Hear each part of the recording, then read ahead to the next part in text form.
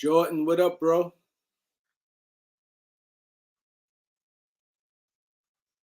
Malik, what up?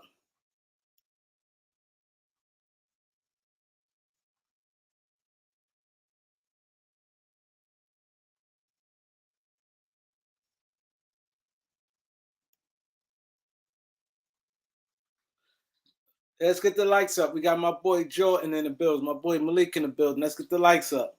It's gonna be a crazy show today. Crazy show. You don't want to miss it. Let's get the likes up. We got to get the likes up. We don't got no likes. We got Elder in the building. See you later in the building. What's up?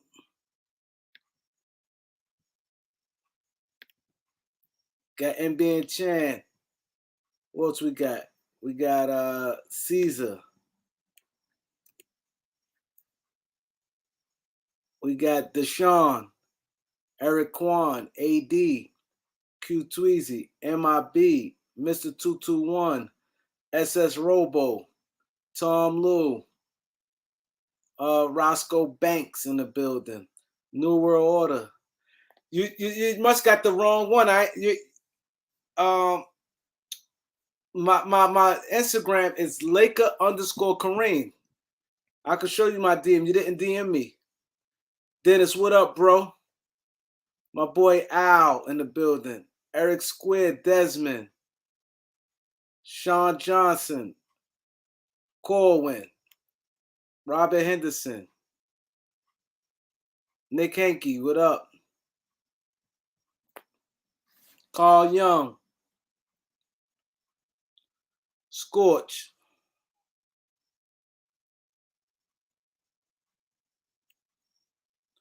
It's a Kareem and Elder show. Kadeem, what up? BS say he just waiting on the trade. Let's get the likes as y'all walk in. Let's get the likes up. My boy Tracy Fleming in the building. New World Order, you have to hit. It's it's Laker_Kareem. It's Laker_Kareem.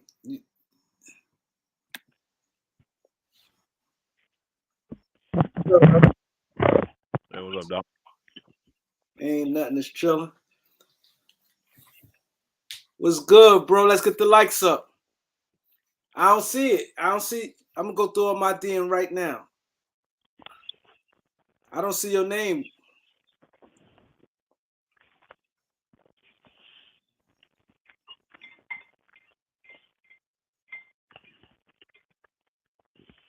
Ooh, it's been a long day. You're not Dano Evans, right? New World Order, you're not Dano Evans, right?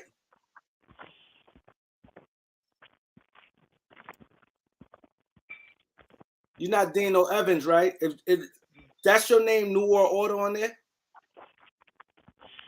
I don't got no DM for you, from you.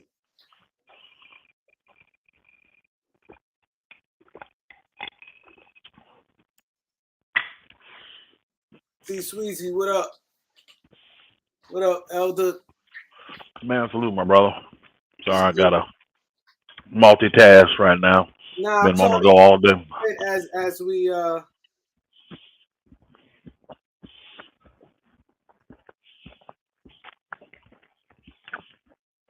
don't owe nobody money. T Sweezy. Watch yourself, sucker. Watch yourself. I don't owe you. I don't owe Mookie. I don't owe Mass, and I definitely don't owe Hoss. Nothing. So stop it. what they talk about? Oh, about what? I owe y'all money. I don't owe none of them niggas no money. So That's right. stop Get with the the likes gossip. up. My boy Tracy said, "Get the likes up." We bait in the building. But it's come in trolling, man. I think grown men will have better things to do with their life than troll, but apparently they don't. Apparently they don't. I'm eating grilled chicken. What is this? Peas, rice, carrots, corn, green beans. That's all in here. Red 2005, what up? Loyalty, what up? Robert LeBlanc, what up? Randy, what up? SD Hydro, what up? J Mac, what up? Eric Raider, what up? Tron, what up? I can't wait TV, what up? till 2027 Nathan when the Lakers, B, when the BS, Lakers, when Now the I'm trying Lakers to come. go eat before we start. I don't want to. I was just talking about what you got on the screen. Yeah, I just left it there till you finish. I'm trying this. Let these lights get up. Yeah. Let's get it, y'all. Come on. Finish eating. I want to. We can start. I just All want right. to say what's up to people. All right.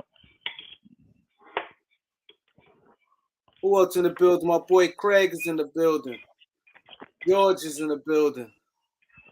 Let's get the lights of the Salute, Lord. Salute. Broham in the building. Man, the day I done had. The lights up. Malachi. I'm surprised. I'm surprised I had time to even sit down and eat this, bro. Now let's go With the finish. day, I got it. I'm saying with the day we didn't have. A lot of y'all don't know. I live in Northwest Georgia. You watch the news, we got hit with major flooding. That's how our city and all shut down. Pretty much. We straight though. We good. I did a video on my channel showing a little bit that we had to deal with.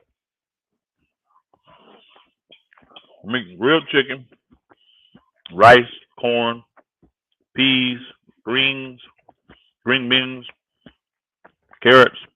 I mean, we got my boy Intel Wow in the building. Desmond is in the building. Man, my opinion has shifted so much lately. Wilkins in the building. We got Reggie Williams. We got New Certified TV. Malachi. We got the guys in the building. Jay Lewis in the building. Let's get the lights up as we step in. What we at like? Come on, y'all. Like button free. Y'all see the cash out. KAREEMLOUALLEN, hit it up. Hit it up with them questions. Support your brother. Support your boy. Y'all know Kareem putting in that work. Support. Y'all know what it is. Y'all already know, man. Come on. Show your love. We got I'll Walk 'Em Down in the building. We got Dell. Dell is in the building. Who else in the building? Mills in the building. We got 60 likes. Let's get it up. Is that Dale from Player's Choice? Or if it is, salute, Dale. Either way, salute. I don't know. Yeah, I can't. You know, it's hard for me to see them. They small avatar. I think that's Dale from the Player's Choice. If it is, salute, my brother. Appreciate you shooting in, coming through. Sports Dog 22. What up? We got Jamal Sullivan. Dow Pitts is in the building. Man. Jamal Moe in the building. You finished? Yeah, let's get it. Now we can start off with what Randy said. I seen that report. Go ahead. You could go ahead. You can set it off. No, I just say I can't wait till 2027 come and the Lakers coming off of championship. No, I'm saying right here what he was saying. Yeah. Did you see the report that the NBA exec said Lakers first round in 2027 and 2029 are the most powerful things as far as picks go? And what I'm saying is they're not that powerful when they're going to be the 27th, the 28th, or the 30th pick. How's that power? And that's why I said I can't wait till we get to 2027 and the Lakers coming off a championship. And that's the 30th pick in the draft. Because everybody thinks when LeBron leaves that the Lakers are going to just go back to what they were before LeBron got there. Everybody, the execs, everybody in the world believes. Because I'm going to tell you what it is. No, they have but zero. The point of the question is that they feel that way. So that's what's more important than how we feel. If they feel that way, that's a good thing. That's the meat of the story. If executives feel that way, if they feel that those powerful picks, that's a good thing. Well, it would be if their actions backed it up. Because if that pick is so powerful, why not make a trade for one of them then? Why is it that all these trades they're trying to do with the Lakers, you got to have both? If it's that powerful, honestly, if it's see, you can say it, but let your actions back it up. If that pick had that much power, why would you not trade? Why the Lakers ain't got rid of Russ? Why we ain't been able to do a trade with just one of those picks then? If it's that much power. So you NBA execs are liars, in my personal opinion. You're liars. It ain't that powerful. You think the Lakers are going to be horrible then. That's why you want the picks. But you still want to release both of them from the Lakers to get rid of Russ, a Hall of Famer, and give us back your garbage. Give us back contracts you don't want. Give us back guys you don't want to resign. I've actually flipped my whole thought on all this, Kareem. I really have. I want to hear it. I want to hear that. One thing I don't like is dealing with people in not good faith. I'm a businessman. I'm telling you, when I can tell you dealing with me and you're not in good faith, I don't give a flip how much money's on the table. I totally eliminate myself from you. I quit taking your calls. You can't email me. There's no going back. I don't deal like that. And people can tell that when I come to the table with proposals and offers up front. They can tell like, oh man, you really want, yeah. It don't take all that. If you really, I see value in whatever it is you selling, whatever it is, product I'm trying to get to you, whatever it is, I see value. So this is what value is worth. Now, if you say to me, no, it's not, boom. I'm not the guy that wants to go back and forth back. You know, you hit me, you know your product worth $10 and you want to tell me it's worth 25. Why? You can't take it to Singapore and sell it for 25. How you gonna sit here and I'm gonna listen to your retarded pitch that it's worth $25? No, it's not. Now, if you tell me it's worth 12, you may be able to convince me of that. And I may give you 11. You see what I'm saying? But not this crap they doing. Not this crap they doing. But you and saw that's that, why I'm like, yeah, you saw the video I did, Danny Ainge. That's why Danny Ainge didn't deal with the Knicks no more. Yeah. He shifted from them. And he said, because Brian Windhorst said, he said the Cavs, because what's name's at U.S. Open, the Cleveland Cavaliers owner was in New York. He was in New York in the U.S. Open watching the tennis match, and he thought it was done. So once he heard that R.J. Barrett signed the contract, so he's like, because they pulled out a few days prior, and he called back. He's like, "Yo, so what it's gonna take?" So he said they negotiated, and so they asked him, "Did Danny Ainge go back to the Knicks with a counter offer?" He said nope, because he felt that they was dealing in good faith, and he didn't want to do that. And I said, Elder, always talk about good faith. Got to. You're gonna be in real good business. You're gonna do deals, and you're gonna build relationships. Business. And it's all about relationships. You're going to do that. You got to operate and you got to function and you got to negotiate in good faith. And these teams is pretty much just telling the Lakers, we're not going to deal with you in good faith. And that's what cost them the deal. Because I know Danny Ainge. I know Danny Ainge told them up front, I don't like your players. I know he told them that. I don't really care for your players. This is why we got to get a third team involved, because I'm not going to take players I don't want. They don't have any value to me whatsoever. I'm going to have to try to pun that off on somebody that can see some value in your players. But I don't like your players. I showed that, and that's why the picks have to be more. I've been saying it since 10 buck too. Everybody is going off about the Minnesota deal. I think Ticket just did a video. I didn't get to watch it. But I think he did a video talking about how that deal screwed up everything. I don't agree with whoever wrote that article. I don't know who wrote it, if he brought an article, if he's going off his own thought. I don't know. Because I didn't get a chance to look at Ticket's video because I was doing my own show today, right? But if it was an article written saying that the Minnesota deal has screwed everything up, I disagree with it. I do. Because the Minnesota gave up nothing, guys. Not saying they're bad, I'm just saying they had done nothing.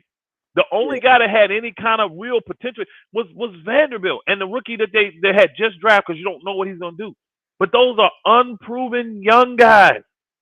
How much value do they have? So since they don't, Vanderbilt is a clear role player. You can see people act like Minnesota they didn't get more picks than they got for Paul George. But they're acting like they did. They didn't give up more picks than they gave up for Paul George. And they had players of value go back. And Shea Gilgeous-Alexander. Yeah. You understand what I'm saying, bro? I'm like, that deal to me didn't do nothing. It was an overhype.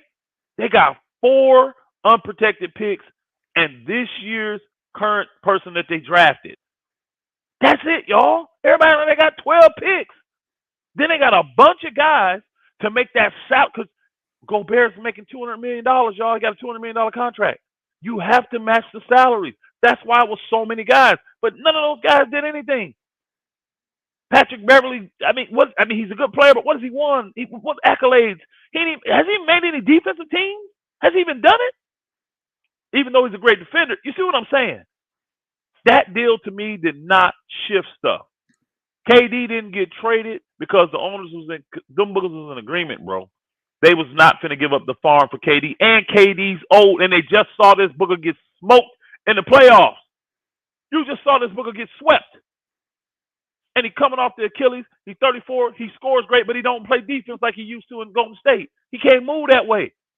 That's why nobody wanted to give up the farm for old KD. He's old. He's 34. That's old in basketball, y'all. That's why nobody threw a haul for KD. He ain't worth that no more. So it ain't got Jack. To me, it ain't got nothing to do with the Minnesota deal, man. Nothing to do with it. And the Lakers, I told you I done kind of flipped. I'm seeing the way these teams. The question. Hold up. We have all right. Hey, Banks. Banks. Oh, my bad. Banks. Go ahead. You can read it. But my boy. Hey, Banks. Appreciate. Yes, sir. Banks, we appreciate you, bro. We always appreciate your support. Big Detroit Pistons fan. He says, Kareem and Elder, just be Pistons fans, man. But my question is, why not just give up the picks? Y'all the Lakers. Y'all gonna always get someone. That's the key right there. Hey, Banks, you answered your question in your question.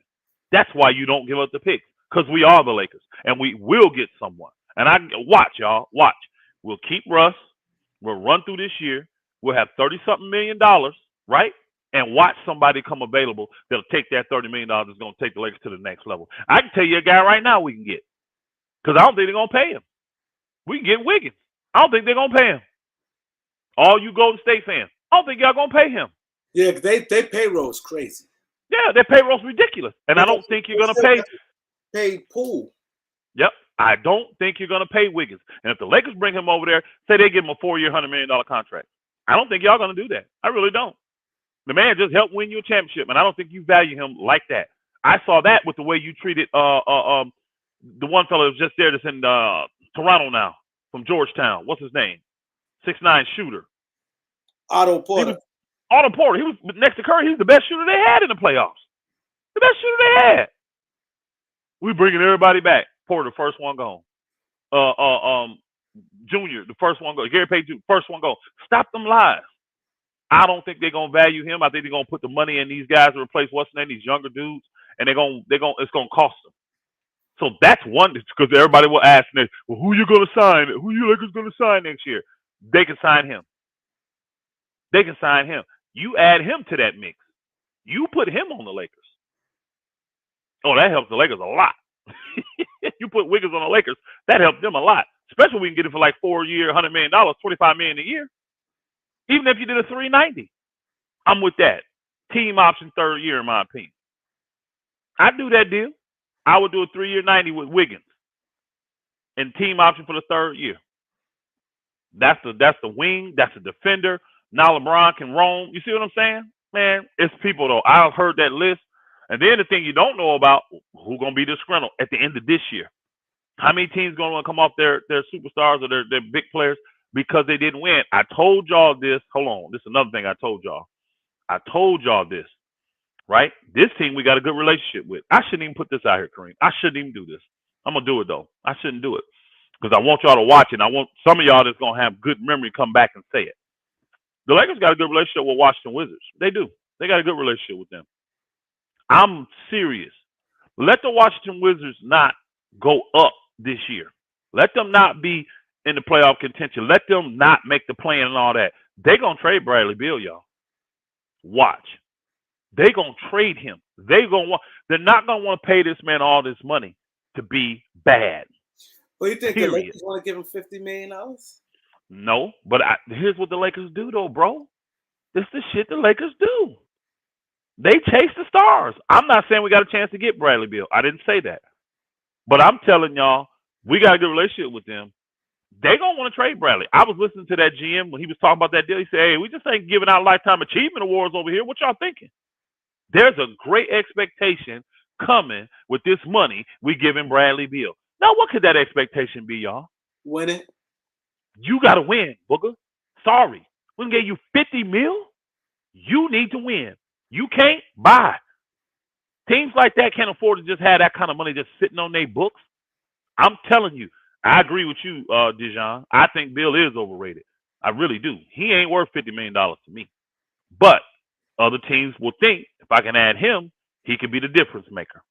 I'm not saying the Lakers won't think that. What I'm saying is I'm giving you an example of a situation that can come down next summer. How many more of those situations can we be in? Do y'all now? Where you at? Most. No, what is most? Is he a Bulls fan? Ain't you a Bulls fan, most? Yeah, Bulls fan. What you think your team gonna do if they don't make it? They struggling to be in the play and all that. You think your team loves old boy? Do you? You think they love what's his name? That just resigned Zach? You think they love Zach? You think they do? Let y'all struggle this year. Let the Bulls struggle this year. I'm telling y'all, these teams are learning from the Phoenix situation, all this kind of stuff. You have to control the asset. You have to control the asset.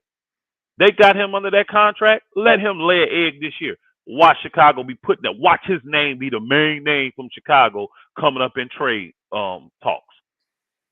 These teams ain't finna play that, bro. You come in and get this kind of money, you better be leading us to the playoffs. You better be keeping us relevant. You better be keeping our name in the mix. If you not, they gonna start moving these dudes. Watch. They gonna start moving them. Man, I'm telling you, I was looking at that GM for the Wizards, and when they was interviewing him at I think it was Summer League. Yeah, I seen it. Boy, he ain't playing. I don't know his name. That dude ain't playing. Bradley Beal better produce this year. His name's Shepard. He better see significant improvement in that team, or he gonna be ready to trade Bradley Beal. Watch. He gonna be ready to get rid of him. You know what you can get back for $50 million, y'all? Look at all these trade scenarios come up for Russ for 47. And teams will do it. Why? Because they got Bradley Beal locked up for another 4 years. He a 5-year deal. He'll have 4 more years left. The Knicks, I guarantee the Knicks will give up everything. They'll give up everything, bro. We'll give you Julius. We'll give you this. We'll give you this. And some picks. Bro, come on. Tommy Shepard. Yep. Tommy Shepard. Yep. Yeah, but it's gonna be a lot of things that's going on this year. It's gonna be a lot. And my thing is, I thought about it because when I did the video, I said it is disrespectful to be asking for that much. You would think Russ had done nothing. You would think Russ played like 20 games, averaged like 6.6 rebounds, 2 assists. You would think that, not knowing he played in every game and he was productive. Like his turnovers and stuff did go down, like however they want to put it. But you would think he's the worst player in the league. So what you were saying when you said you changing your mind? Yeah, again, and I see people in the chat talking shit, trolling. Again, I would think grown men have better things to do, thinking that I'm in crisis mode. We got to move Russ. No, I'm not. I just sit here and told you the way they dealing with the Lakers. I don't do business that way because of the way they dealing with the Lakers. And I ain't gonna lie, my boy Herm, he did say that. He said, the Lakers, they don't want to deal with them. They're going to tap the crap out of you, and it's going to be too high, and the Lakers ain't going. He said it. I have to give it to my boy Herm. He said that. My thing was this, though. Russ, in the past, y'all, these type of deals, forget the player, to just have that kind of money to be able to come, and you can offload not 1, not 2, not 3, but sometimes 4 players off your long-term books. But your pride got you so arrogant that you say, y'all, you know what, we got to get. That's, bro, that is, I literally thought these dudes would say, you know what, at the end of the day, this is a good business decision for my team. Bump what all the other owners say. I'm doing this deal because this is money that I'm saving. They're saving. You don't want to, my thing is this. You don't want to win. You know how much it's hard to try to trade them individually? You trade them individually, you're going to get a guaranteed contract coming back. So let's say you're making 4 trades. Let's say 3. Let's say you trade Bogdanovich individually. You're going to bring back a guaranteed contract. or regardless. two. At that It's salary, 19 million or at two. that salary, it's not no non-guarantee. You mostly see non-guarantees with minimum contracts. So if you trade Bogdanovich with a individually, that's one player. Then if you trade Clarkson, that's two players. And let's say you trade Beasley. So that's three players you get no movement on. Now you're still stuck with 17 guys on your roster. It don't make no sense. But when you can Again, just and make you one move, like you said, with four players, you can clear the debt, save money, you could lose, and get rid of and get rid of Russ. I'm sitting here reading this thing about the Tony Jones dude, the Tony Jones brother that's the writer for the Utah Jazz, the inside dude for them, and I couldn't believe what he was saying. This fool was saying that Bogdanovich is worth a protected first round pick. Now that was kind of realistic. Okay, no problem. If you feel that way, who's going to give you that though? Who's going to give you a protected first round pick for a 33? No, he said, hold on, let me finish. He said protected. Then check this out. This is where Tony Jones done lost his damn mind. He said if you add Conley or Clarkson, now let's just keep it real. Clarkson is a good bench guy, but he's making a lot more than what the bench guys should make, in their opinion. They didn't pay Lou Will that kind of money. They didn't pay, oh boy, that kind of money. So his contract not looked at as a great one, and his money's guaranteed for 2 more years. He said that bad contract, right? And the horrible contract for Mike Conley. He can make $14 million if he get cut, y'all. That's bad. That's not good. That's a lot of money. You want a guy to make $1 million, $2 million if he get cut. You don't want him to make 14. You say 14 for the simple fact of you ain't finna get cut. You're not finna give a man 14 million and just walk away. When you can have him play and give him 6-7 million more. You're not finna do that. That's why the contract's set up that way. But Tony Jones said that if you add these two contracts to the mix, one of these, because that's what they said they're going, that takes the unprotected that takes the protected pick that's on Bogdanovich, and it makes it an unprotected pick, and you got to add another. Like he's trying to justify to all the people why the Lakers should give up 2 unprotected picks for old Bogdanovich, right? He's 33, about to be 34, y'all. Then give up another unprotected pick for a super old Mike Conley, and Jordan Clarkson, who only scores, does nothing else. Don't play D, don't create, don't play make, just score. And I got to be stuck with his contract for 2 years, guaranteed, not one. This is his own track. You're stuck with 2 contracts. And then I like Jordan Clarkson, but he don't fit because he had to have a ball in his hand. He's not like he's not out of what the Lakers got. Why get Jordan when you already paid old boy? You got old boy from White. Well, not White. What's his name? Lonnie Walker. Lonnie Walker. You already got Lonnie Walker. That's his role on this team. So I'm not paying Clarkson triple the money for 2 years to do that. I'm not about to do that. I don't even want Clarkson. I would rather have Beasley. He scores just as good. He scores just as good as Clarkson. And he only got 1 year, and this next year is a team option. So I would do Bogdanovich. I would do Beasley. Now to justify a pick, give me somebody young. Give me Vanderbilt. Just justify the picks. Vanderbilt not worth. Let's keep it real. He's a good young guy, but he's strictly defense, y'all. He's not an offensive player at all. He's not worth an unprotected first-round pick. No, he's not. But when you combine some of this stuff, you can justify giving over an unprotected pick.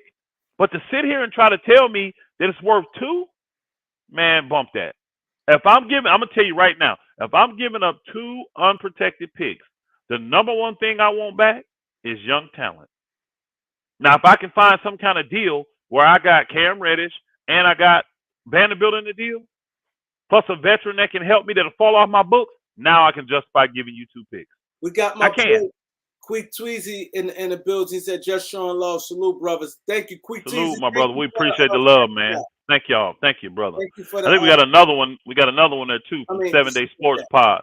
Always supporting, man, through the Super Chat. Always supporting. He says, salute, fellas. Westbrook is getting moved to the Jazz or the Hornets with either no pick or 1 pick. Lakers won't punt this season. Beasley. Cool, my brother. I hope you all right. I do, because that's how it should go down. I don't know nothing about the Hornets because I'm not sure how they can make moves right now. Because the moves would hurt them. They start giving up them wings when they don't have any. So, Randy said we're nearly 300 people in here and only 128 likes. Man, what is wrong? Let's get the What is wrong with subscribers the up, guys. people, man? Come on, man. Look at get the subscribers What's up. wrong, y'all? What's the problem? Why we can't hit the like button? Hit the like button. Hit the subscribe.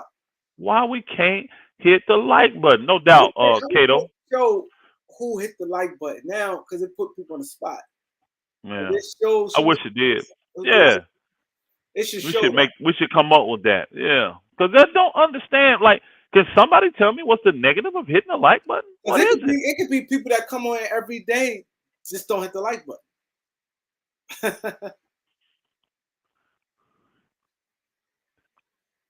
Trying to convince other GMs to fleece the lake. You got Raycon Cuffy. I see what you're saying. You got he's talking about how it's illegal for these owners to conspire. It's kind of like the players, though. You can't police the players from talking to the players, so you're not going to be able to police the owners from talking to the owners. You know what I'm saying? You can't do it. And if they come to this kind of agreement because they feel fleeced and all that, this is the thing, though. This is why in business you build relationships. There's 30 teams in the league. You're not telling me 29 other owners are in cahoots with it. Because, again, it's only a few teams that's going to be trading with you. So I don't believe that all the owners are there. And here's the thing. Danny Ainge think he's slick. He didn't fool me. He did that what's-the-name deal, not only because it benefited him, it benefited the Lakers, but he felt like that's going to get me an in if the Lakers cave to get these picks. Because Danny Ainge has made it clear. He wants both them picks bad. But my thing is this. Why not just settle for one then? Because you really know your team is not set up and you're not willing to give us what you're going to have to give us to get both. So just take the one and do a real good deal. Actually, to me, honestly, y'all, like, this is a deal. Like, say the Lakers did Bogdanovic, 20 mil, right? They did, what's the dude's name? Beasley. That's what, 15. So you're talking 35 million, right? Then you do Jared Vanderbilt, a young player, right? That's got 2 years left, but he ain't making money, $4 million, right? So you had $40 million for that. If the Lakers gave you a one unprotected pick and 2 second round, that's fair. That's fair. That's fair. That's fair. But see, but to demand 2 first rounds like that, knowing that far out with no protection, man, y'all can go suck a dead one. Is what you can do. And then we'll keep Russ. Danny Ainge out of all people, he got 17 guaranteed contracts. How you going to get off them contracts? How? Because if you do, all you're doing is bringing back contract. Like I said, sometimes maybe 2 players. What? Like, see, the Lakers, what I thought is the easiest route where you could what get I thought, 4 players and you could be. Pelinka's not the problem. Pelinka's not the problem. Somebody's saying fire Pelinka. He's not the problem. Nah, he's not the problem. What I see, I'm sure Danny Ainge has an idea of what he's going to do, right? But it's hard because what you want is scenarios like I thought they had an end with Boston when old boy got hurt and then now he's done for the rest of the year. Those are perfect. You bring them in, and then when you waive them, they don't have to take up. You're going to pay them, but they don't have to take up a salary. I mean, a roster spot because they're done for the year and they're not going to play. So that's why I thought Boston had an end. But then I realized, boy only makes $6 million. No, see, he make 19. So you can't make the numbers match, and you can't attach the trade exemption to a player too. It has to be either the trade exemption or the player. So I don't see a way where he can even take care of Boston, because I know Boston said they wanted Bogdanovic after they found out that Gallinari was done for the season. So they hoping, unfortunately for other teams, that something like that happens with a guy that's making that kind of money. Then you can take in his salary, let him go, and then you don't have to worry about the roster spot. And he done for the year anyway, so his money's already guaranteed, tied up, insurance, all that stuff. So that's a good deal. That's why I told Kareem when I first heard it, I like, dang, man, he's finna hook up Boston with Bogdanovic. But then when I found out that, because I thought Gallinari made a lot more money than that. He was making more than that with Atlanta, but he signed for $6 million with Boston. So I don't see that happening. I don't see how they can make that happen. 6 million, yeah. Because they got to bring over another $10 million player, at least 10, $9-10 million player. And I don't know. They're gonna have to trade somebody else from their roster. And then there you go. You just took in another player. You just took in 2 players for one. One you're gonna have to waive and pay. Another one you're gonna have to move because you're in the same spot. You took in another guarantee and swapped it for a guarantee. It doesn't. Go ahead. No, you're right, Kareem. I'm agreeing with you.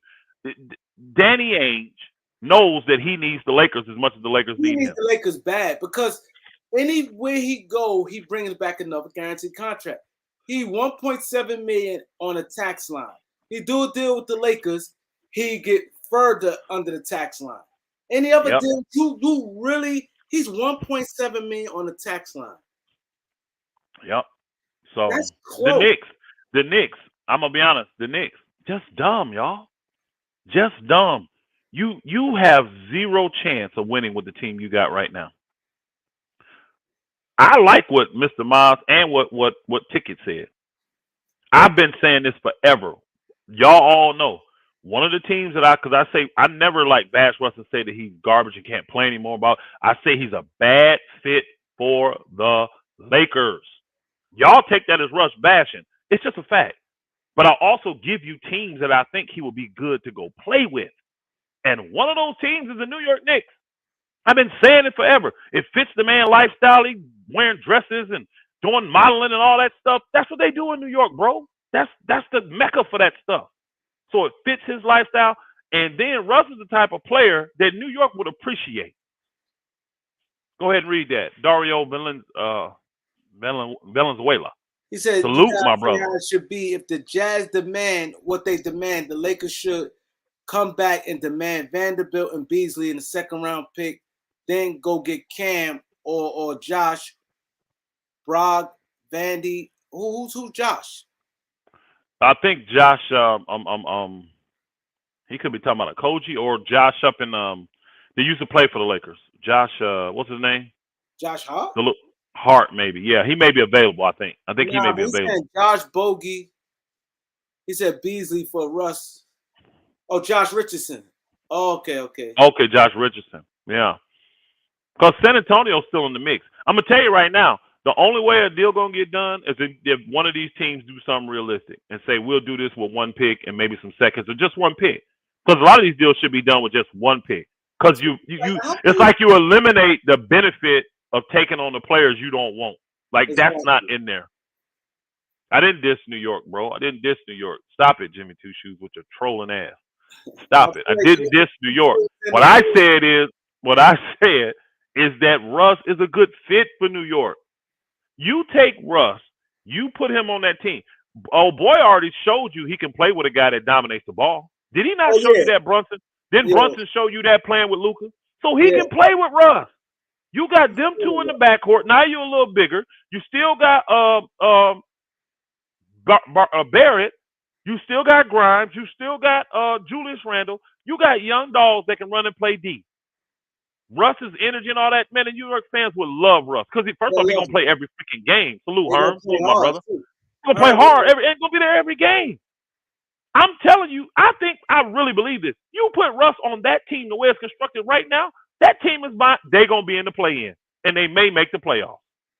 But you keep that team the way it is right now with no Russ, you have zero chance. I don't even think you're making a play-in with that team. I don't. I don't think that team makes the play-in. I really don't. And then, hold on, my bad, Kareem, my bad. Then you get a chance to get off a couple contracts you don't want. The main contract you get off is that shooter, because the Lakers would take him. It's only 2 years. Fournier, they would do that in a deal. But see, to me, the Knicks, because how bad your players are and how bad the contracts are, you shouldn't be asking for shit. Yeah, don't ask for no picks. I wouldn't ask for nothing. You actually should be giving picks. But again, if you ain't involved in Randall, if we just talking Fournier, and the way you balance it, okay, Fournier bad contract, you should be giving us something, but we can balance it by give us Redick. That's how you balance it. Yeah. That's how you balance it. Then you get a guy that can play for you for one in Russ, and you get a guy that's going to fall off your book. Now, Russ do well. Now you got his bird rights. You resign him. Give him that deal that he wants. 3 year, 60 mil or something like that. You know, give him what he wants. But if not, let him walk away. And now you got all that cap space on top of what you already had to go out and sign a big time free agent. What if Bradley Beal becomes available? Now you got that money from Russ instead of it being locked up in Julius or locked up in Fournier or locked up in them guys. You're not going to re-sign Reddish. This is last year. What? You're not going to re-sign him. You're going to end up letting a restricted free agent just walk away. That's what you're going to do because you don't want. It's sad, man. It's sad. It's sad. It's really sad. So I have flipped. I'm not going to lie. I have flipped. Seeing the way that they. But you got it right too, because see, people fail to realize. I notice on here a lot of people. If you flip and you flip and you put content behind it, context behind it, people should respect it. People going to get down on you because of that. But sometimes you wake up and be like, yo, and you think about sometimes, especially I knew you were dealing with like per how you felt about Russ. So I knew that that's not the normal. You wouldn't think of any other player like that. You would have been more of let's do it, but you was kind of blinded because how you felt with Russ. So I never knew that. No. I don't agree with that. I don't agree with that, Kareem. I was not blinded. What I thought was that owners would value money more than their pride. That's what I thought. Because you can't take away the fact of the money that you finna save after he's off your books. We act like that's nothing. You telling me I would rather be in a scenario where I got Russ falling off at 47, right, than having Fournier still locked on my team, knowing he doesn't help me win at all. You see what I'm saying? That's what I'm saying. I wasn't blinded. I really believe that people would make business-minded decisions. But hey, if you think this is the best business decision for you, go right ahead, New York. Go right ahead. Because again, the Lakers have been, let's just keep it real. Before LeBron came, I'll admit the Lakers was the worst. They had the worst record in the last 6 years. They was a laughing stock, whatever. But we've never been viewed on the level that the Knicks is. Never. Even with the bad ownership since Dr. Buss has died, we've never been looked at like the Knicks. The Knicks can't get nothing right, bro. They not getting contracts right. They overpay everybody. They get the wrong guys on their team. They do horrible drafting. Everything. At least the Lakers can say we draft well. Now, we may not develop them and keep them, but at least we do know how to draft good talent. Yeah. Knicks can't say none of that, bro. 3 guys that made the All-Star team. Bro. Yeah. When these dudes, hold on, bro. When these dudes lead the Lakers, they normally shine. They normally go off. Talent is there. They see the talent. Oh, boy, 6th man of the year. Hart's a guy that everybody wants on their team. Kuzma's a guy everybody wants on their team. Randall done made an All-Star game. D'Lo done made an All-Star game. Come on, man. Brandon Ingram is on it, like one of the best players, top 20 players in the league. Stop it, bro. The Lakers no talent. I can't say that about the Knicks though. When I go back and I heard that last week when they read all those names of the players the Knicks done drafted since Charlie Ward, bro. No wonder you ain't re-signed the first-round pick. Do y'all know how hard it is not to re-sign your first-round pick? Everything's so set up, you almost have to sign that person. And they hadn't signed one since Charlie Ward. That's crazy. Bro, the Knicks are abysmal. They're abysmal. But then you have the audacity to demand somebody to respect you. You have the audacity. Well, this ain't this. You got the same owner. I don't care. You got Leon Rose. I barely even know what he looked like now. I mean, I'm used to know. You know what I'm saying? But the man won't even come up and talk to the public. He won't even talk to the media. Man, stop it, New York. I'm sorry. Stop it. But you got the audacity to act like you negotiate. And then you 6 months in negotiate. Kareem, did you hear the initial offer, the best offer that was given? Did you realize Robinson was in that offer? You know how long Robinson been off the table when they re-signed him? So that go way back before he got re-signed. They were working the deal then with Robinson, Obi, and Barrett, and Picks. And what's the name? Them turned that crap down. They don't want none of your players. Man, this is sad, bro. This is sad. I tell the Lakers, don't take no bad deal. No bad deal. If the deal is fair on both sides, if the deal is fair, accept it. I honestly, I still don't have a problem giving them the picks because I'm of the mindset that the Lakers are going to still be good. Everybody thinking Lakers are going to tank and go back to what they used to be. I don't believe that. I think the Lakers are going to be fine. I think they're learning from their lessons. As you go in this thing, you should grow. And it's clear that superstars want to play for the Lakers. Not in LA. They want to play for the Lakers. Oh, hold on 1 second. We got a shout out to Cash App. Yeah, and I got a super chat. Hold on. Oh, we got to read 7 Day Sports. He did another one too. Supreme eBay, yeah. Iman, Marlon Dillon, the people who wasn't here earlier. FYF Sports was good. Hey, Tony salute. Martinez, Lamont. Sean Family, Mr. Philip Moore, Commander. Tron, I think I said Tron before. So we got Mad Dog D. He said, "Bring it the energy." Salute, Mad Dog D. Hey, we missed one of 7 Day Sports Pods. He had another one in there. We missed it. Nah, it's yeah. Right. It's got that. Yeah, we didn't read. All right, cool. Man, again, appreciate the support, my brother. Thank you so much. He said Knicks want cap space. Facts. But we don't want Randall. Lakers will make a move. Knicks screwed up and will get in the Russ deal, $47 million, Elder, right? They should. They should. I agree with Lamont. Lamont made a statement over here. He said he believed the Knicks are the only team. I don't think the only, but they're the team that can make a viable trade for Russ that works for both teams. I think the Jazz can do the same thing, that it works for both teams. But the Knicks is the best, really, because they will play Russ. And that's a trade that works for everybody, right? That works for everybody. The players, the teams. I agree with what Lamont is saying there. But the Knicks too stupid. They too stupid. That now they want to go after Shai Gilgeous-Alexander. What the hell does? Oh, think about this. What does? He's on a max deal now, so he's making $30 million. And they said they keep him right now. Think about this? What do the Knicks have to offer OKC besides them raggedy ass picks? Which OKC got how many picks, y'all? 40 something picks.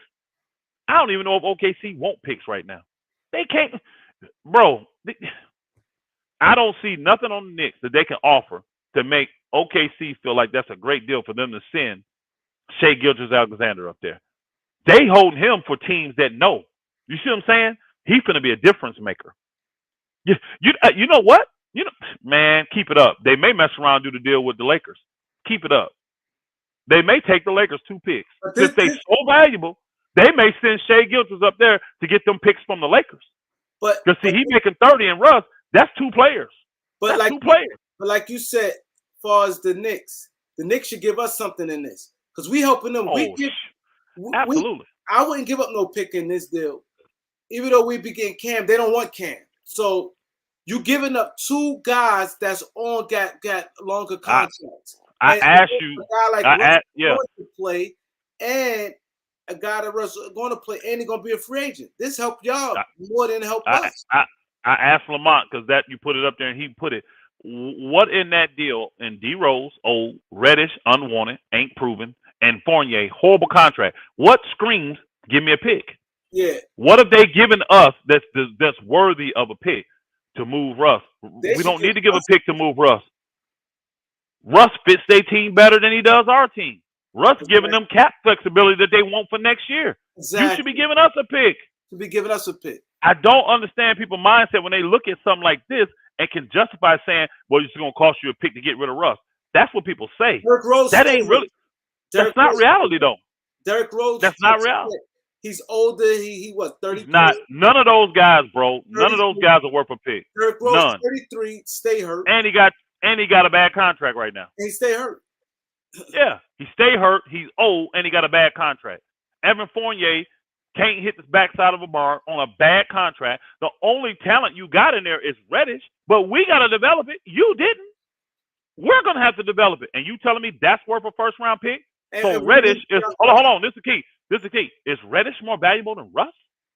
No. Really? Hell no. The Knicks not going to play him. Again, this is why I said if the Knicks want to be fair, I don't even bring up picks. I'm hoping that the Lakers don't ask me for picks. I'm hoping they don't ask me for picks. Let's do a deal where there's no picks involved, Lakers. We'll take Russ. You take our guys and some salary. Oh, I got a cash app for Keith M. He Keep said him that. Salute Keith M.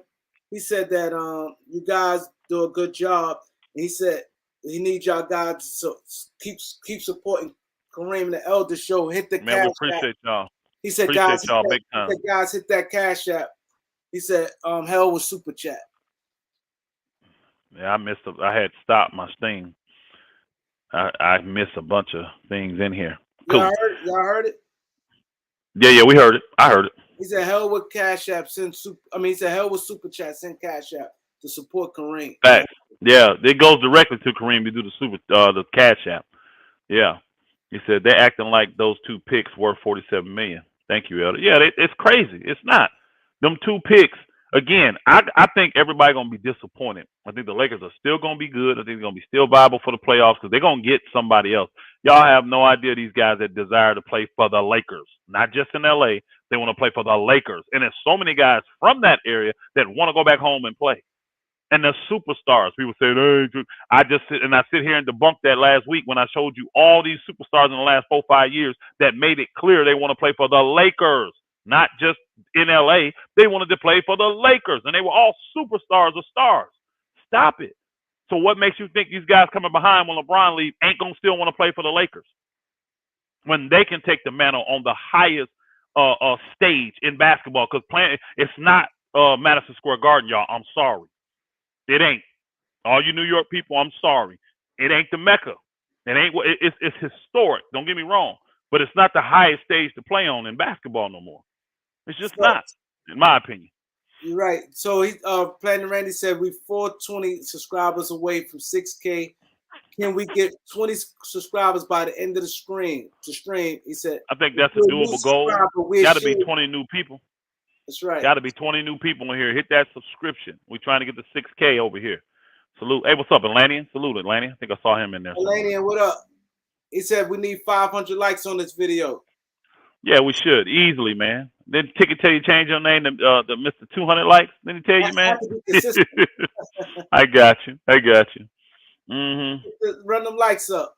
Man, again, the Knicks fans and the Clipper fans, to me, they're some of the most unrealistic fans I've ever heard. The Clippers, at least they got something to have hope for, though. Let's just keep it real. At least they got hope. They can look at their roster and say, man, we can be good. What the Knicks going to do? At least the Clippers can say that. They can look at that roster and be like, man, we're going to be good. What the hell y'all going to do? Y'all look at that roster and then look at everybody in the East and you really think you're going to compete?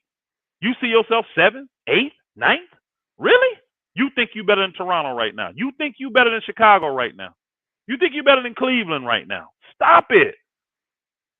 It would take massive injuries. I mean, like, the top 2 players on every team go down in the East. Hey, loyalty, you going to be something because I get tired of you trolling, booger. Keep talking about pay my money.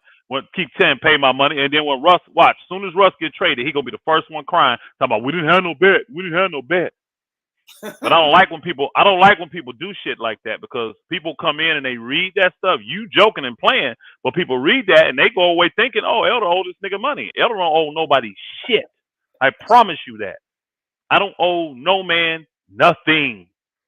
You niggas walk around with debt, not me. Let's get that shit right. So and that's why I'm a grown man. I don't play games like that. I don't do that. You know what I'm saying? If a man owe me, I'm going directly to him. I ain't got to broadcast that shit to everybody on here. And it ain't fun and games. It ain't jokes because you're talking about a man's character right there. So that nigga, for the people that want to know, Loyalty Films try to be a hustler. He want to bet my 1,000 to his 100. Nigga, I'm not Vegas. What's wrong with you? You closer to New Jersey than me. You want to be a man? I still would do it, even though I don't believe it. Like out of principle alone, I would still bet you $100 right now. And I don't even believe Russ gonna get traded no more. But because I said it so much out of principle, I would bet you 100 for 100. You such a sucker, Loyalty. You won't take the bet. You won't take it. Everything's in your favor right now. Everybody believe Russ gonna end up staying. Wow. I still would do it out of principle alone. So, nigga, if you ain't gonna take the bet, shut your stupid ass up. All right, let's move back. You ain't gonna take it. Lloyd, you gotta take that bet, bro. That's no, Tom Lou. That's loyalty. I'm doing 100 because that's what he say. You know, I'm bigger than that. I'm only saying that because that's him. That's where his pocket's at. That ain't me. You already know. You already know. I said 100 because that's what he Lloyd, say. put up with that, bro. That's what he say. Now, if he wants to go higher than that, I'll go higher than that on principle alone. And I'm telling y'all, I really believe the Lakers will end up keeping Russ. But because he run his mouth so much, I'll put my money where my mouth is. And anybody that want to step up for loyalty, you can put your money up there for him. You ain't got to gaslight him. You do it.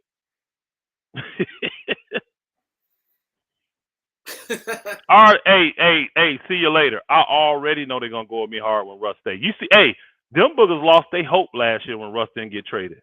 I think people literally, if they thought they could get away with it, people will try to come hurt me. It will cost them their life. But they would. I mean, they were that tied. This is freaking basketball. It's entertainment, y'all. It's entertainment. And I thought Russ was getting traded just like every other Laker fan did. I mean, and them boogers holding their life to it. Oh my God, Elder suck. He's a liar. I become a liar because the Lakers didn't trade. They didn't trade Russ, bro. Y'all are sad, boy. Y'all are sad. Y'all need to get some lives, man. Basketball ain't that deep. I come on here with energy and passion for you boogers, but believe you me, outside of this, I ain't doing that. I ain't doing that. Now, he said $100 bet. I don't know if he's talking to me. Now, Dollar Montana, if you talking to me and you betting on Russ and you want to bet, you want to cover for old boy, send that to right there, KAREEMLOUALLEN. Send your $100 to KAREEMLOUALLEN and put in the message, this is a bet for Russ, that you betting Russ is going to stay with the Lakers, and I'm betting that he's going to get traded. You got to send it. I don't trust you. I don't know you. You said what? Huh? Talking to you. Who? Dollar Montana. Tell Dollar Montana to send the money. Right there, bro. It's KAREEMLOUALLEN. That's his cash app. Send the money to his cash app because I don't know you, so I don't trust you, bro. I'm just keeping it real. I don't know you. So send the money. I'm just keeping it real. I'm not trying to be disrespectful. I don't know this dude. Yeah, that's true. I don't know this dude. So I mean, I'm looking through here. Who have I bet with? Besides Herm, I don't know. All of you going to have to do that if you want to bet. You know what I'm saying? All y'all going to have to do that. I don't trust you like that. But if you want to put your money where your mouth is, you send your money to KAREEMLOUALLEN. Kareem will hold the funds. If Russ is on that team October 18th out there in the Laker jersey, he going to send you $200. Your 100 back and my 100. If not, he going to send it to me. It's that simple. But there's no bet until you send the funds to KAREEMLOUALLEN. $ KAREEMLOUALLEN. So you can see, and that's what people do. They'll say that, and then they'll hear me up here talking, and they'll soundbite it. Do like that punk ass nigga Mookie did. See, Mookie thought he was slick. I wasn't even gonna speak on him, but I'm going to now to try to be slick. He sends Herm and Showtime them a 5-second clip while I'm saying let's bet. And he's like, okay, I got you, and then he cuts the clip off. Like that ended everything. I'm like, let everybody else hear the rest of it. And I don't trust Mookie. Everybody know that. I don't trust that nigga like that. If I bet with Mookie, you don't think I'm making him send the money to Showtime or Ticket? I ain't trust you, nigga. I don't trust you that way. So if Showtime, which he said he's not, nor Ticket, which he said he's not, holding your money, we don't have no bet. So quit running your stupid ass mouth telling people I owe you money. I don't owe you shit, nigga. It's funny, man. You know what people think? Elder got so many bets. There's no way he can remember. Let me get over on Elder, man. People sad today, man. Who works in honesty, man? Who works for morals, bro? Does anybody operate and function with morals? Is everybody out there thinking, let me figure out what black man I can get over on and to get an advantage from? You do understand you reap what you sow. You do understand that, right? Now we got to have a life lesson. Now I got to preach, right? I got to get up here and preach. I just got done preaching for an hour and 40 minutes. I got to preach again?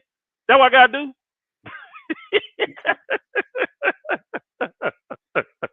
Let's get back to this. He said, Elder, you said Russ was going to get traded. I did. Is this, Dijon, are you listening? I did say you're going to get traded. I'm actually betting money that he's going to get traded. But I'm telling you flat under my heart, I don't believe it's going to happen now. Not the way these guys are acting. I really don't. I don't think it's going to happen. And let me say it this way. If these guys are going to act like this, these owners, I hope he doesn't get traded. I don't believe that. I hope he don't. And believe you, I got 3-4 more bets still out there, y'all. That Russ gonna be traded. I don't care nothing about that. I really don't. I care much more about the Lakers. Money I can make all the time. I can do that. I want the Lakers to be good. I want the Lakers to compete for a championship. That's what I want. I don't care about the money. Honestly, and Kareem know this, Ticket know this, Showtime know this, all these guys know this. Most of y'all, if you don't run your mouth, because it's just banter and it's just, just competitive nature in men, if you don't run your mouth and you're respectful, when I beat you, because believe you me, I win 85 to 90% of the bets I do, right? When I win, guess what I do? Tell the people to keep the money. I said, send it back to them, bro. I don't want your money. I don't need your money. So you basically giving away money then. Because if you lose. Again, bro. Again, I ain't tripping on that. I ain't tripping on that. Do I not support all these channels anyway? Is that not what I do? No, supporting the channel, making a bet is two different things. No, it is in your eyes.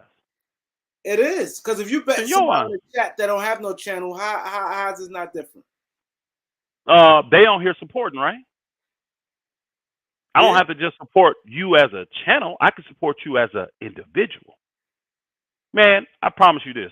There are more people, and I'm not, hey, this ain't no brag or nothing. I'm just, since we're here, we're going to go and talk about it. There are so many more people on here that I have just helped in life. I'm talking about on these channels right here now that say, Elder, I need help with my rent. Elder, my car broke down. Elder, I need this. Elder, I need that. But I know it's coming from a sincere place. And guess what happened? I don't ask no questions. I don't never talk about that because I never will. I never call their name. I never bring it up, ever. I'm saying it here now because, again, I don't think some of y'all really understand who Elder is. I think y'all really view me in the sports vein and think that this is what drives me. If that's the case, why when y'all go to my channel, you don't see nothing about sports? I support these brothers that care about sports. I support these brothers that have channels for sports. I don't give a shit about sports. I don't. That part is gone. I do care about people and I care about relationships. So if the sport is going to connect us, let's talk sports. And the sad thing is, I just know more about it than most of you. Now they're gonna go all crazy. You done missed the last thing. All your predictions are wrong. Stop all that crap, Elder. You know what I'm saying? Really though, it's my relationship. I come over here to support. I come over here to have fun. But we also, hey, Kareem, especially on this channel, this is an educational channel. We want people to have understanding. That's what we want over here. Said they learned a lot these last few months. Kareem, I be looking. Guess what I do, Kareem? Even when I miss one of your videos, right? When you do something, I'm busy or whatever. While the video's playing, guess what I'm doing? Reading the comments. I don't care if it's 6 or 76. I'm reading the comments more than anything. So I see the love. This is why I be jumping on the fans over here. I see the love from the people. I do. I just need to help show them how to generate it and to channel it where it can stay consistent and we build it together. Where we can totally disagree. You see me disagree with Ticket, Mad, Showtime. Shoot, they see me and you disagree all the time. Kareem, me and you disagree all the time. Doesn't matter. We don't mean we can't be unified in this thing. Yeah. You see what I'm saying? It's basketball. It's entertainment, y'all. We could argue about movies. We could argue about music. We can argue about all that's entertainment. We can just argue about all of it. Just because you like Jay-Z and this booger may like Nelly over here, does that make one better than the other? No. But you like music. So come together on the music. You see what I'm saying? Come together on what you agree on. And that's what I'm showing you. I'm trying to show you by example how you can still be a support, how you still can be unified, even though your opinions don't agree. Because every day they're going to change. 2 weeks ago, I was stout. He gone. He gone. You predicted. Hey, he's leaving tomorrow by 6 p.m. That's what Kareem said, y'all. Yeah, because they was in a heavy talk. But I didn't know you do some nonsense like that stuff. Kareem, think about that. You were so convinced in the information you had, he was gone that day. And I told you I don't do predictions on days now. He's going to be gone, but I don't know when. I'm telling you, Elder. And you did a video on it. Yeah, I did it. Yeah. They just love, hey, Kareem, they just love you. Could you imagine if I did a video saying that Russell Westbrook is going to be gone? I've actually had people get mad at me because other people. Remember when Tickets said they're going to be gone by July 4th? Everybody said I said that. I said, y'all foolish. I ain't never said that. Could you imagine if I predicted something like that, bro? Yeah. Like, put the date on it. Man, y'all boogers be trying to Google Straightway Georgia. Come here and get 3 in the dome. That's what you going to get. You know what I'm saying? You be Googling Straightway Georgia because you so mad and then come down the road and get 3 in the dome. Because this is a dead end roll right here, bro. See, but this is dead end roll. What saying. See, this is what guys have to realize. People back out of deals all the time. They do. Deals be 96% done and they back out. Bro, let me help y'all. Kareem, I have seen this with my own eyes. I've heard it with my own ears where a deal is done. It's done. And a guy's wife tell him, you go there, I'm taking my daughter, and we're gone. And guess what? Deal is, nope, backed out. Stay. Y'all have no idea the things that go into these deals. I told you, all 3 parties got to be happy. The 2 teams and the players. I've seen it. I've heard it. For a family member. I've heard a mama shut a deal down. They talk Carlo Boozer, yeah. No, I'm not talking about Boozer. I don't know Boozer, though. I don't know what happened with that. I'm not speaking of Boozer because I don't know him. That's different from a trade. Yeah. I don't know what happened with Boozer. I don't know nothing about that. I know what happened, but they write what they're saying, but that's a signing. Thanks. But I'm serious though. Thanks, though. I appreciate it, bro. Yeah, but I'm serious though. I've heard mamas tell their sons, "You go there, find your new mama." And the boy up crying. He's 22 years old. Yeah, he up crying all night. And the team say, "Man, we can't do this to him. We can't do this to him." So now they got to go spend 6 months negotiating with mama on where they think is a good spot where she's gonna be comfortable going with her son. But think about this. I was just watching, and I just started watching today. I had some time. The Lakers documentary on Hulu. I started watching it. They was James Worthy was like, yo, because he was talked about it. He said, I looked up because the Lakers, they lost to the Twin Towers, and they was like, we had to get bigger. This is what Jerry Buss was saying. Jerry Buss was saying, we got to get big. We lost to the Twin Towers. So it was a draft when Dallas drafted. The trade was Roy Tarpley and Mark Aguirre for James Worthy. James Worthy said he was sick. So he said, I blame Magic because I know Magic and Mark Aguirre are cool. So he felt the way. Then he blamed Jerry West. Jerry West, I ain't know nothing about the trade. So Jerry West went up to Jerry Buss and he said the trade is done. That trade was done. Jerry West like, you cannot do it. Because I tell you, because when it reached I tell you, stuff got to go to the NBA office. And then there's a lot to it when it get there. Lawyers, things like that, physical. It's a lot of stuff when it get there. That's how NBA office see certain things on their table. So he said it was done. He said, yo, I can't do this. He said, you cannot do this. He said, we got a fantastic team. See, Jerry Buss was just wanted to win so much. Every little thing he wanted to change. He made the deal. Jerry Buss called, not Jerry West. Jerry West said, I ain't never. Jerry West got blamed for doing it. He said, I ain't never do that. He said, what is called? He said, he called him. He said, yo, man, we can't do this. He stood on business. He talked about, then James Worthy talked to Jerry Buss himself. And Jerry Buss, then he backed off finally. Backed off, but the deal was done. Go watch it. That's what I'm saying. Man, it's a lot to it. You can Google Charles. You can Google Charles Barkley. Remember, they came to him. Philly came to him and told him, "Oh, we trading you to the Lakers tomorrow." Yeah. So Barkley went out because he knew in a trade you're not going to play in those next couple games because the paperwork, the physicals, all that stuff. So you know you're not going to play. They told him that. He went out and got drunk. He went out and got blitzed. Like, oh, I'm going to L.A. So he went and partied, knowing I ain't going to play in no games. Next day, they like, oh man, the trade, we ain't going to do it now. This booger played just toasted. They had like an early game. He's just lit.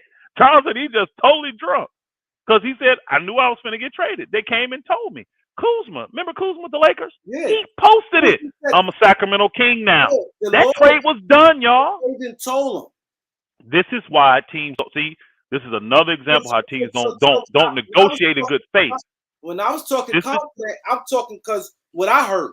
You know what I mean? People. You see what I'm saying, like, this is how teams don't deal in good in faith, y'all. And this is why they stay horrible. This is why these type of teams always are horrible.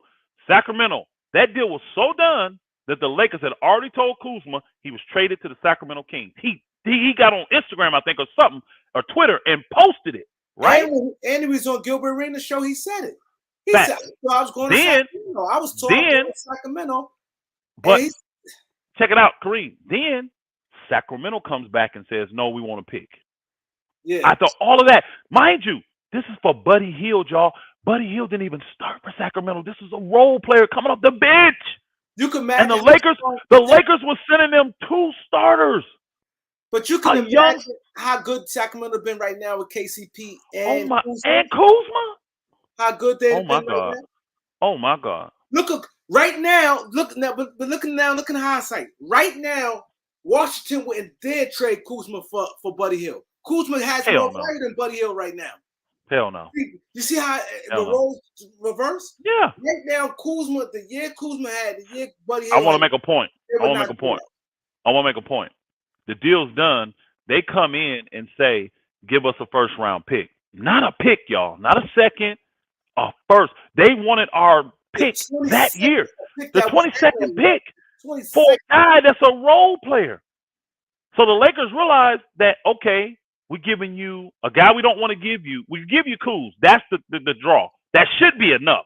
Now we got to make the salaries match. You making us give you KCP.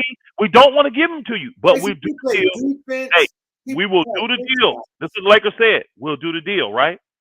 Then you come back and say, give me a first on top of that. But you agree. For Buddy Hield, y'all. For Buddy Hield.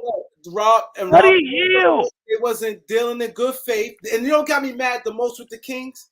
Because Kings like, oh, remember when we did the show with right before the deadline and the Kings came out saying that the Lakers was wrong. They had a deal in place and the Lakers just gonna go to Washington. They ain't tell the whole That's story. Not what happened. They didn't. What happened. Y'all, that's what I was trying to do now. I'm telling you, when they said that, the Lakers realized we could just add Montrezl Harrell, a player we don't want, and get Russ, who's better than Buddy Hield. Yeah. And that's why they did it. They did it. That's why they switched that fast. And that's why the Russ deal happened so quick. Same thing happened to us. And I'm telling you, that's why Sacramento sucks. And they always will suck. Because they do dumb shit like that. Now let's go to the Knicks. Remember, last year the trade deadline, did we not have the deal done between the Lakers, the Knicks, and Toronto? Then the Knicks, after everybody's already submitting their stuff, say, nah, now we want to get an extra pick. They try to get an extra pick for a guy they don't want. Shai Ujiri was pissed. He was pissed. Tried to get an extra pick, and that killed the whole deal. And you wonder why the Knicks are horrible, y'all. You wonder why they never go nowhere. You reap what you sow. And people wonder why the Lakers constantly win. It ain't just because they're in L.A., y'all. Lakers actually be dealing in good faith with these people, y'all. Yeah, they really do. Blame Rob. The Lakers be dealing. Yeah, they be dealing in good faith with these folks. I tell people all the time, you know what? Y'all can do it today. Show me the deal where the Lakers just 100% fleeced the team. And I'll show you how they didn't. I'll show you how they didn't. Because the number one thing people want to go to is that damn Paul Gasol deal. And I will tear that deal to shreds and show you the Lakers didn't fleece Memphis on that deal. They got a player that, you know who he was? Let me tell you who he was, y'all. You know who he was? What's this guy? Grant. Did not everybody know that Grant's a good player? Fringe all-star type of player, good defense, right? Right? Number one guy for Detroit. Nobody wanted to pay him the max extension, though. That's why he set all year. There's one team that wanted to pay him and ended up being Portland. That's what happened with Paul Gasol. Nobody wanted to pay Paul Gasol. He was good. Memphis was okay. Borderline playoff, but not that. Nobody wanted to give Paul Gasol a max extension, y'all. Nobody did. So when the Lakers did the trade and extended him, now everybody, oh, we didn't know he was on the market. How the hell you don't know the man on the market? Because if you put a Paul Gasol trade in content, the Lakers just drafted a fresh rookie in Tavares Harris. And Crittenton, and everybody thought he was gonna go high. He went 15. but they thought he's gonna be like top 6. So they had gave up him. They gave up a first-round pick for the next year. Yeah. They gave up a second-round pick, a high second-round pick. The only reason he didn't go first round and Marc Gasol because they knew he wasn't coming over that year. So that's and the number 1 player picked in the draft. Don't forget about Kwame Brown. I don't care what people say. I'm still saying it. Oh, okay. Yeah. They got Marc Gasol, who was clearly a first-round pick, but they knew he was staying for another year. So some teams want to pass on that. So if you think about it, like Elder said, the first-round pick, Kwame Brown, he still was young. Kwame Brown still 25. Young. So when people still would have hope. And he still was a number 1 player pick. He was super young. He was a great rebounder, screener. Still a good, viable player in the league at the time. Defender. Kevin Garnett said he defended him better than anybody in the league. Bro, again, they didn't fleece them on that deal. It looks bad, but when you think about it and put it in today's trade, if you put in today's trade, like if you say a player that's top 15 today, whoever went top 15, and then a pick the following year, so that's like 2 first-round picks, a high, because what's his name's a high second round. He's like 32, 33. Marc Gasol. He wasn't no late, so he was a high second round. And then a former number 1 pick that's still in the league, that's still starting. They're still young. They're super young still. Young. That's like who was he, 22, 23, 24 at the time? He was still super young. Who's young right now that's not that's Kwame Brown level? Somebody like I could compare him to who's like a high pick. You had to look for a young guy that came out after 1 year. That's a big man that ain't. I mean, that's what you had to compare him to. So I can't think right now, but I don't know. He's still starting though. It's not like he was he was a starter on all these teams still. Starter. You know what I mean? He's a serviceable big man is what he ended up being. He ended up being a serviceable big man that was only making. Remember, he was only making like $10 million. So it wasn't like he was making a haul. He just was put in to be a salary filler. But you got a quality player. At the time, people still had hopes for him. It's not like they still have. But what people want to say is, oh, you traded him for. No one want to say that Paul Gasol got traded for Marc Gasol because that make you look stupid. Because Marc Gasol is a great player, probably gonna end up being a Hall of Famer when you add his international all that in there. He's gonna make a Hall of Fame. Yeah, he's gonna be a Hall of Fame. So you don't want to say that he got traded a Hall of Famer for a Hall of Famer. Y'all don't want to say that. What you want to say is because in everybody's mind, Kwame Brown's a bust. I don't agree with that. I don't think Kwame Brown's a bust. But because people think that, y'all like to push the narrative that he got traded for Kwame Brown. No, he didn't. He got traded for Marc Gasol. How about that? He got traded for another Hall of Famer. And you talking about 4 lottery picks, essentially. Yeah. You got 3. You got a Hall of Famer and 3 lottery picks with Critterton, the pick they got that year, and with Kwame Brown. Yeah. So where's the fleecing at? Then the other team's mad because that's a quality player you don't want to pay. Now, I promise you this, and this is why I brought him up. Let's just say the Lakers would have made the trade for Jeremy Grant. Look what Jeremy Grant would have did for that team. Everybody would have said the Lakers fleeced Detroit. Everybody would have said that. Yeah. But nobody wanted to pay Grant that money that he wanted. So when you value, and this is why I'm saying, even if we keep Russ, what's the name ain't gonna want to pay him, even though he's proven they need him in Golden State. When they don't pay him and the Lakers do, watch how everybody go crazy. Because what's gonna happen? They're gonna pay him, and then the Lakers probably gonna get another big player. They're gonna pay him. They'll pay a guy like that because he adds the right value. See, most you looking at it wrong. He don't get it. Let me tell you, you looking at the outside. He don't get it. You looking at Crittenton today. Look at that moment. At that moment, he was considered one of the best point guards in that draft. He slipped. They had him going top 5, leading up to top 6, leading up to it. He had good size. He was 6'3", athletic, could dribble, pass, and he had good games. Let me say something. You don't have to justify Crittenton to him, bro. He ain't gonna get it. You're wrong in your thinking, most. You shouldn't go into. No. He made a statement. He only been on the Lakers. He was still a rookie. He's not talking about him. He's not talking about Crittenton. You're not gonna make him understand Crittenton, bro. he said something else, and he said that when your goal as a GM, your goal should be to fleece as a GM. It shouldn't be. You're in business and you're building relationships, bro. You don't look to fleece in relationships. You don't. And I'm telling you, the guys that look to fleece, they're the ones that end up jacked up. They do. They're the ones that end up jacked up. In the end, they do. So I don't agree with that. I don't look when I'm doing a business deal. I don't go by looking saying how much can I make off this individual. I have a product that I'm selling. If I'm building you a home, if I'm building you a deck, if I'm putting on gutters, it don't matter. They have a value, and I'm going to do that job for a certain value. And I'm not looking at each job saying, oh, because it's here, I can make a little bit more money. These people in this county are stupid. I don't say that. Because if I'm in the next county, because again, that person may pay me, but guess what? What about that person that I take care of and then they send me 10 referrals? You may fleece one person, make an extra 20% profit, right? And you never hear from them again. But I can treat a person right, and they know that I treated them right, and I didn't try to fleece them, and they send me 10 customers. Who won? See, this is why my businesses stay consistent, bro. My guys can take 6 months off, and we straight. Flat out. We straight. Man, you can't, and again, I don't agree with that. I don't agree with that world. See, that's the American way. Get over best you can. If they that stupid, take advantage of them. And that's why a lot of you bookers in the grave. Serious, man. I don't agree with that most. You shouldn't be going into deals looking to fleece. Again, you want to get what you need. And if you get a little advantage, you get a little advantage. But fleece? That's retarded. That's not building a good relationship is what I'm saying. Is what Indiana tried to do to the Lakers. Yeah. Sacramento tried to fleece us, bro. Sacramento tried to fleece us.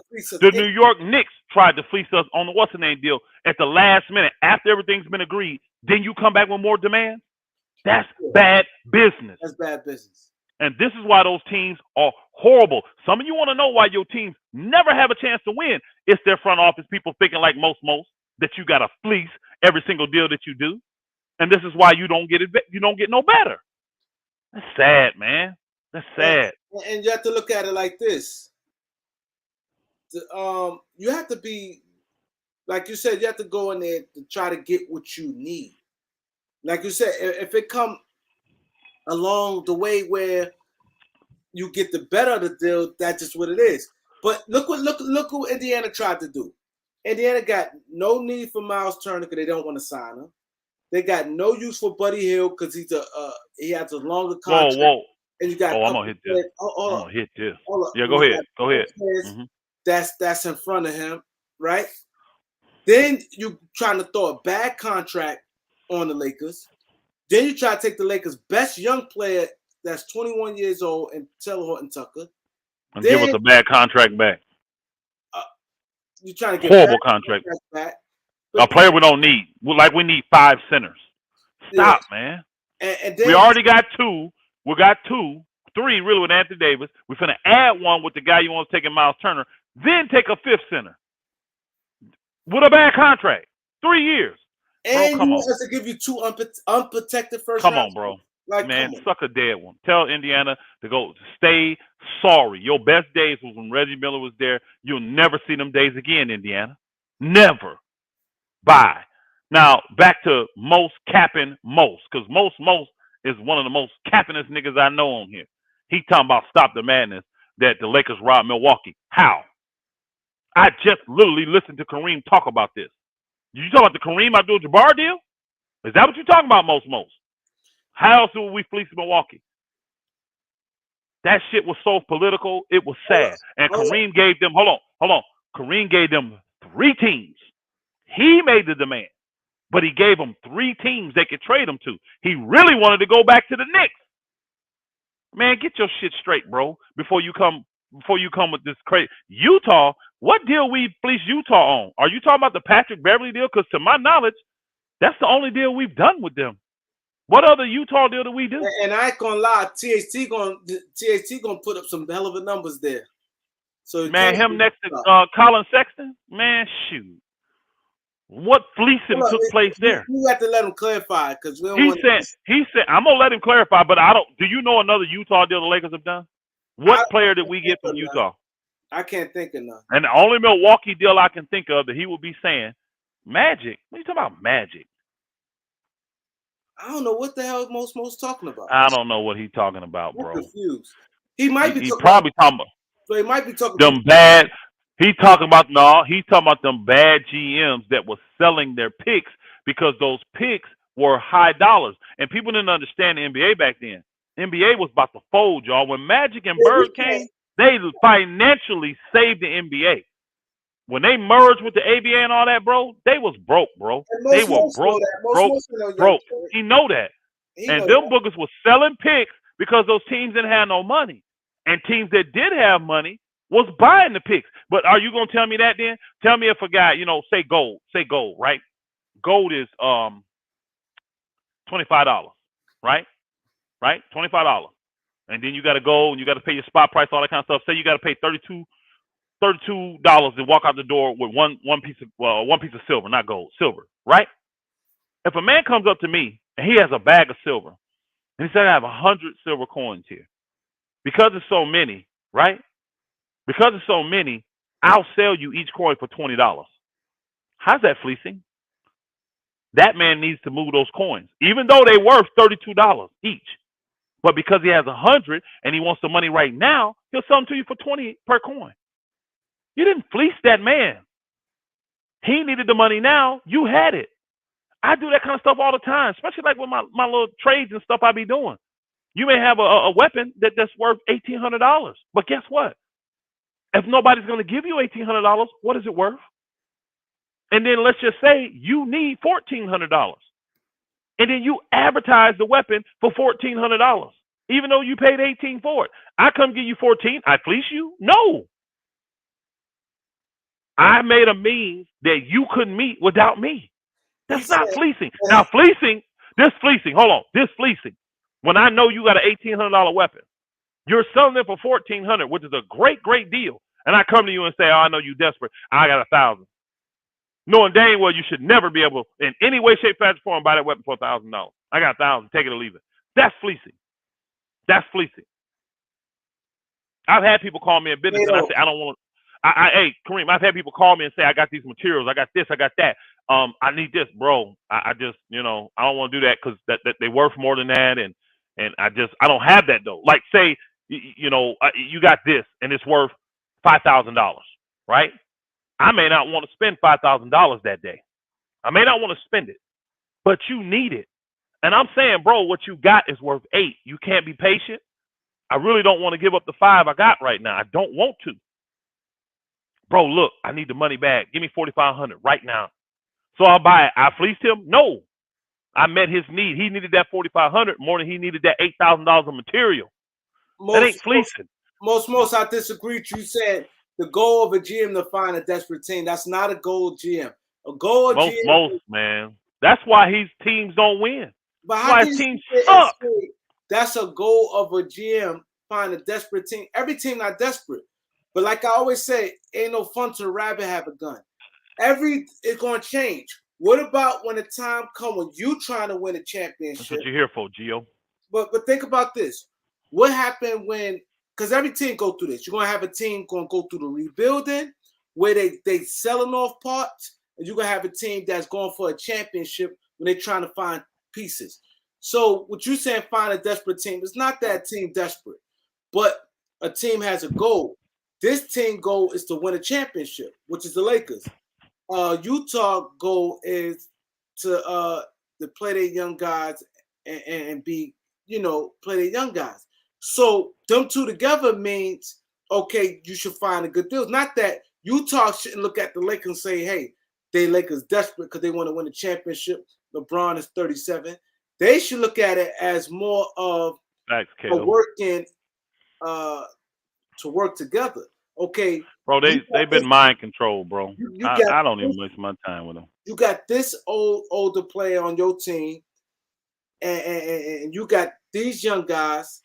Get blocked, Gio. Keep it up, man. I tell you this, some of y'all, it's just you're not changing their mindsets, man. They're gonna think the way they think, and they have conformed to this stuff. That if you're in the relationship building business, that's what this is. You should be trying to build relationships.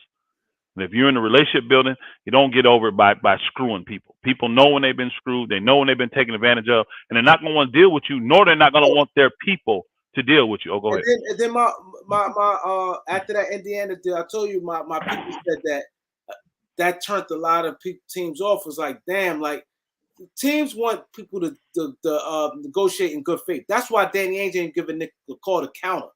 He said, okay, I'm satisfied with this deal. I'm not going to give you a chance to counter. Everybody knew what Indiana did was wrong. They patiently waited all this time. The Lakers was up front with them. The Lakers said, we're trying to get a deal with Kyrie. The Lakers up front with them. Everybody knew they ain't even talk to them. We trying to get a deal with Kyrie. Kyrie done, then we talk. Kyrie didn't come. The Lakers went back to the table. The original thing wasn't Indiana's original drink was they wanted a pick for him, right? Yeah. Then they upped it. Now they start saying unprotected and all this. You see what I'm saying? So you're not. Indiana deserves what they're gonna get. They deserve what they're gonna get, and they're gonna be mediocre forever. They're never gonna be in a championship hunt. Not with that kind of mindset. You're not. You're not. You got players that you don't want. You got players that don't have no value. They're not fitting what you're trying to do. Incentivize a team to help you get rid of them. Then that's what you should be doing. And then another thing, like Pat Bev said, in the smaller sense, when he said about Kevin Durant, the same thing what he said about Kevin Durant, you could say the same thing about the Pacers. Where he said, you holding people up for feeding their family. Now, let's say, for instance, a guy like Miles Turner, who's going to be a free agent. You got younger guys that you want to play. You want to play Gorgie and you want to play Washington. You know what I'm saying? Yep. So you really want to play them. So what's going to happen is, I guarantee you, if they can't find a trade for Miles Turner after the deadline, what's going to happen is, if Indiana is not in the playoff hunt, they're going to bench Turner and they're going to go full-fledged with their young bigs. And now, you know what the problem? Hey, Kareem, you know what the problem gonna be though? Hold on, you know what the problem gonna be though? It done shifted in the NBA. The league is not happy about you sitting guys that are healthy. They're not having that shit. That's why they jumped on Houston and they had to do what they did with John Wall and all that. So Indiana in a real bad situation. They're gonna want to do that. They ain't gonna be able to though. No, Why? I don't think the league gonna let them. No, if he healthy, they ain't gonna let him be able to bench him. I ain't say send him home, Elder. I'm saying no. I said bench him. Watch. I bet. Watch. But you can't tell. But they can't. Technically, you can't tell the team who to play. Let them do that boy that way and let his representatives go complain to the league. I bet they're gonna do something about it. Yeah, watch. They trying to. They're again. What I'm talking about is this, Kareem. Sending a player home. I fully understand with that. You play him instead of him playing 30 now. Let's say this after the deadline. Let's say it's February 25th. Deadline passed, and now Indiana is not winning. And you got the guy Gorgie, I can't pronounce his name, and you got Washington, the other big. Now instead of him playing 30 minutes, you start playing him 10 minutes because now you're giving other guys minutes. They're gonna be in trouble.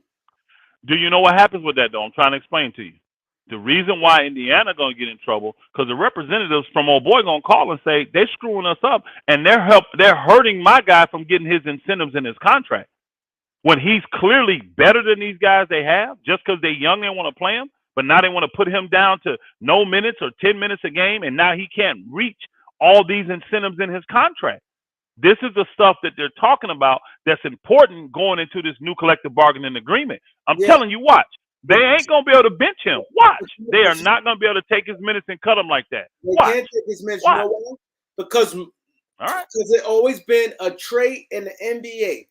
The minute you get past the deadline and you're not in playoff contention, most teams always start playing their young guys. So it's not like it's a conspiracy they're going at him. Every team do it. They start shifting focus on younger players. So now it's like it's gonna make it that much harder. Like I get what you're saying, but it's like they be like, hey, we just trying. If he is close to an incentive, and his people complain, watch his butt be on that court. I don't think they're doing incentive. What I'm saying is this is one of the major things that the players are bringing to the table. See, everybody want to look at what the owners got to say about this collective bargaining agreement. They're forgetting the issues that the players have. And this is one of the issues that the players have. You have incentives, 15% of my damn contract. That's a lot of money when you're talking millions of dollars. And then we get to these points where you don't put a competitive team out there. You don't want to win. Now you say you want to go young, but you cost me my money by doing it. This is what the players complaining about. And then here's the thing. The league has no issue if you set Miles Turner for a game or two when you say I'm in the midst of a trade and it's almost done. They fine with that. But if Miles Turner's healthy and he wants to play and he has incentives and you stopping him from getting to those incentives, that's when their representatives come in and talk. And this is the type of stuff that, and they'll use it. If they did it, they're going to use that against the owners when they go sit down to this new collective bargaining agreement next summer. Not this one, but the following summer. Watch. Because the players don't like that shit. The players hate this. The players are upset about this particular thing that teams do. Because you know, Kareem. I can easily see that happening, though. I can easily see it, and you can't. Again, I'm not saying it don't, but what I'm saying is, no, you can. You can do something about it. No, you can. Because what's the player? Hold on. This is the best. We want to give these guys a long. This happens every year. Every year after the deadline, younger players, when older players who have on their team, they minutes chop when they don't got a chance to go into the playoff, they minutes go down, and the younger players get more minutes. This has been happening for years. So this been going on. So you can't really, it's really nothing you can say, because if teams say, hey, this guy gonna be a free agent, we're not gonna sign him, and we want to give these guys. Miles Turner got to play for 4 or 5 months. Now, let me tell you what happened. Let me tell you what happened. You said there's no way to curb it. It is, though. There is a way. Because if you're a player, you know what you say? I don't want to incentivize contracts then. Give me all my money. When I got a list, hold on, Kareem. When I have a list of all these guys that you have cut or hurt or set or cut their minutes and stop them from getting to the incentive that they were clearly on path to get. Just because you, hold on. Whoa, are you serious? Every team don't have incentives. Are you serious? Kareem, how many contracts? Hold on. I'm gonna ask you. How many contracts in the NBA do you think have some level of incentive, some kind of incentive in their contract, percentage-wise? What would you guess?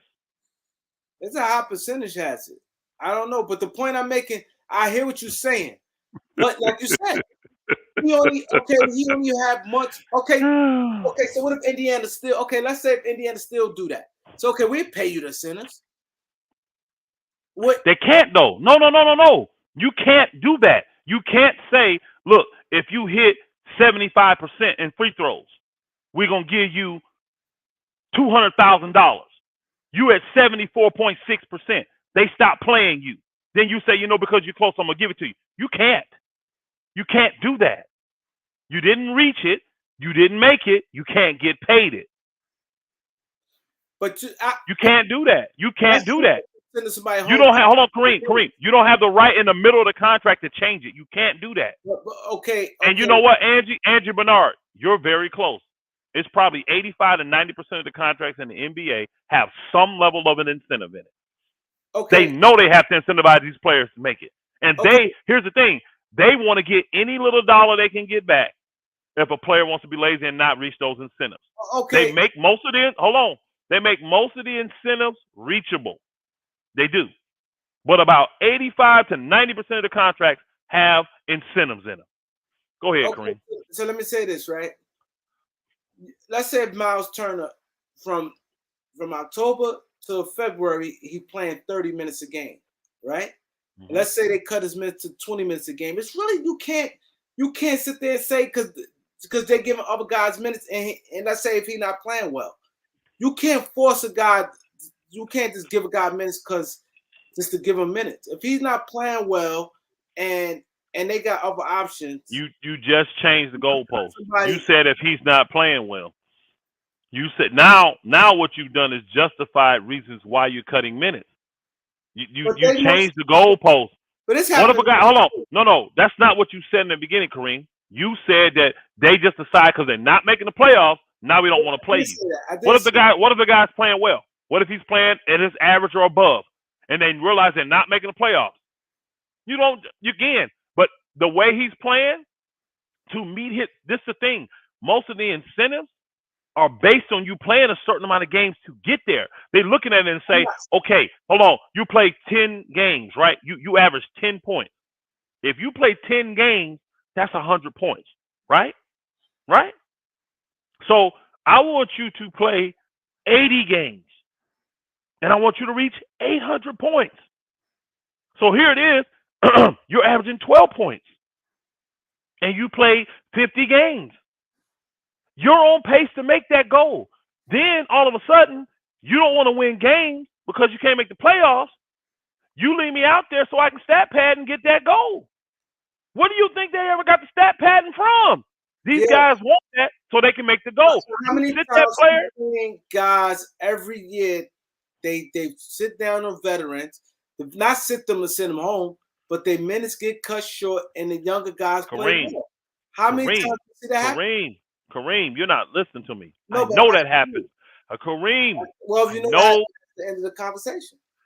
No problem. It's end up. We ain't got to go no further in because you ain't listening. It's cool. No, but if you know it happens, that's my whole point. Kareem, I'm not saying it doesn't happen, bro. It does. Doesn't make it right. And two, if a player already reached, if the player has already reached that incentive, then they don't care. If you're a veteran and you've already reached those incentives, you don't give a flip. You're ready to sit. But what about those guys that haven't? And there's plenty of guys that haven't, and their agents and representatives are complaining. That's what I'm talking about. That's all I'm saying. And this next collective bargaining agreement, it's going to be on the table. Because a lot of these teams are doing that. A lot of them are doing it. Purposely stopping guys from getting to their incentives. And the players are like, if that's the case, and you don't want me to reach you give me the incentive. But then you start telling the coach and players and all this to make sure I don't get it. Why have the incentive then? Just give me a base thing that I can play and pay. I can play and get paid. Don't give me incentives and then try to sabotage me from reaching my incentives. That's what the players are saying. Hold up, because I want to get to it because I want to. We got a couple of them. To this guy here. You got a couple super chats too. Yeah, you got a couple. I got a cash app. Mm-hmm. That super chat and that cash app. I'm gonna get to. He said the Lakers mad Pacers ain't give up Turner and Buddy Hield for cheap. No, that I disagree with you, bro. I disagree with you on that. What's cheap? What's cheap? Here's the thing, KBS 973. You name me one other team, brother. Since you in here, do me a favor. Just name me one other team that's interested in Buddy Hield and Turner together, both of them. Name me one other team in the league that's interested in Buddy Hield and Turner. Then tell me what's cheap. Now, you can come in and make a cap statement like that, but at least back it up. Be a man and back it up. First off, what's cheap? And secondly, name me one other team that's reaching out to the Pacers saying that they want Buddy Hield and Miles Turner. We're going to bid against ourselves? Exactly. Where's their value? By getting you getting a pick plus you get clearing your books. We have 3 centers, bro. We don't need Miles Turner. We really only wanted Buddy Hield. We got 3 centers. We got 2 centers and Anthony Davis who plays center. We don't need another center. We'll take him, but we don't need him. Hold on, I'm my boy Assad. You got some super chats in there. I mean, you got some what do you call those things? Yeah, I'm gonna read the cash app and then I'm gonna do the super chat.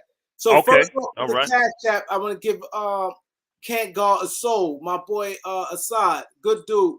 He's a salute, the best Laker channel. Thank you, bro. Hey, Gio Williams, you on just hate or what you gonna do, bro? You pop off at the mouth. You said what? He said the best Laker channel. Go ahead now. Read this. Let's get this out the way because these people spend money. Go ahead. No, he said Elder, D Booker or Bill. I like them both, but who you got? I guess I would rather have Booker, honestly. He's young. I like him more.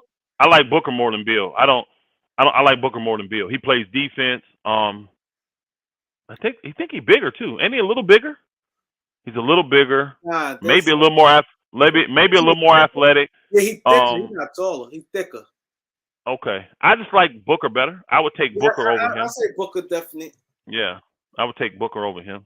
He's younger. That's a big difference. And he don't got the injury history Bradley Beal. Bradley Beal couldn't stay hurt in the beginning of his career. His injury history got better, but then he got hurt again this year. Yep. So, Robert Henderson. Salute my brother Robert Henderson. We appreciate the super chat, my brother. We do. The only thing that the teams have to do is pay the player. They are not obligated to play them. If the player has an incentive, Caden contract, that's their problem. Maybe he mistyped a word there or something. Incentivized latent. I bet that's latent. Incentivized latent contract, that's their problem. It's not, brother. You're going to see. You're going to see that you are obligated to play them because you're paying them based on their play. That's what you're paying them for. You're not paying them to sit on your bench. Nobody pays a player to sit on the bench. Even the 15th man has an expectation when he gets in the game. They literally will chart out, hey, we expect you to be 5 to 8 minutes a game, knowing that you may not play for 3 or 4 games because of the situation, but they're still going to tell you that. So, no, you don't pay people just to pay them. You pay them to play. Because here's the thing. We say that, but then we'll come right back, right? We'll say that. We'll come right back when these guys are making all this money and they're not getting on the court playing. What about the LeBrons that play 50 games? What about the KDs that play 45 games? What about the Anthony Davises? What about the Kawhi Leonards? You see what I'm saying? Are they being paid to play or are they being paid to just sit at home and do what they want to do? We can't have it both ways, y'all. We got to be realistic about likes, this. Y'all. Let's get to 300 likes. We close to 300 likes. Let's get to 300. Oh, he said, yeah, most of we had 297 already. So we definitely got to hit 300. We got to hit 300. We got to subscribe. We need 20 new subscribers today.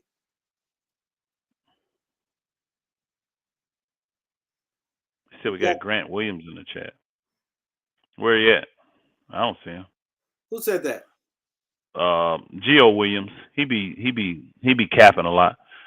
He a hater a lot of the times. I can tell. Yeah, never. Okay, Robert Henderson. No, you pay them to win games. Really. So if the team is losing, they should be able to let the young kids play. I just think you misunderstand it from a business perspective, brother, from a team perspective. No, I guarantee you there's not one contract that's negotiated to say, well, you know what? If we start losing, we're going to go ahead and put you on the bench. None of them say that. These guys are actually incentivized to reach certain goals, but they actually calculate it to like your average. That's why I try to break it down simple. Like if you're a person that averages 10 points and their goal is for you to play 80 games out of 82 games, right? Your incentive will be to get to 800 points. You can't tell me that incentive is not with you playing 80 games. So if you play less games, that means you got to score more points to reach your incentive. So when a guy has played 52 games, 60 games, and he's averaging 11.2 points, he's on pace to make that incentive. So a team don't have the right to say, well, we just want to play the young guys, so now you got to sit. That's them purposely not trying to pay out that incentive. And players know that teams have done that because they get cheap when they're losing, and this is why they're going to bring it to the collective bargaining, and they'll probably change it. I'm going to tell you right now, they probably are. But you guys, like, because you've never been in a contract like that, you think that's fair.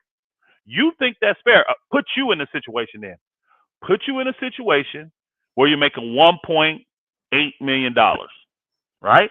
That's what everybody get to see. They don't know that you're actually only making 1.4.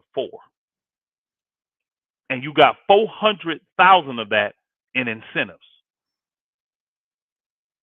And then opportunities have arisen for you to meet those incentives, and the team do all they can to make sure you don't, just so they don't have to pay you the 400,000. How would you feel? Now, see, in your mind, because in a lot of people's mind, because you're simple, you will say, well, I'm happy with the 1.4. Well, just sign a freaking $1.4 million contract and don't sign a 1.8. These guys ain't that way. I'm going to tell you right now. If they got 1.8 on the table, guess what they want, y'all? The 1.8. I'm not leaving $400,000 on the table when I know I can easily obtain it. I'm not doing that.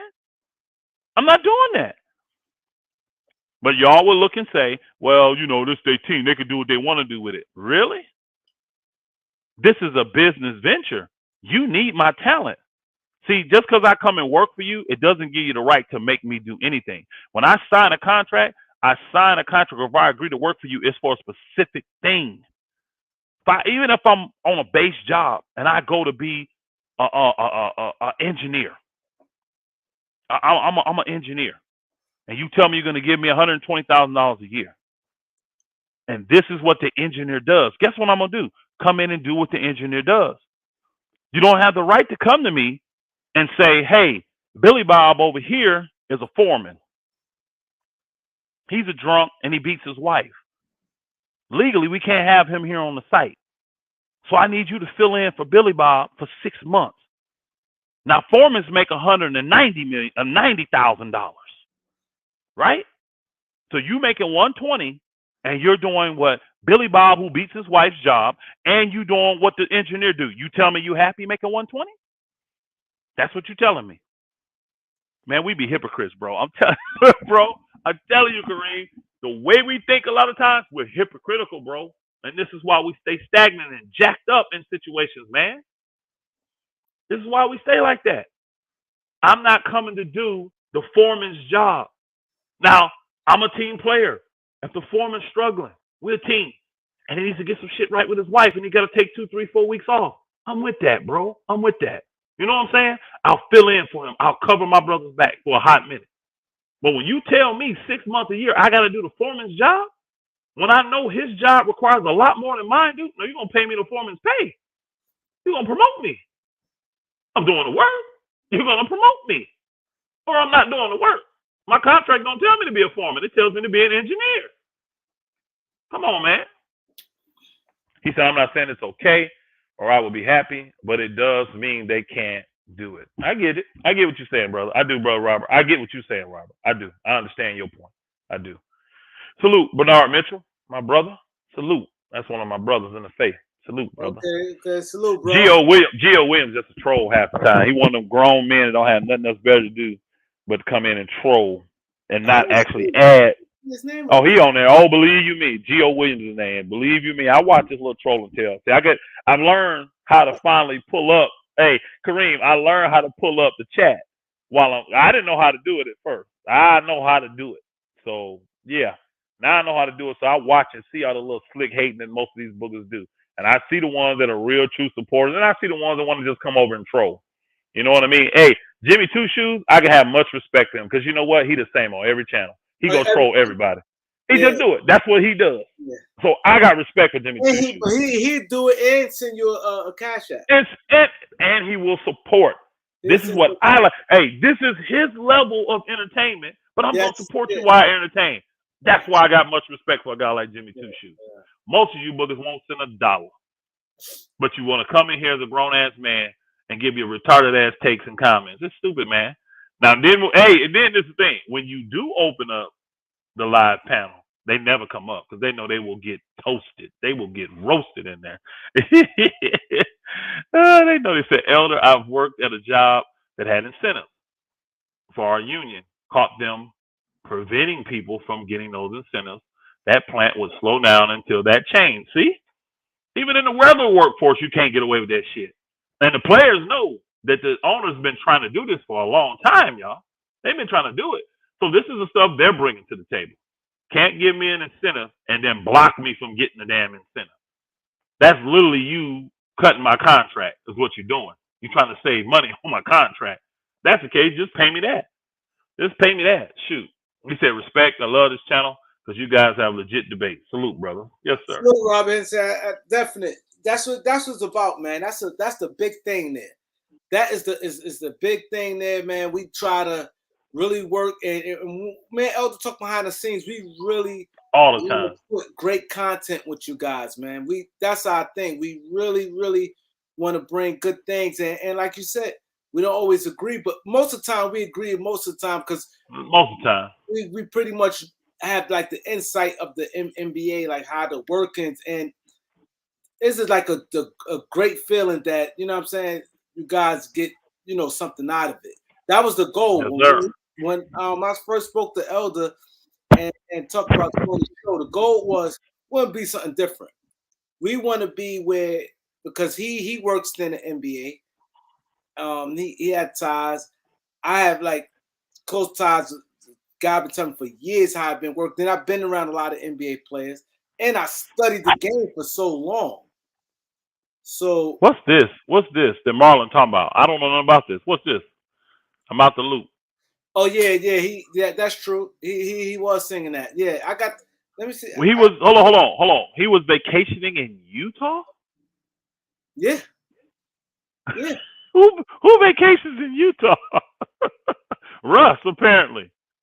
yeah, Really? yeah. He And was he singing. was Oh, singing. yo, He was I ain't singing. gonna lie. He ripped up. You should see him. Oh Russ yeah. I saw the ripped picture. I up. didn't see nothing else. No, but He he was said, singing. He was singing everything he's "I'm saying. still on my way." That's what he was Yeah, singing. A song called "I'm he Still was on My Way." singing that. Yeah, and Man, that. hold on, y'all. Who vacations in Utah? What player does that in the fall? Utah in the fall. And the fall. Maybe I'm just saying who. At first, I don't know who vacations in Utah, but in the fall, because it's fall now. The end of summer, fall, going into what is he doing in Utah? Is what I'm saying. The people in Utah normally didn't like Russ. Remember? What the hell you doing in Utah, bro? I ain't never heard that before. I'm sorry. I Nah, hear people going did. to Maine or way up to Washington or to Arizona because they got these big Utah. You go to a lake in Utah when you live in LA? Yeah, but they said it's beautiful though. They said that where he Oh, was at, I bet, bro. I bet it's they top said it notch. looked nice though. I bet it's top notch. To me, it's just a little ironic when you know that Utah's one of the teams that's trading. But hey, I can say this. I think I heard Ticket say this a while. He said these players been trolling all summer. A lot of them been doing trolling stuff. That could be a big troll right there. I'm on the boat singing "I'm on my way," and I'm in Utah singing it. Yeah, he was singing. He's cut up. He was singing. I'm trying to find it. I saw the picture of him on a boat swinging back. I didn't like hear the Yeah, they had yeah. yeah, I didn't hear the all of that, you know. So, but it's just hey, again, it's too ironic to He not said be. Utah. He said Utah nice. Why not? My thing is this: it's too ironic though. Utah right now, when you know that Utah is trying to trade for you, bro. Right now, you go to Utah. Right now, I've never heard of Russ going to Utah ever. But this year, you decide to go to Utah. That's all I'm saying. It's some major trolling going on. I'm sure the place is is immaculate. I'm sure it is. I just think it's some levels of trolling going on. Russ on a boat in a nice lake in Utah. Gregory Brown does not like Pelinka. I don't have a problem with Pelinka, honestly. I don't have no problem. Think about it. How can you have a problem with him? He always he works. We always. It's not like the Lakers. We probably made more deals than anybody. We do a lot of free agents. He's aggressive every trade deadline. This trade deadline, Jeannie put the brakes on it. Jeannie's like, Wayne, I ain't taking no more salary. Oh, but this, I'm Salute, glad I Aaron. said it. Salute, Hold my on, I brother. want to get this out there. I forgot, and it just popped back in my head. A lot of GMs, another reason why they feel that Indiana is wilding, they always said when anytime I sent you the article too, Elder, remember? They said anytime a player that's coming want a contract extension, people don't really remember Christian Woods and what's his name? Grant. They only got for one first round pick. They only got for one first round pick. They said because that contract extension is lowers the value. Remember? Yeah. Yeah. Again, So everybody can tell Indiana Indiana's is tripping. really that's a negative. That's a negative when you have to deal with contract negotiation. And both of them guys went for protected first round picks. I can tell you now Both of that them. if the yeah, they did. What's his name? He ain't go protected, but he went for the 23rd pick. Christian Woods went for the 23rd pick, and Grant went for a top 6. Yeah. Protected. And they much better players than them guys. Yeah, they are. Those guys have been lead dogs at one point or the second best man, not just role players. You know what I'm saying? So my thing is this, man. Everybody know Indiana, man. They own some stuff. And again, the Utah thing. because of everything that I agree with you on this one, Kareem. Everything that Danny's been through, he's got to be wore out, bro. Doing all these trades, all this stuff, he got it. So I would think if there's anything going to happen with the Lakers, it's going to happen soon. Now, most of these people, I'm sure, they're out vacationing right now. They're all enjoying the holiday, I should say. Maybe not vacationing. So they're not probably trying to negotiate nothing right now. I would think that they're out enjoying wherever they're going to go for the Labor Day weekend. So maybe Tuesday, Wednesday, Thursday, they'll get back at it. So, or whenever they come back. But if something quick doesn't happen with Utah, Danny Ainge is out. I don't see him trying to do what he did with the Knicks, and it don't take all that, y'all. I mean, don't get me wrong. It's hard to do trades. It is. I agree with Kareem when he says that out there. It's hard to put them all together, all the ins and outs and stuff. But it ain't 6 months hard, y'all. I'm sorry. It's not. What he went through with the Knicks, it don't take all that to do a trade. If he's telling me I don't like your players, what makes you think he's going to like your players 3 months from now or 4 months from now? He's not. Give the man the picks or move on. You see, the only way you're going to make up for when a guy don't like your players is with picks. So give the man the picks or move on. The problem is he really thought Danny Ainge, the Knicks actually thought that Danny Ainge didn't have other options. And this man came out publicly and told you, I got 2 other deals I'm considering. You thought that was a bluff? Then he called Joe bluff on re-signing old boy. That right there should let you know this man ain't playing. Yeah. This is how I'm telling y'all the Knicks are incompetent, man. These boogers showed up at a game when the Dallas Mavericks played the Utah Jazz, y'all, in the playoffs. They like said they recruit, like they recruit, bro. Danny Ainge said he was hot than a fire. Yeah. Bro, you don't do that on a professional level. And sit in the front row, publicly letting everybody know I'm recruiting Brunson from Dallas and I'm recruiting old boy from here. And then he's under contract with me. Both these dudes under contract. That's some of the most Bush League stuff I've ever heard of in the NBA. You don't do that. If you go to a game, number one, you sit further up. But who do that? What executive go and to? You don't go. Hey, Kareem, you don't go scout players that's under contract. You already know these guys. You don't have to go scout these players. With staff, with a scouting staff and everybody. It's one thing. It's one thing you went there with your wife. You know what I'm saying? You and your wife is chilling. Yeah. When you go as a team, bro, they took the whole regime. It was like all the Knicks dudes. Yeah. They took all the Knicks dudes. I can't remember all their names, but they took like 5 or 6 guys. It was Leon Rose, Scott Perry, and the ex-player. It was an ex-player. No, it was it was World Wide West, and it was another player. There's some player that worked for them too. I remember hearing the name. I can't remember who it is now, but it's a player that works for them that does whatever. He was there too. I'm like, are you serious? Are you serious? This ain't Kentucky. My boy Aaron said, he said, I warmed up to liking the Utah deal better, centered around getting Bogdanovic back and getting Jarrett and Malik. If they throw in Conley or Jordan, I'll take them. I just ain't giving up the 2 picks for them. They don't have a package worthy. Unless they want to do Vanderbilt.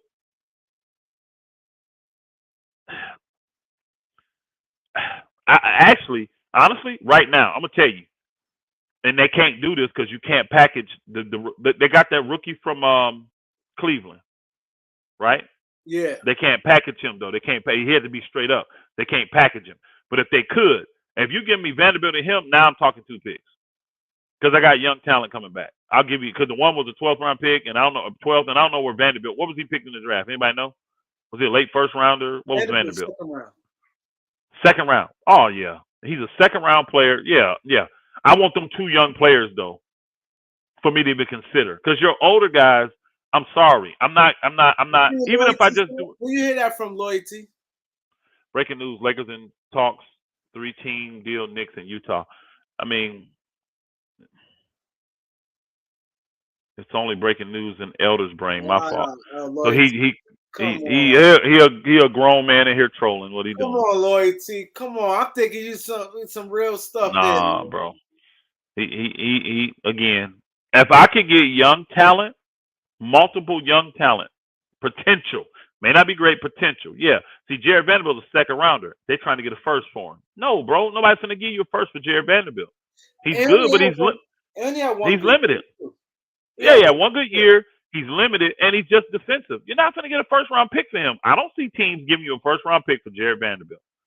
I don't. Unless it's a team loaded with picks and realize we just need him for defense and we can afford to just give up the pick. I don't know who that team is. All the teams with a lot of picks, they're not winning right now. Hold up, but I would take Vanderbilt, though, as a backup to AD. Hold on, we got There we go. There we go. From Cassandra Adams said, "For y'all are the dynamic duo." Said y'all dynamic duo. She said, "That's Mama Cassandra. Bless you, Mama Cassandra. You know her. Love you dearly. Miss you on the land today. I know that flood stopped you from coming. Miss you. Hopefully the roads are better tomorrow. Bless you. Thank you, Cassandra. I really Mama loves sports, bro. She loves sports. Oh yeah. She used to be a Boston fan. Used to be. She hanging out with Elder now. We can't talk no Boston Celtics. She know that. She used to like them back in the day. So she just loved sports though, basketball. Yeah. We had Elder really trying to educate you. He's speaking real talk. That's right, Jonathan. That's right.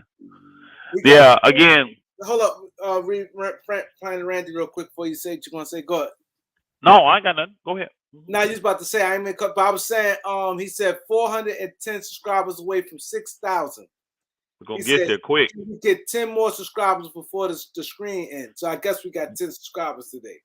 We need 10 more, yeah, because we hit the goal was 20. If you in here now and you ain't a subscriber, please hit the subscribe button right now. We need to get 20 subscribers today. 10 more. If you come in and you're enjoying what you're hearing, go ahead and hit the subscribe. It's gonna get better, especially when we can start breaking down the true roster of the Lakers and how we're gonna move forward. Once we get into training camp, we can start seeing what's being implemented. It's gonna get a lot more exciting as we go, y'all. It really is. It's gonna get a lot more exciting. We're gonna get a chance to get a first-hand glimpse at what Darvin Ham is getting done. You see what I'm saying? So get in early. Get in early. So we know your names now. And when all the folk come, don't be mad. I've been around. Hey, we didn't know you, bro. We never seen you. We call out everybody. Whoa, we got 400-500 people. We can call all you out. Yeah, I do get roll calls. But when it go to 4 or 5,000 to stream, hey, we're gonna remember those that's been here all the time. You're gonna get called out, but don't trip then. Don't trip then. Because Kareem, I'm just telling you now, you putting in that work, y'all. Kareem putting in that work. This stuff could just change overnight. It really can. It really can. But one thing a good person will not do, one thing a good person ain't going to do, they're never going to forget those that was there in the beginning. We were up 2 to 11, 12, midnight, talking, having fun. All of us in there. You know, you got trolls like Most and all these other books. I'm messing with you, Most. I'm messing with you. Most, my guy. You do got trolls like Loyalty Films and Jimmy Two Shoes just admits he's a troll, so he a troll on everybody's channel though. At least he's consistent. And then what's that dude Williams? Geo Williams, he's a troll. He trolled me. He like Kareem, he don't like me, which is fine. He's just a troll. Most only trolls on the chat, but when he come on the panel, he don't do that. No, because he know he's gonna get cooked. Yeah. TJ Sports, man. Hey brother, thank you, brother. TJ, we appreciate it, man. He said I love the Utah. He said, I love the Utah deal minus Conley. I get it. I'm going to be honest with y'all. Honestly, and I know he old, y'all. He said he wilding most. I can find value in Conley, y'all. I'm telling you, I can. People forget. You looked at bad in the playoffs. You talk about the regular season. Bro. Horrible in the playoffs. Again, he's going to have a different role with the Lakers. He would have a totally different role, totally different expectation with the Lakers. One thing about Colin, y'all, that booger is extremely smart. Y'all forget. Remember when in my AAU day? Hold on, bro. I got to watch that young man when he was 16, 17 years old up close. And I saw the mentality. Yes. And again, hold on. Imagine putting a smart older player that's not gonna hurt you with other guys that are smart and older, like LeBron and all that. So his role would be totally different with the Lakers. So that's why I can see value in Conley. I'm not saying the Lakers need to go and take on that contract and all that. But if the Lakers did, especially like say they did this, Bogdanovic, Beasley, this right here, this deal. Forget the Vanderbilt and all that, and the none. Let's just say they said, let's do Conley, Bogdanovich, Beasley for Russ and a pick. I would actually do that deal. I would. Because I see where those three guys really fit the Lakers. And I can max it out. And I got two older guys, but I'm only committed to one, which is Conley. So Bogdanovich, I don't have to be committed. He plays well, we can re-sign him. If not, he goes. Beasley, he's young. If he plays well, remember, it's a team option. So if Beasley outplays himself, I can just pick up his option and keep him. If he does bad, I can let him go. You see what I'm saying? So this deal here, you see this deal here? Yeah, I'm not doing that deal would require 2 picks. That's the only reason I don't want to do that deal. They better take one. No, they wouldn't. I'm telling you right now, if they do, because again, Kareem, they believe that Bogdanovich is worth a first-round pick, which I can't. And they think, and I'm telling you, they think he is though. They may not get it, but they think he is. Tony Jones, remember their writer, Tony Jones said he's worth a protected first-round pick. Now, how protected? We don't know. When they throw Vanderbilt in, because a lot of teams, as soon as they traded for Vanderbilt, a lot of teams called them. And Danny made it clear then, oh, you want to give him a pick, you can have him. So they think they may be able to talk a team that may be missing that big man that's a defensive minded like he is, away from winning. They may give up a pick for him. He said, I'm not taking Conley, $14 million partially guaranteed in 2024. It's actually a $23 million deal, or $24 million, but if you cut him, you got to pay him 14. Again, to me, this is how I view Conley, y'all. Conley's on an expiring contract after next year. I will trade him as an expiring contract. That's easy to piece together 1 or 2 players. $24 million is not hard to move, especially on an expiring guy. But like this, you may get a team that wants to just get off of a salary where they got 2 or 3 years left on a guy that don't work for them, but he may work for you. You traded for Conley, and they'll take him and say, we'll cut Conley and give him the $14 million instead of having to pay the 24 that we would have had to pay this guy for the next 2 or 3 years. Like, say you got a guy that's on a 3-year, $75 million deal, right? Top 10 protected. Okay. Say you got a guy like that, and you don't want to pay him though. You don't want, or no, let's do it this way. He's on a 3-year, $60 million deal, but you don't see a fit for him, but he fits your team. You trade him for Conley. They get the cap relief. They can play Conley and let the whole 24 fall off, or cut him and give him 14. Conley's not going to be hard to move, y'all. I'm telling you. After next year, he played 1 year with the Lakers. That last year is still an expiring deal. Well, Russell expiring deal, and we have to add something with him. You don't think we have to add nothing with Conley? Let me give it this dude. Conley putting up the numbers Russ put up. So if we had to add, if they want 2 firsts for God, now mind you, Conley stay hurt. So let's say he's another guy who bring the injuries. So we have to add. Hey, Kareem, I can't say that. Kareem, I can't say that when Conley played 72 games last year. I can't say that. I can't use that against him. He played 72 games. He shot a good percentage. He 13 points a game. Come on, bro. I can't say that. I can't use that against him. He looked like nothing in the playoffs. The last we seen him, he ain't look good. Hold on. Let me ask you this: Who looked good for Utah in the playoffs? Which person? Thank you very much. Nobody. They look like shit. Nobody. So the team was bad. They don't play good team defense. They had all the internal turmoil. You knew they weren't going to do nothing last year. Now this guy, Alawusa John, sound like you may be a Nigerian. He said Danny Ainge will never do that deal. That's fine. I said if he would. Danny Ainge, keep your players then. Because people forget, Danny Ainge needs the Lakers just as much as the Lakers need him. He needs the Lakers. I know, but they don't view it that way, bro. They prideful. You guys, you got 17 guaranteed contracts. I agree, Tony. They sleeping on him.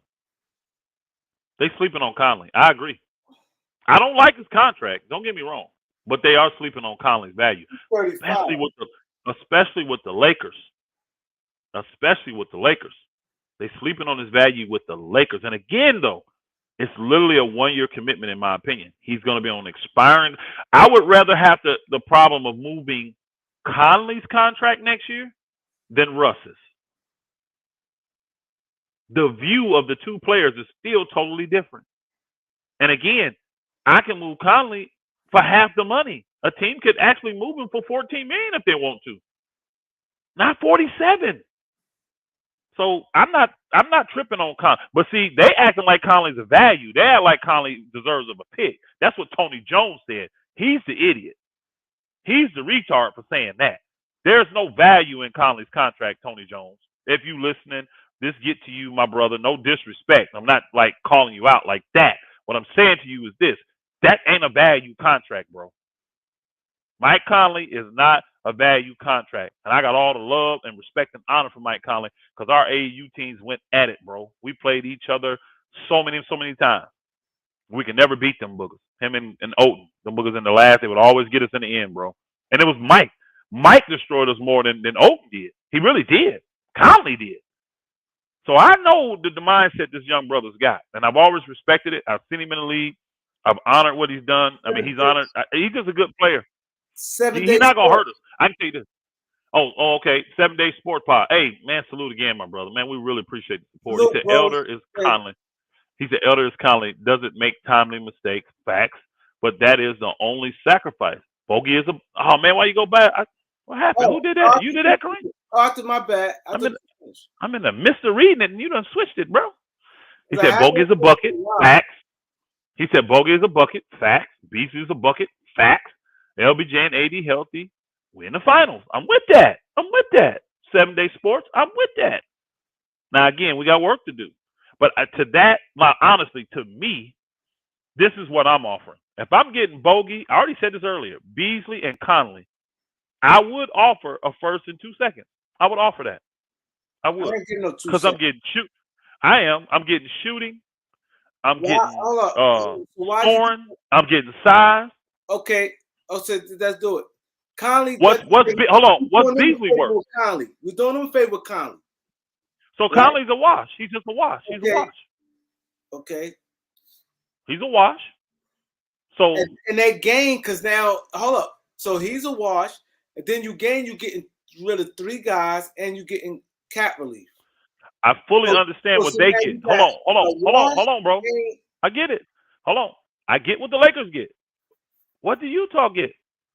I mean, that's what Utah. No, that's what you. No, I'm sorry. I get what Utah get. I'm sorry. I get what Utah get. What do the Lakers get though? You keep talking about the value of what the other teams are getting with the cap release for Russ, all that. What are we getting? A wash? We getting a small. No, we're getting a wash, but he's a player that can that fits a need and comes on that court and plays what we need. Solid point guard play. Somebody that can help LeBron James and take the ball out of his hands that you can trust for short periods of time. You get that. You also get a bucket getter that's young in Beasley, who's on an expiring contract because next year it's a team option. And you get the small forward that you need, the size and length you need, the guy that will give effort on defense that you need, and Bogdanovic, who's a 6'8" sniper. What's that worth? What's that worth? A draft pick. I'm giving a pick. I believe that Bogdanovic is worth a pick. And I also believe that Beasley is worth something. When he's that good of a scorer and he's on an expiring deal, essentially, well, the flexibility. Say Beasley come in and kill it, y'all. He's playing so well, we can't even get Walker off the bench, right? Nah, just resign Beasley. I just, it's a team option. I pick up the option, and I got him for $15 million. And he's my 2 guy. He's my player off the bench. He's whatever role I want to play him in. If he don't fit well, I have the flexibility to say, okay, see you, Beasley. Go about your business. Now I got the cap space. See, they giving the Lakers a lot in that deal, bro.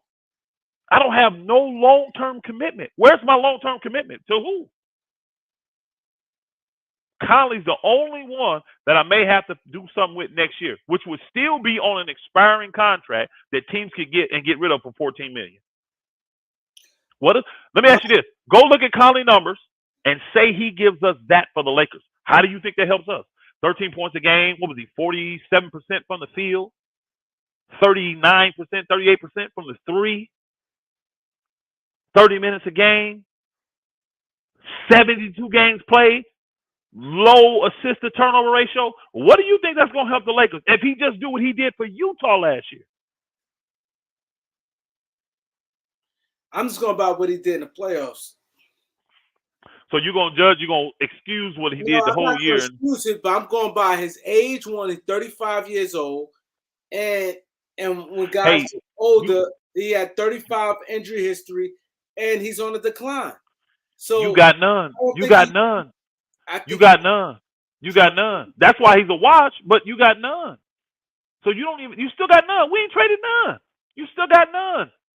He don't have to take on the role that he had for them. You can almost preserve him for the playoffs so that he's fresh and healthy. He probably ran out of steam at 34 years old. No, but he's going to playoffs. He's going on 35 in the season, October. So what I'm saying, he'd be 35 7 days.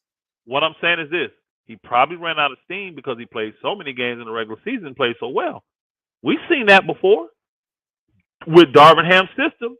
Nobody's playing over 33 minutes. Remember? Go look at. I went and looked it up. Nobody was playing over 33 minutes for for Milwaukee. Not Giannis, not Middleton, not Drew Holiday. Nobody played over 33 minutes. So if we can do that with Conley and play him 20 to 25 minutes a game, he's going to be fresh when the playoffs come. All these guys are going to be fresh. I like their system of load managing in the game. You all right, Kareem? You about to fall out, bro? Yeah. I know your. Hey, Kareem. I know your day ain't been longer than mine, bro. Stop it, man. Stop it, bro. With all I done deal with today, you better wake your tail up. Shoot. I done went past my 2 hours too, man. You better wake up. We got cold sweater guys. We don't need both. Are you serious, Mike? Yeah, you can't compare the two. Mike, are you serious? Both get way better than sweater. Bro, do you know Cole Swider? That booger is a parking cone, bro. I'm sorry, he can shoot, but he is not Bogdanovich, bro. He can't put on the ground like him, bro. Bogey's way better than Cole Swider. He needs some time to develop, bro. I promise you. He look good out there shooting that ball, but boy, he can't play defense to save his life.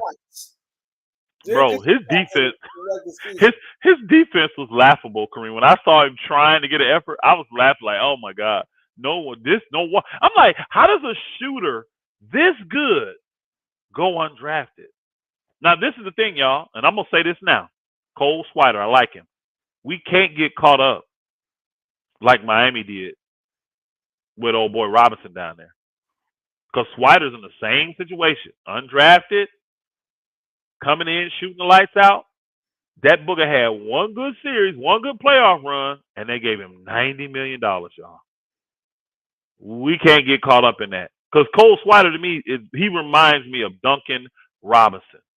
100%. I think he's worse defensively than Duncan Robinson. This is the thing, y'all. At least Duncan Robinson moves kind of like a wing or a guard a little bit. You know what I'm saying? Cole Swider moves like a big man, y'all. He moves like a big man on defense. He looked like a big old bro. So there are situational times where I want to use Cole Swider, but bro, I'm not finna give it to this dude right now. From what I've seen out there, bro, he's a parking cone, bro. He's a parking cone. You don't want to rely on guys like that. Like right now, Lakers need to worry about winning. You know what? Hey, Aaron, that's a good statement. He said Bogey would be a good mentor for a Cole Swider. He would be. I agree with that. He would be a good mentor for guys like that. Yep. You got to have a balance with veterans, y'all. And they got to be veterans that can do something. They got a tangible asset they can translate to another guy behind them. So that's why I like, that's another advantage. You telling me Conley can't help Pippen Jr.? You telling me Conley can't help that brother Pippen Jr.? Control that game and get that point guard game in order? See, I can see value for Conley. I can easily justify in my mind bringing Conley in, even on that contract. I'm just not giving up 2 first-round picks. It's not happening. The best Utah can get from me is a first, unprotected. I give it to him unprotected, probably 2029. I give him 2029 unprotected. I'm keeping 2027. And then they can get 2 second-round picks is what they can get. They don't want that, move on, bro. Move on. because the smaller deals don't work. I don't see a deal where I'm gonna be comfortable. Bogey got to be in the deal. If no Bogey, I'm not considering Utah. Yeah. Utah is not attractive without Bogdanovich, y'all. To me, I like some of their guys, but if you don't have Bogey in there, I don't want no parts of them. No parts of them. So Bogey, I will let them know. No Bogey, we probably don't need to talk unless you want to do a deal where no picks are involved. Now, if you want to do a deal with no picks, you get to move to the higher part of the land. And we know Danny Ainge covets those picks. He wants to figure out a way to get those picks from the Lakers. It ain't gonna happen, bro, unless you get so that's most. See, that's why Kareem looked at you like that, because the Knicks got players that could help facilitate giving up them 2 picks. Because the Lakers, they like certain guys. If you can get them guys, they may give up them 2 picks. Man, you tell them a deal with the Knicks and we mess around and get Cam Reddish and Vanderbilt, I think the Lakers don't have a problem giving them 2 picks. You get Bogey, Vanderbilt, and, man, again, that's not going to happen. But, again, we're going to see. It's going to be interesting. This week will be interesting. Wednesday, Thursday, Friday. Everybody get back. We'll see what they do. Because Malik Beasley had to wait till the 6th to get traded anyway. Tuesday. We eligible to To get the 6th? Oh, that's right, because he came over and that's right. He can't be in a package till the 6th, huh? Yeah, to the 6th. Yeah. Old boy got done because he could be put in an individual before any time. My boy, Goat Mike. Shout out, Goat Mike. Go subscribe to Goat Mike. He on the road to 2,000 subscribers. Hey, you know what? Olawasson John, I hope I'm saying your name right, brother. I see your comment down there. He said, Elder, without the 2 firsts, enjoy Russ for the season and get bounced in the first round. And I'm going to be honest with you. I'd rather that happen. I would. I've shifted. I would rather that happen. I would rather that happen. I would rather we keep Russ, and then people forget we still got them picks. We got all that cap space and them picks. Woo! But yeah, my mind has shifted a lot. Think like this. It's so many. Think like this. It's so many. Every year, it's always a star player that's not happy come up by the middle of the season. It's going to be some players come up that we ain't talk about now that's not happy. We want to have them picks by the time that happens. Yep. Lakers, to me, have done a decent job of trying to keep a few young guys around. So if you're going to do that, you got to have guys that can teach them. You got to have guys that can plug in from and learn from while they're there. So you got to still have a good mix. Hey, salute, Ticket. Salute, Ticket. He said shoot him the link. Ticket won't come in. You trying to go sleep, huh, Kareem? You like, dang. We was about to end it, huh? Yeah. So, yeah. But I would unshift it. I would rather keep him and be a first round bounce than to get those 2 picks up for 2 bums. And I don't mean that literally bums, because y'all know I don't think no NBA players is bums. But 2 guys that don't benefit our future. I'm good. No, I'm not giving it up for 2 old guys. I ain't doing it. Salute, Ticket. What's up, my brother? Yo, I ain't mean to interrupt y'all show, man. Y'all ain't heard the news, man? What happened? No, what's the news? Man, the basketball world finna be shook up tomorrow, man. What happened? Scottie Pippen's son don't been caught out here with Michael Jordan's son don't been caught out here with Scottie Pippen's wife today, man. It came all over the news when y'all was online just now, man. That's crazy. Man, listen, man. They're gonna have to get Scottie in a straight jacket, man. Michael Jordan's son. Jordan's son? His son, Marcus Jordan, man. Marcus? TMZ got this man on the film, man. I don't know why people surprised. She would do Malik. Why not? That woman out there like that, bro. She don't care. Bro, Larson don't give a flip. Jordan's son, bro. That's Jordan's son. Like, hey, again, this woman showed me when she did what she did with Malik. She broke up that happy home, broke up that marriage, bro. She don't care about nothing but being in the news. And see, she like the old advertisers. Remember, old advertisers used to tell you any advertisement is good advertisement. They don't care if it's bad or good. Just get our name out there. She's on that level. She's just trying to stay relevant in any way, shape, fashion, or form. But Elder, dudes get killed over stuff like that, man. Bro, I mean, hello, here's the thing. She's single, right? Ain't she single? Man, listen, man. That's Jordan. I understand. That's Michael Jordan's son, bro. That's a grown man. That's a grown man. Elder, No, he she ain't know teenage. elder, He a grown but you man. don't play elder, but you know you don't play them type of games though, man. That's I mean, ticket. I know this, but I'm saying these grown folk out here doing what they do. I'm not. I mean, again, I don't condone it. I'm not. I mean, again, he's single, she's single, right? Just because she's twice his age, in the building. I'm just not gonna trip on him. Me personally, I'm She not. knows I the know man it's since gonna the be. man was a kid. She been around that dude since he was a kid, bro. I know, bro. Elder said this about her. When she the worst, that's the worst type of woman on planet Earth, bro. Oh, absolutely. She don't care about Pippen. She don't care about her children. She don't care about nothing but herself. She's the epitome of selfish, bro. I know. Bro, you know what you'll put your son through? Your son play for the Lakers, and his mom is out here doing the things she doing, bro. Yeah. And you his son, you her son, you put your son through so much just mental, like you don't know what type of mental thing she could put her son through doing the stuff she doing, bro. Yo, that's crazy. That is wild though. Like that's real beef. Hey, that's real beef with Mike and Scotty, bro. That's real, cause Scotty been doing all that talking, man. That's real beef, man. Scotty been doing. Mike did the last dance, and Scotty went on a national world tour, just going off on Mike. Mike, yeah. Best believe Adam Silver's on the phone, but I feel bad for Scottie Pippen Jr., man. Bro, you play for the Lakers, and your mom is out here doing this foolishness, man. And you got to deal with that because, Elder, you know when you go and play these different teams, guys use anything they can use against you for a competitive edge, bro. And that type of stuff, man, that can destroy a kid like that, man. I get it. I get it. Especially the Lakers and Malik Beasley. Oh my God, bro, come on. I forgot about that. I forgot about that. Yo, that's gonna be real bad, bro. I totally forgot. That can't happen. It can't happen, bro. I forgot about that. Malik Beasley, and you know what? I don't think I really heard the Lakers bring his name up. The Lakers have not, from the Lakers side. I've never heard they talking Conley, Bogdanovich. I've heard Vanderbilt been thrown. I've never heard Carson. Y'all like Conley. I know y'all don't like Conley. I don't like Conley. Elder like Conley. No. Listen.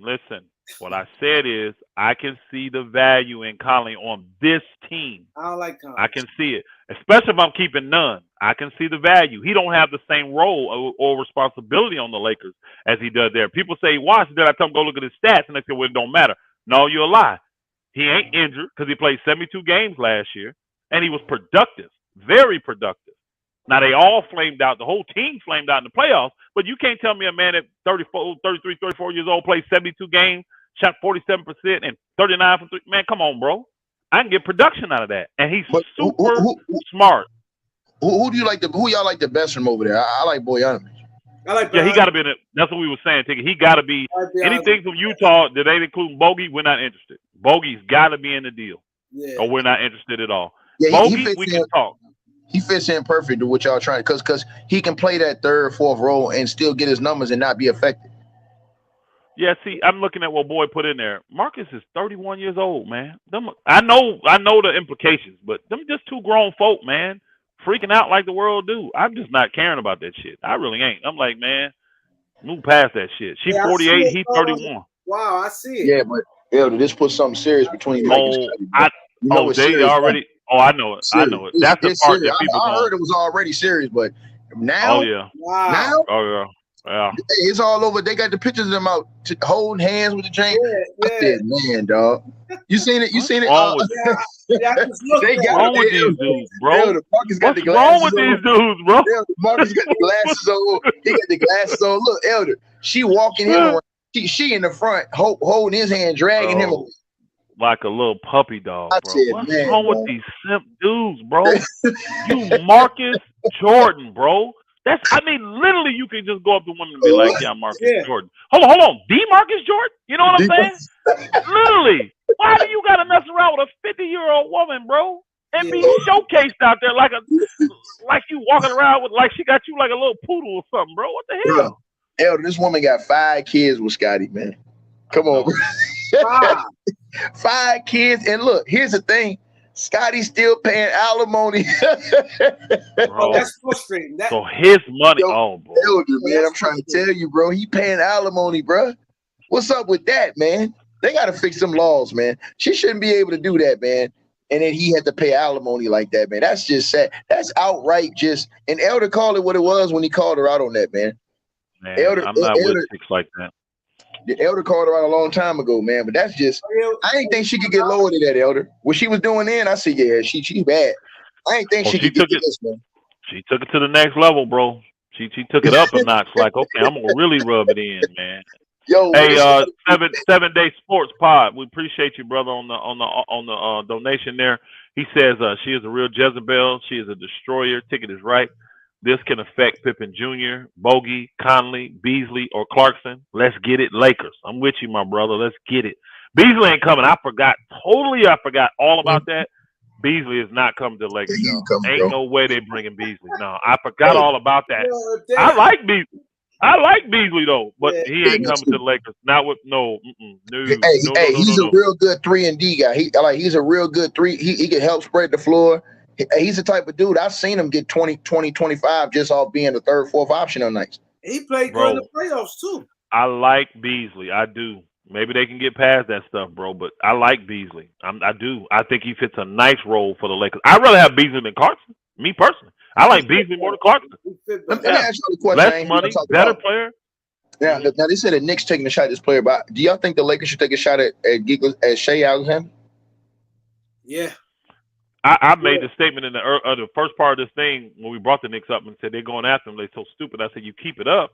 And then he put that part of their ticket about how there were reports saying that the 2027 and the 2029 Lakers picks are the most coveted picks out there, right? Everybody wants them. The GM execs, the NBA execs said it. I'm like, well, they that valuable shit. They may call the Lakers because Oklahoma City known for that. They'll take Russ in, eat some salary, take them picks, give up SGA because they don't have no real true value for SGA, and mess around and take them picks. And send back a bad contract to Lakers or just one other contract or two. They may give them an idea. Now that old boy got hurt, they might really value those picks because because old boy got hurt and won't play this season. They might really look at those picks and say, man, we might need to go. We might need them. You know what I'm saying? Yeah, because there's money on the books and now it slowed down a rebuild. Now it pushed their rebuild back more. Now you get to remove $47 million from your books with Russ. Shoot, you can actually go there and let Russ play with them dudes if you want to. Hey, the problem is you're gonna win some games. I was arguing with Mavs today. Shai a monster, man. I like Shai. Shai, man. Hey, he's talking about RJ Barrett on the same level. Shai, till you lost your damn mind. Man. Shut up. Who said that? Mavs said that. Mavs said that shit. He the capologist, man. That nigga the capologist, bro. He the capologist. Shai, come on, man. I told that bro, nigga, the Lakers. The league would be so mad if the Lakers got Shai Gilgeous. Oh, that nigga cold. Oh, they'd be so mad. To put him with AD moving forward. Cold, Elder. I talked about that last year, remember? I like him. This game is. Hey, Lakers might as well go. Hey, and Kareem, you remember this? They said that the Lakers been in contact with 5 teams, right? Oh, yeah. I named 4. Who's the 5th? But nobody knows who the 5th. Watch this, Elder. They also said that the Lakers looking at cap space. I'm gonna tell you why. They're not what? They know Kyrie's coming next year if this thing don't work out with Brooklyn. So look for the Lakers to cautiously watch out of the Kyrie situation. He coming next year if it don't work out in Brooklyn. If he don't work out in Brooklyn, he's out of there. He will be in LA next year. So they trying to keep open cap space to sign Kyrie next year straight up. They want Kyrie regardless. And see, look, Kyrie been on LeBron show, all this stuff. He coming, man. If things don't work out with him and KD and them over there in Brooklyn, guarantee you end up in LA. I think what's going to happen with that Kyrie thing, if they start off good, which Brooklyn normally does, they normally get off to a good little start, being the top part of the thing. They'll mess around and sign Kyrie and end all that noise. Because they signed into a 3-4 year deal, 5-year deal. This is over with then. So he ain't coming in. They do that.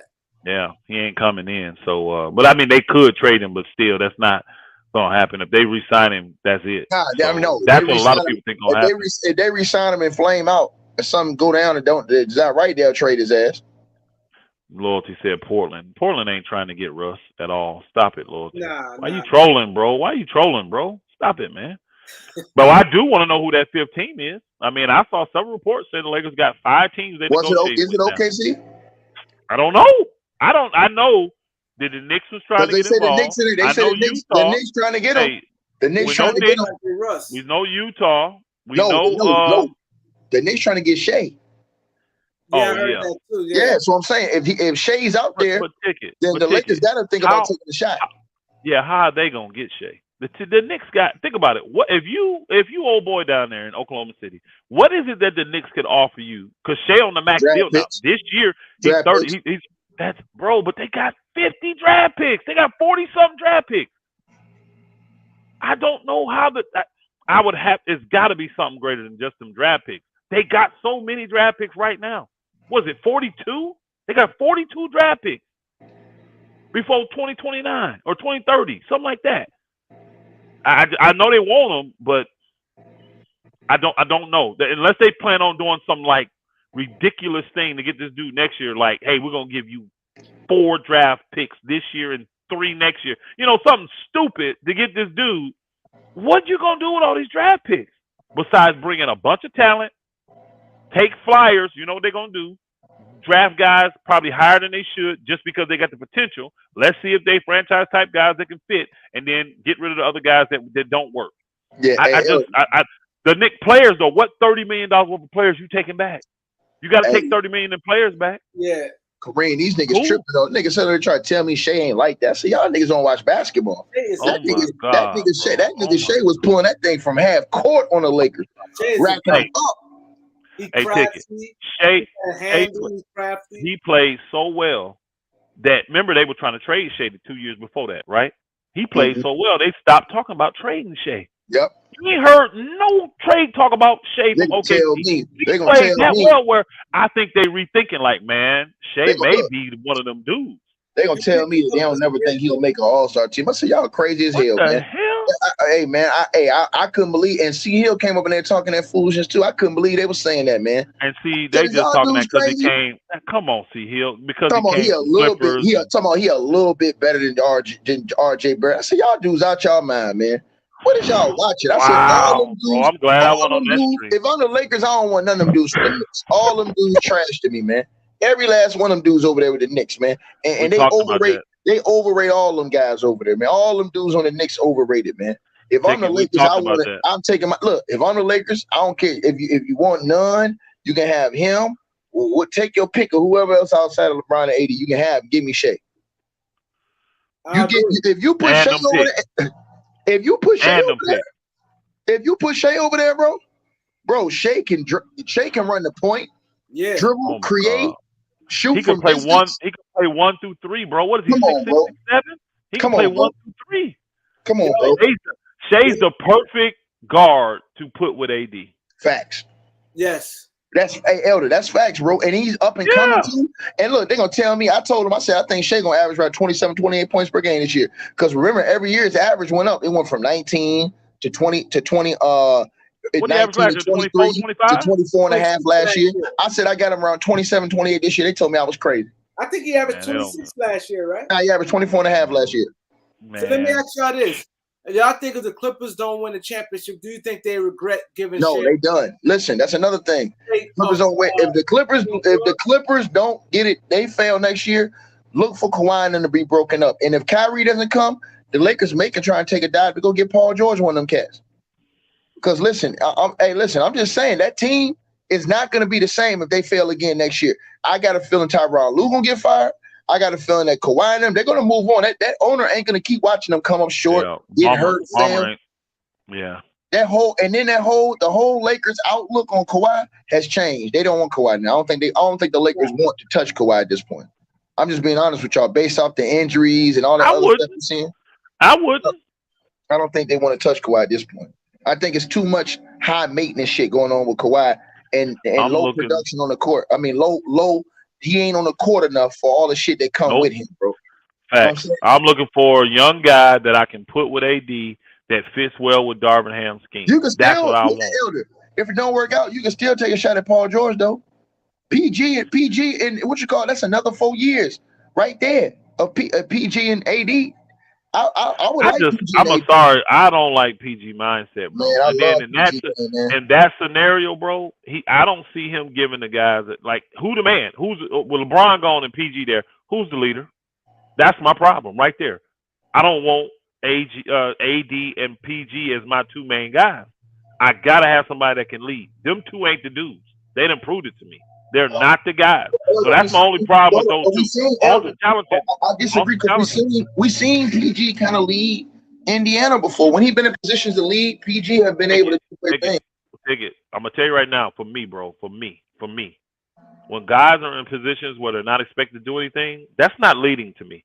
That's easy to go out and overperform when nobody expects you to do anything. Come on, I'm telling you, Ticket, I don't call that leading. I don't. When you're expected to get sprung, he stayed doing this with Paul George, Kareem.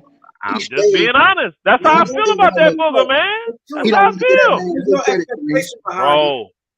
Bro, I don't value him as a leader. He's an incredible player, one of the best players in the game. But I need somebody to lead him. And I'm not sticking him next to AD because neither one of them can lead, in my opinion. Neither one of them can. But to me, they're going to be awesome talented and not get over the hump. I'm with you on AD, Elder, but I seen Paul George lead his team to the Eastern Conference Finals, man, and almost could be one game from the NBA Finals, bro. That says something. I think what AD did is just as good, in my opinion, though. When he led his team to the second round, swept what's the name of them in the first, he was the leader of that team. Don't say that. It's on the same level. Because it's West. It's West. What he did was nowhere. What he did, Kareem, tell this nigga what he did won't nowhere on that level, bro. What AD did in New Orleans was nowhere with Paul George. Paul George almost beat the super team. Paul George almost beat the super team with Roy Hibbert. Hold on, bro. Almost beat the super team? Really? They went to game 7 down the stretch. All right, that's fine. Game 7 twice. Nigga, that man had Roy Hibbert on the team, bro. What is Elder talking about? Hey, Roy Hibbert was legit. Bro. Hold on. Kareem, think about this now. Yeah, Roy Hibbert was his second best player. He was legit back then. You put PG with you put Paul George with AD and see what happens. And both them dudes can play around 65, 70 games. I put Paul George with Russell Westbrook. I put him with Kawhi Leonard. He ain't done shit. I'm sorry. I don't trust West. I don't trust Russ. It's Kawhi's fault he got hurt. PG. Now, hold on. It wasn't Paul George. Hold on. Paul George put the team on his back. Remember that, Kareem? Paul George out there putting up 40 balls, putting the team on his back. He took him to the Western Conference Finals without Kawhi. When Kawhi got hurt. Again, I think he's an all-star. I think he's legit. Man, I think he's a superstar. You doing him dirty, man. You doing Paul George dirty, man. Not, bro. I just don't want him leading my team. You don't never want to get that man his credit, bro. You wrong, man. Bro.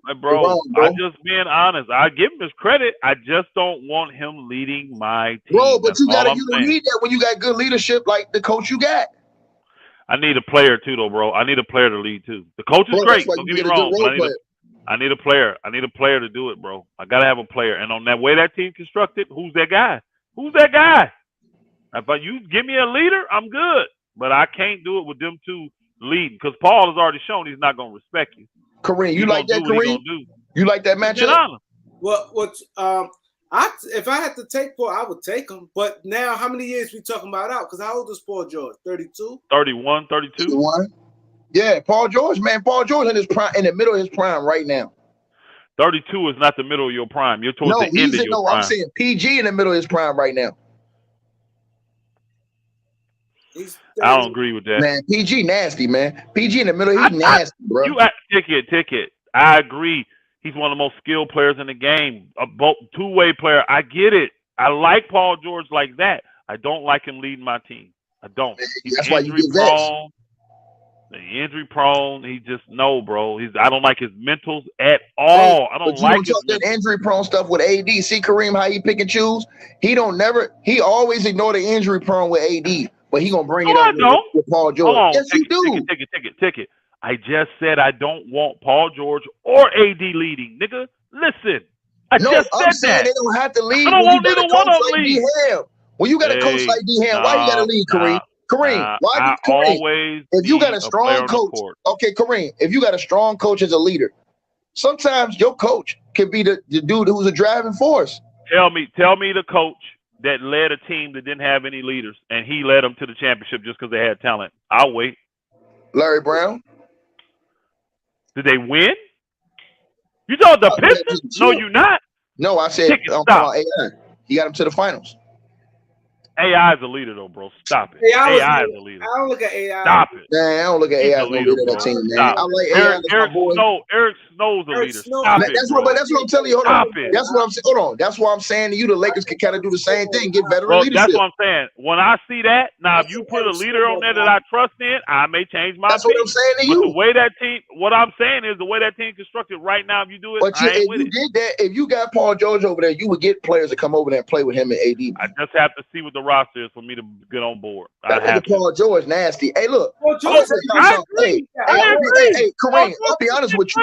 Hey, He's Kareem, one of them the best niggas get, two-ways in the game. them niggas Right, get mad top at me, three Kareem. two-way in the game. I value Paul George more than I value Kawhi right now. I'll be honest with you. he got more I'm not mad at. experience. Hey, I ain't gonna lie. I'm not mad at you for Think that. about it. I'm not Paul mad at you for George that. Overall game, Paul George can do everything. Better than Kawhi's. It's nothing Paul George can't do. On He's a better His playmaker. overall He's a better game better than playmaker than Kawhi's. They Kawhi. will never want to admit He's a that. better playmaker. They He's a never better want to admit playmaker than that, bro. Kawhi. And Yeah. he just as lethal on defense right now. Kawhi, yeah, he's probably better on defense. Kawhi's more efficient offensively, though. Let's just keep it real. He's Yeah. But hold on. But that nigga Paul George, his game more polished all the way around. His offensive game, all that shit, way more polished. Paul George do got a hell of an offensive game. See, hey Kareem, don't get me wrong, y'all. 3-point drive to the basket. Pass. Kareem, let me ask you a question. What did Kawhi really do? That's why I got into C Hill with. What did he really do without other leadership on his team in the league? Oh, he needs leadership.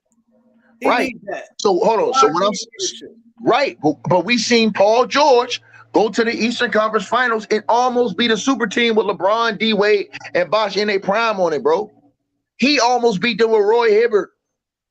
I mean, y'all making a point. I'm not denying your point. I'm not denying your point. I don't like neither one of their mentals. Hey, Nick T, thank you, brother, for the super chat. We appreciate you. Also, Roger with a Cash App also. Okay. What did he say? What did he say? Go ahead. He said, thank you. And we got another guy, Aaron, said, thank you. He said, Rufus, guy AB. You know him, Aaron Boone? Yes, yeah. That's my guy. In the chat, he's got a long name in the chat. Yeah, Aaron Boone, my dude. That's my guy. Man, this man Elder. You go back to Indiana with me, bro. Capitol Records, man. Elder, man. That man, whatever, that bro. Man, bro. Again, you're not gonna get me to support this man as the leader of my team. I'm sorry. I ain't saying that. I'm saying you can easily get veteran leadership. Again, bro, show me the guys that's gonna be in the team with him. I may change my mind, but if it's him and AD the main two, I'm bro. You got to show me some leaders because they can't do it. Who else is out there? You got to. Hey, look. And if I'm the Lakers, I'll take that shot because who else is out there? If you don't get. How old is Paul George now? You're talking about next year, right? You're talking about next year. But that would hold on. That would they're 32, so he'll be 33 next year. That's going to require him to be traded because he's under contract. Yeah, that's what I'm saying. It's going to require, and you're going to do a trade with the Clippers for that. What you giving up for that? You know what I'm saying. You know hold on. If you're the Lakers. Hold on, let me think. Hold on. Paul George ain't got trade deadline. He's in the middle of his contract. He not. It ain't next year. It's probably 2 years from now. He's opt out. Right? Hold on. Yeah, How many years? Paul George got his extension with the. His years is up after next year. He got the extension with OKC. No. Remember, he signed the contract with OKC. He did. Yes. He signed the contract in OKC. He signed a 4-year extension. I think with opt out after 3. He got an opt out after next year, I believe. Let me look and see. Remember, he signed a deal with OKC. I'll look it up real quick. Then he got traded. I thought he re-upped with the Clippers too, though. I thought he took the extension from the Clippers. He free agent at 25. Thank you. He took the extension from the Clippers. Is what? Oh, he got an extension? Yeah, from the Clippers. I knew he signed and Kawhi both signed with the Clippers. It is true. He did. So he took the extension. I remember he signed with the Clippers too. I remember that. Hey, Elder, y'all don't like none of them other dudes they got over there? Y'all don't like Norman Powell, none of them guys like that? I like Norman Powell. Norman Powell good. I think Norman Powell's a good player. He all right. I don't know if I want him for the money. What's he making? I think 18 a year. But Elder, he giving you 20 and he play D. I don't see Lakers and Clippers gonna do business. He's a good 3-point shooter. I don't see us getting guys like that because Clippers the Lakers and the Clippers done business before. What are you talking about, Kareem? I don't on that level player, no. On lower level players, yes. I don't see them trading major players like that. I mean, they'll do a Zubac when he was worth $1 million, $2 million, but I don't see them doing trading that for that. No, I don't. That significantly helps us. And again, the Clippers only did that deal because they felt like they fleeced the Lakers. Let's just keep it real. So I don't, and then the competitive it is now, I do not see the Clippers doing anything like that to get us a player. So when I look at that, I think I'd probably would prefer to have a guy in Toronto, Trent, over him, because he's a 3-and-D'er, plays great defense, incredible defense, and he's a knockdown 3-point shooter. I'd rather have his contract over old boys. I think it's a little less money. You say you Powell, think cool. Powell, cool. I like Powell. I mean, I like him, but I think I would take Gary Trent Jr. over him. I would. Over Norman. And I got a better chance of getting him too. I'm looking at it from a realistic you would take standpoint. Gary Trent Jr. with Norman Powell? Because I think it's a realistic chance I could get him. Come on. I don't think there's any. You're not They listening. got traded for each other before. They did when they was in all that. But what I'm saying is this: old boy's in Portland, and he's a 3-and-D'er. He plays great defense, and look what he did. I guarantee his numbers is just as comparable to Powell. Go look at him. I guarantee it. Guarantee it. I think Powell got better numbers. Go look. Don't assume. Go look. Actually, I think Trent numbers are better than Powell's. I think his numbers are better than Powell's. So I would take Trent because that's a realistic get because he's in Toronto. You're not getting Powell if he's with the Clippers. They're not going to trade you him. They're not. So I don't even want to look at that pipe dream. And then Powell is how big? How tall is Powell? Norman Powell. Like 6'3". How tall is Trent? 6'4", 6'5". Hey, Elder, let me ask y'all this question. You and Kareem. Hey, Kareem. And there's no chance. Let me get this straight off y'all right now because I ain't never heard y'all talk about this. Elder. There's no chance. I know I'm right. I'm right. Kareem, there's no chance if y'all strike out, y'all think the Lakers go after a guy like James Harden if he don't do well in this year and he comes a free agent. You don't. I hope not. Would you take? No, I'm saying no. If James Harden opts out of his deal, let's say things don't go right in Philly, right? He opts out his deal. Would you take him on if you struck out with Kyrie or somebody? Would you take him on in LA? Yeah, I would. You would take James Harden on? I would. would. We can't get nobody else. You seriously would take James Harden on? Like, let's say it was a 3-year deal, something like that. You would take him on? Oh, nah, not no big money deal like that. No. No, it has to be. I mean, James Harden on the free market, he's gonna be looking for it. You know what I'm saying? See, I don't trust good. James Harden. I'm passing on James. I don't trust him either. I'm passing. I don't want no parts of Harden at all. I thought you said. Sorry, like, Atlantean. I don't want no parts of Harden at all, bro. Nope. I'm not touching him. I'm not touching Harden for 30 million, 40 million, or 50 million. Nope. Even if he came on the contract he on now with Philly, I don't want Harden. I don't trust that dude. I don't want no parts of that dude. I think he's declining. His life. No. I don't want Harden at all. Hey, Elder, you right. Trent averaged 18 points. I already told you, bro. I didn't know you had that good. Elder right about that. He put up numbers. Hey, look, one other thing. The Houston Rockets, y'all have turned the wheels on the deal with Eric Gordon and those guys. Y'all ain't on that no more. You know, I ain't heard no rumors of that ticket. I don't know why the Lakers haven't went. Well, I know why. No. I know why. That deal, they would never do the Russ thing. They said because the old boy's gone. They was only doing that deal if the Lakers would have got to a point where it would have been THT, Nunn, and the first round pick.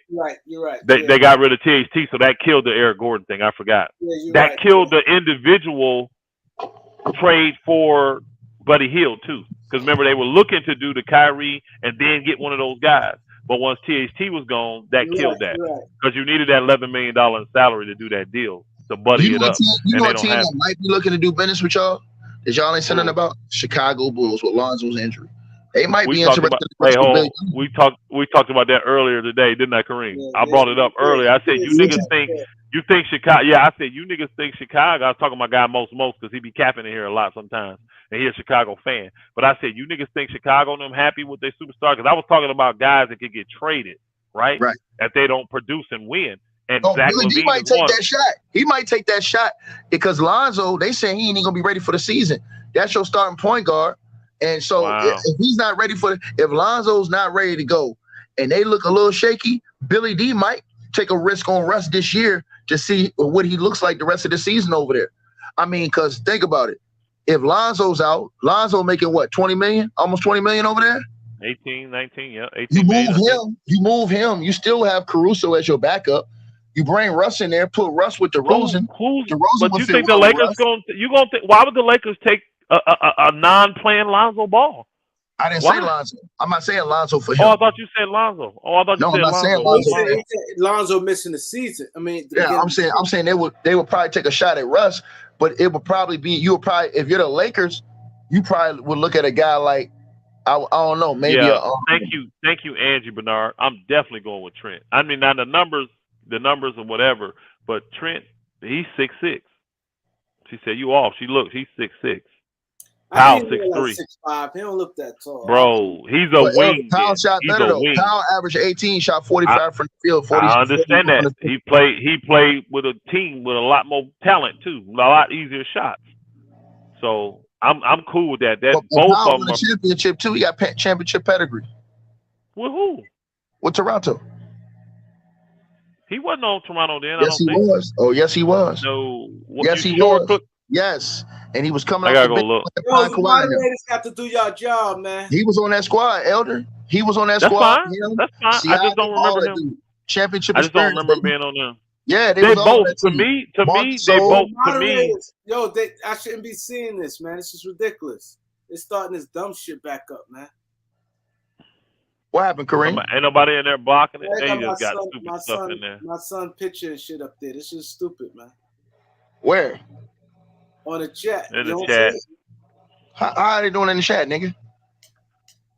It's right there. I'm on it. He probably ain't got his chat up. I'll get in there. Ain't nobody blocked it yet? That's why I'm surprised, man. Nah. Hey, Kareem, I'm gonna show you. I block certain people's names and shit like that in my chat room. So when they come in, that shit don't even come on the screen. You don't see my son. I'm gonna put you on. Hey, Kareem, I'm gonna put you on game and show you how to block all that. All right. Like you can put different words in your filter, and if they come in and say it, automatically erase it before they even come in the chat. Dragic is in Chicago. Dragic signed with Chicago. Yeah, he signed with them, Elder. Yeah, Elder. they got plenty of guards then. I tried to tell you, him, Ayo, White, Caruso. Right, but Elder, I'm saying Lonzo would make the numbers work. You take Lonzo back because listen, here's the thing: if you really trying to get off Russ, you're gonna have to eat a bad contract. I agree that maybe you have to be one, but not that bad. No, how many years Lonzo got left? No, like 2. I think 1 opted out the 1. Because I mean, look, watch this. So who you getting? Lonzo, who else? Because it's 47 million you got to make up. So Lonzo only 18. No. I'm saying right. No, I'm saying, and then I would probably take back it. I will see how they feel about DeRozan. Because DeRozan, you're ready to be a free agent anyways, ain't he?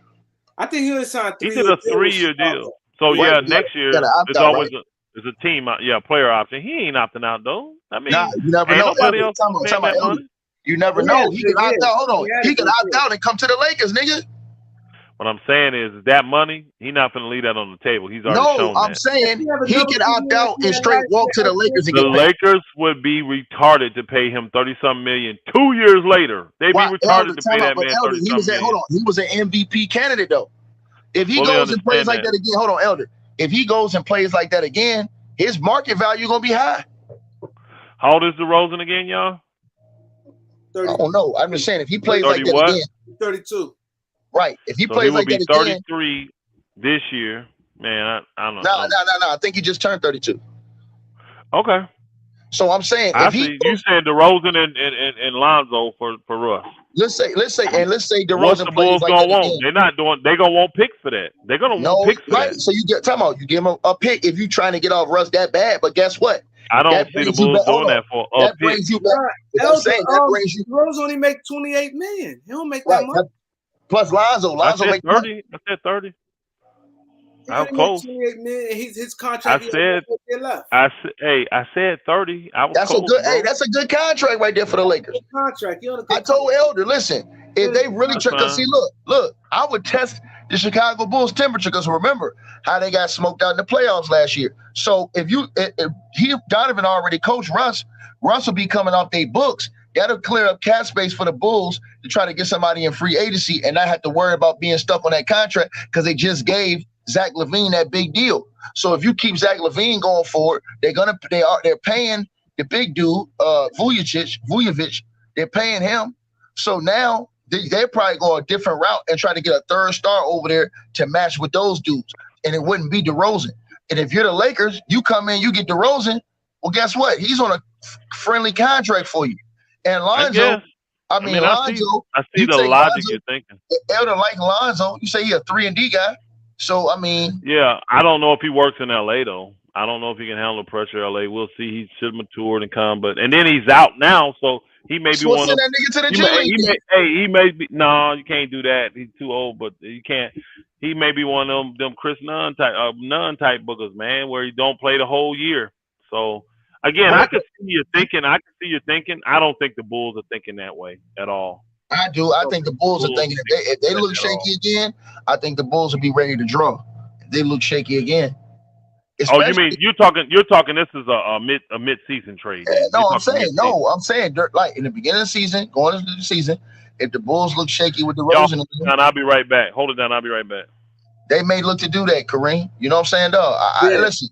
Listen. If you the Lakers, bro, you got you need to be looking at all options available to you if Kyrie don't come, man. And Shea would be one on my list. I like Shea. I would love for the Lakers to stay. One. Listen, one. You can have any of them niggas you want on the bench. And what you call it. And give me Shea. A matter of fact, he's one of the dudes, believe it or not, I give up 2 first-round picks for him. Yeah, I give up 2. And I protect them picks. I give up 2 picks for him. I'm giving up 2 for Shea. I give up 2 picks for that dude, man. Because I'm going to tell you why, Kareem. They sleeping on his ability, bro. That nigga cold, man. I watch this mofo play, man. Yo, dude cold, bro. He nice. He cold for real. He do a lot of things. So I think the Clippers going to be like, damn, why we gave him up if they don't win this year? Because you can imagine. Because look, he get ready to come. I'm telling you, he's going to average around 27 points a game this year. Watch. Yeah, I think he's going to blow up the scene this year. He averaged 24.5 last year, like 23 the year before that, 19 the year before that. Yeah, he get ready to shoot up to 27. He get ready to become in that next level of scores in the league. I can see him taking that step, especially with old boy getting hurt, being out. His offense, he really gonna get all them touches that Chet was gonna get. Them coming back to him. And then they in position, like you said. I won't be surprised they say since Chet going, like, yo, man, let's just do this and get it done, to rebuild and start over again. Mm-hmm. They have that big contract on their books. I totally agree with you, and bro. They love Russ. OKC love Russ. Yeah, I totally. Yeah, it would be. Hey, listen, bro. If I'm them, I do everything to try and get my hands on Shea. Even if it's got to be like a 3-team deal and I got to finagle something over here, I would do it, bro. I would do it. You think? Yeah, especially because OKC they're trying to tank. They're just trying to win. Right. I mean, and you get Russ to talk to the ownership over there and really convince them on taking him back on a comeback. You know what I'm saying? Because Russ time is limited. If Russ get brought out, he's in trouble. What team you think could pick up Russ? I think Miami probably pick him up. That shit's sad, bro. You don't think Miami's gonna pick him up? Yeah, they would do it. I think Miami be a good pick for him. Yeah, everybody act like he wouldn't get a team. He get a team. That's Russell Westbrook. A team will sign him. Teams will act like they won't sign him just so if he get free, they'll go sign him. Yeah, teams be thirsty, lined up to sign. Yeah, they'll make it pretend like there ain't nobody interested in him to lower his price and then get his ass right on in there. But you know, man, if Russ, I agree. If Russ comes available, it'll be 6, 7, 8 teams trying to sign teams Russ. Teams a lot. League minimum. I think Miami will swoop him up quick. Knicks will try to get that booger. Charlotte gonna try to get that booger. Yeah. Washington would love to have. Man, there's a lot of teams that would like to have Russ and play him coming in starting. Hey, that's another thing y'all ain't talk about. That situation over in Charlotte. What the hell is wrong with Charlotte, man? Charlotte is in, man. Them niggas, man. Yeah, that guy. Hold on. What else happened? I'm out the loop. I've been fighting floods. What else happened? Nothing, man. All they did was lose Miles Bridges. But again, though, they was getting the money from Russ to pay Miles, and then had the money when old boy come up next year. what's his name? Melo, right? No old boy. They got no reason to do nothing, and they light at the 3 and 4 position now. You got what's the dude name? Came from Boston. White boy. White boy. That's hurt all the time. You talking about Hayward? Hayward. You got him, but you can't depend on that. So you got to keep old boy to keep, to have some Oubre to have something. Because if you get rid of it, you get rid of Hayward, man, you ain't got nothing. They super thin, bro. They super thin there. That's why it's been just no communicate. They really don't have no moves they can make unless somebody just loves. You can go at the Scary Terry though. I was just gonna say, unless somebody wants Scary Terry, that's like the only move they got. But honestly, real talk, around the league, think I like him. I think Scary Terry fit well with the Lakers because he's gonna scrap on D. He can create his own shot and he can shoot the ball better than what you think. Scary Terry shoot the ball better than what I thought. I didn't think Scary Terry was as good a scorer until I actually started really paying attention to his game. Scary Terry is solid, man. He play hard D. He.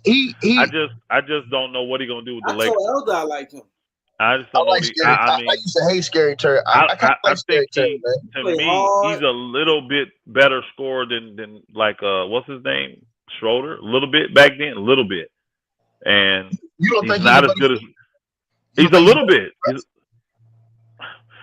I mean, he don't play D like. I mean, he's scrappy, but he don't play D like Schroeder. He do play D, man. Not like Schroeder. Not like Schroeder. He do play D, bro. Scary Terry got his name for playing D. I didn't say he was bad, Ticket. I'm not saying he's a garbage Scary Terry defender. was locking niggas up, man. Come on, Elder. I was open to Scary Terry, but we've tried it with two guards that are more scoring oriented, but they really not floor general. But Scary Terry don't play like them though. I mean, here's the thing. Scary Terry can fit. Say you want Scary Terry. He proved that he can fit a role before. Scary Terry, him playing beside LaMelo, him playing beside LaMelo, then he played beside all them boys in Boston. He's proved that he can play in a role and play a winning style of basketball. He did it with Boston. To me, the only way I want that is I got to get a guard back to replace him. So if I'm doing a deal with the Lakers, well, I got Russ. What am I saying? I got Russ. I'm sorry. I'm putting Russ in there. Yeah. You putting Russ in there. Who else would you send? I'm saying. Scary Terry, and then you take back Plummer. Kelly Oubre. You can't. I don't think you can give up Oubre because if a boy go down and he hurt at game 20, you have no small forwards. None. You have zero. I can't do that. Elder, that's a team. Realistically, that's a team that probably could work with the Lakers, being that you got Mitch Kupchak over there. He do have a good relationship with the Lakers. I think before old boy did, because he added so much depth at the 3-4 position for them and a small ball 5 he played for them. He was so versatile. He added so much. Yes, they could afford to let go Oubre or Scary Terry or Hayward. They can't now with him gone, bro. They can't. And they literally need to replace him, which they're only going to do in the draft. Ladies and gentlemen, this is what happens when y'all don't appreciate guys like Kyle Kuzma. A motherfucker who gonna D up and spread the floor. He would definitely help him right now. He would rebound. Kuz gonna rebound. Yeah. He gonna hit the 3. And he gonna take the challenge on D. I'm cool. I kind of want to go to Charlotte. Like, shoot, that's I'm talking about the Lakers. I'm talking about the Lakers. Yeah. I'm talking about Kuz.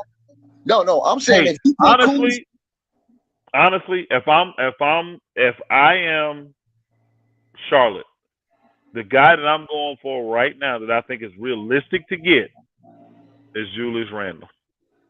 Why? I'm going after Julius Randle. I think he fits Charlotte perfect. He slide right into old boy's position. And to eat that contract, I think he can actually get picks because the Knicks is willing to give up picks. Oh, yeah. Knicks they're willing to give up picks.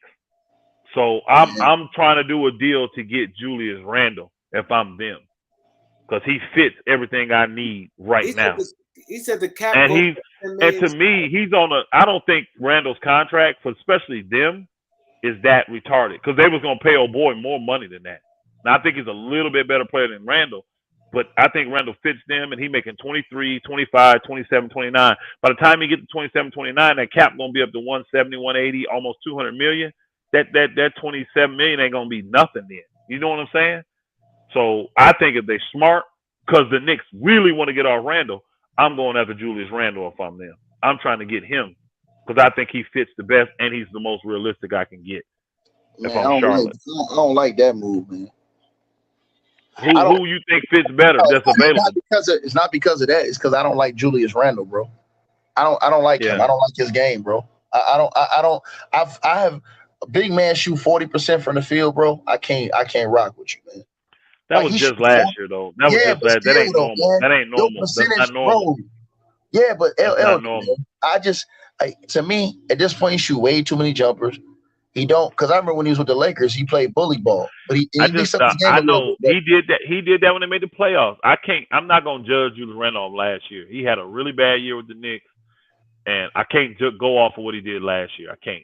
If that's the case, why don't I judge him on what he did the year that he got most improved player, led the Knicks to the playoffs? Now, let me say this to you. Let me put this on y'all real quick. Here's where the Lakers dropped the ball. They should have went out and signed Markieff Morris again. I believe the Lakers should have went after guys like that again. Guys you could have got for the cheap. Markieff Morris already won a championship with the Lakers. He made big shots in the bubble. Him and his brothers, big gamers. When it comes to that, they tough guys. You need guys like that on the team. He can spread the floor of his shots. The Lakers should have went in reverse and went back and tried to get some of those guys that was out there, bro. I disagree. After that injury. Y'all no. I'm saying, but Kareem, Marcus Morris won a championship with you, bro. I don't care. It don't matter. That was 3 years ago for him. That's a problem with Elder. He keeps saying he don't care, but I'm saying he's still bro. Y'all niggas, man. No retreads, bro. We good. What are you talking about, man? First off, he's 3 seasons older, and he got an injury to where the nigga got pushed. Hold on, nigga. Hold on. I don't care. He's probably 34, 35. The nigga got pushed in the 33. Whatever. He got 32. Who cares? He got pushed in the back and couldn't come back after that for the whole season. Nigga. I'm good, bro. Bro, tell him, Kareem. See, this is the problem with niggas like Elder. He don't value dudes that won championship with you, bro. You gotta value those guys, man. He don't. Yeah. Hey, yo, hold on. That's the problem, and that's what Kareem was talking about. Y'all, they don't value the guys y'all had that played well. Hold on. Did they not? Hold on. Time out. When they won, did they not keep him that next year? Yes or no? No. They did keep that nigga the next year. He played for the Lakers the next year. They got him out of there. He played the next year. He played the next year and then go look. He played. No, that was the following year. He played the next year. He played for him the next year. It was trash. Yeah, he was trash. And then but you gotta look at the circumstance. You gotta look at the circumstance though why he was trash. That whole team changed up. Y'all changed a lot of parameters, bro. Bro, you keep talking about retreads, bro. It's something different. I'm telling you, I wonder a new coach can do for a situation, bro. But you talking about retreads, bro. Sometimes you have to bring certain dudes that fit a good purpose in, man. I like that dude, man. I like tough guys. Who signed him? Man, this nigga. I think we gotta. I said who signed him? Somebody just signed him, right? Brooklyn. Brooklyn. No, Brooklyn. There was a clip. Yeah, Brooklyn. Yeah, he didn't hit the clip. Brooklyn. That's good. He got a nice role there. I don't think we need him, and we got enough tough guys. We don't need two. We don't need two. Hey, we don't need two loose. We don't need two loose cannons. You don't, bro. You delusional, man. You don't. Hey, Kareem, I'm upset with you for sitting here letting that nigga say this shit. Talking about some. I think we got enough tough guys, bro. Let's be honest. No. Let's be honest, bro. Them dudes is garbage, man. Let's be honest, man. Let's be honest, man. I don't agree with that. I don't agree with that. Bro, this nigga got a lot of hurt niggas and niggas who ain't really done shit, man. Who the hurt guys we got Thomas besides Brian? He's the only one. Who else? Whatever, man. He's the only guy that's been hurt that we brought, man. Stop it, Ticket. All them other unproven niggas. Old, sorry-ass, sandbag-ass niggas that come on the team, nigga. All them other unproven niggas Elder boosting up on the team, bro. I gotta give him a chance. Hold on, bro. I like Walker. I like Walker. You don't like Toscano. You don't like Toscano Anderson. You don't like Anderson. Trash. It's trash. I like Walker though. Man, this is the trashiest nigga we got. No, Walker The gonna most get by. inconsistent guy on Bro, there we that's picked under up. Pop. That's because Pop crazy ass, man. Now we got excuses. I think Walker is the best player we picked up. Bro, Walker is a beast, man. Walker the You best think player who? we No. picked up. I don't necessarily. I mean, they paid him the most, but I don't necessarily agree with that. Man, get out of here, man. Who better? I don't agree with that. I need to see it. Again, first off, hey, Kareem, we ain't seen none of them play with the Lakers, so we don't know. I don't know what they're going to do with the Lakers. Other teams, I'm saying, I honestly think Thomas Bryant can give us more production if he's healthy and he's doing what he's doing. Hey, Thomas Kareem, Bryant, hold on. Old boy talked about this the other day, how Thomas Bryant, before he got hurt, was a double-double every game. I'll take that over a 40% 13-point score. I'd rather have a guy go out and get me a double-double every single game than a guy that's going to take a lot of shots, low percentage, and barely score. Can't even get me 15 points. Who said that? Who said he gonna do that? That's what he been doing his career. Go look at Lonnie Walker's career. What's the most he's ever averaged? What's his highest shooting percentage? Man, pull it up, Stop Kareem. Stop it. Pull that shit up, Kareem. Because I know that nigga capping. If that nigga was good, the only reason why, because you know he went through that system in San Antonio, nigga. You right. Okay. Now when Kareem pull this shit up, nigga, don't say nothing. Bro, you finna be embarrassed. Take it out. Pull it up right now, Kareem.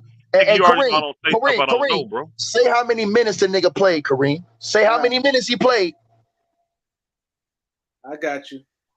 Keep it 100, nigga. Nah, yo, here's the knock on Walker and what everybody says. He's defense. And he don't play D. He's inconsistent. But what did he do when he came in? He said he locked high in volume. His highest field goal potential was 42. Hold on, what did he shot last year? What did he shoot last year? He shot 40. He averaged. And one from three. He played 23 minutes though. He played 23 minutes average. That's a lot of minutes. That's a good 6-man minute. How much he averaged? His numbers better than Austin. Well, give us the rest, bro. Cut that shit out, Kareem. How much he averaged? 12. Right. And hold on. What did he shoot from the three? The three was, let me see, it's 3.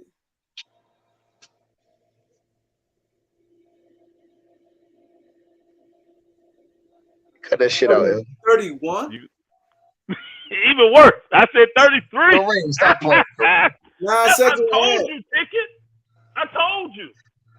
I said 33. It's 31, bro. Kareem, you telling me that's going That's the truth. Nah, it's up there. That's the truth. In 23 minutes, he averaged 12 points on 40% shooting, 31 from the three. Right. So, but no defense. But watch this. No defense. But Kareem, now watch this, Kareem. Watch how I cook yelled it. Watch how I cook this nigga. Kareem. I'm glad we got it. Hey, Kareem, watch how easy this nigga is to beat. Don't tell me though he gonna be the best player. Kareem, watch how easy this. Hey, Kareem, watch how easy this nigga is to beat. Now look at them shots he was getting. He was getting way tougher shots. He was on a bad team and he was getting contested shots. When you playing with LeBron and AD, he gonna get a lot of open shots. So his percentage gonna automatically go up, nigga. No, because if that's the case, every player that come over here from the Lakers that are good shooters that've been playing with them, their percentages would have went up, and theirs didn't.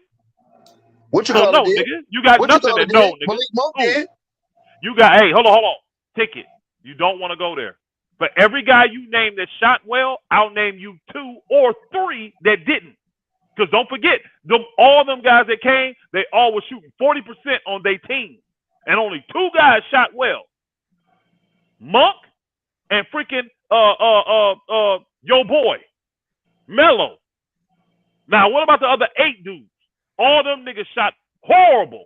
Hold on. Hey, hold on. Kareem, what old boy shot from the 3 last year? They sat down from North Carolina. The shooter. What school? What team you talking about? For the Lakers, from North Carolina. They benched the nigga. Ellington? Yeah. You don't want to know. You don't want to know. You don't want to know. This nigga Elder. You don't want to know, bro. That shit was horrible. This nigga Elder sad, man. He ain't shoot that bad from the 3. I'm telling you, he didn't. You're a lying ass nigga, man. I know he ain't shoot that bad. I can tell you this. He didn't shoot 40 like he did before he came. Early in the season, but he caught 5. He caught, hey, Kareem, remember he caught 5 midway through the season, Kareem? And then they benched that nigga. They benched him right now. He didn't shoot 40 like he did before he came. He shot 41 or 42% hey, before Kareem, he came. Up on you right now, nigga. Bro, I already know. You make it like 39%. Right. For the season? Shut your ass up. Yeah, Oh, nigga. I gotta Shut look at your that ass shit. up, I gotta nigga. look at that shit. Shut your ass up, nigga. I told that nigga Kareem.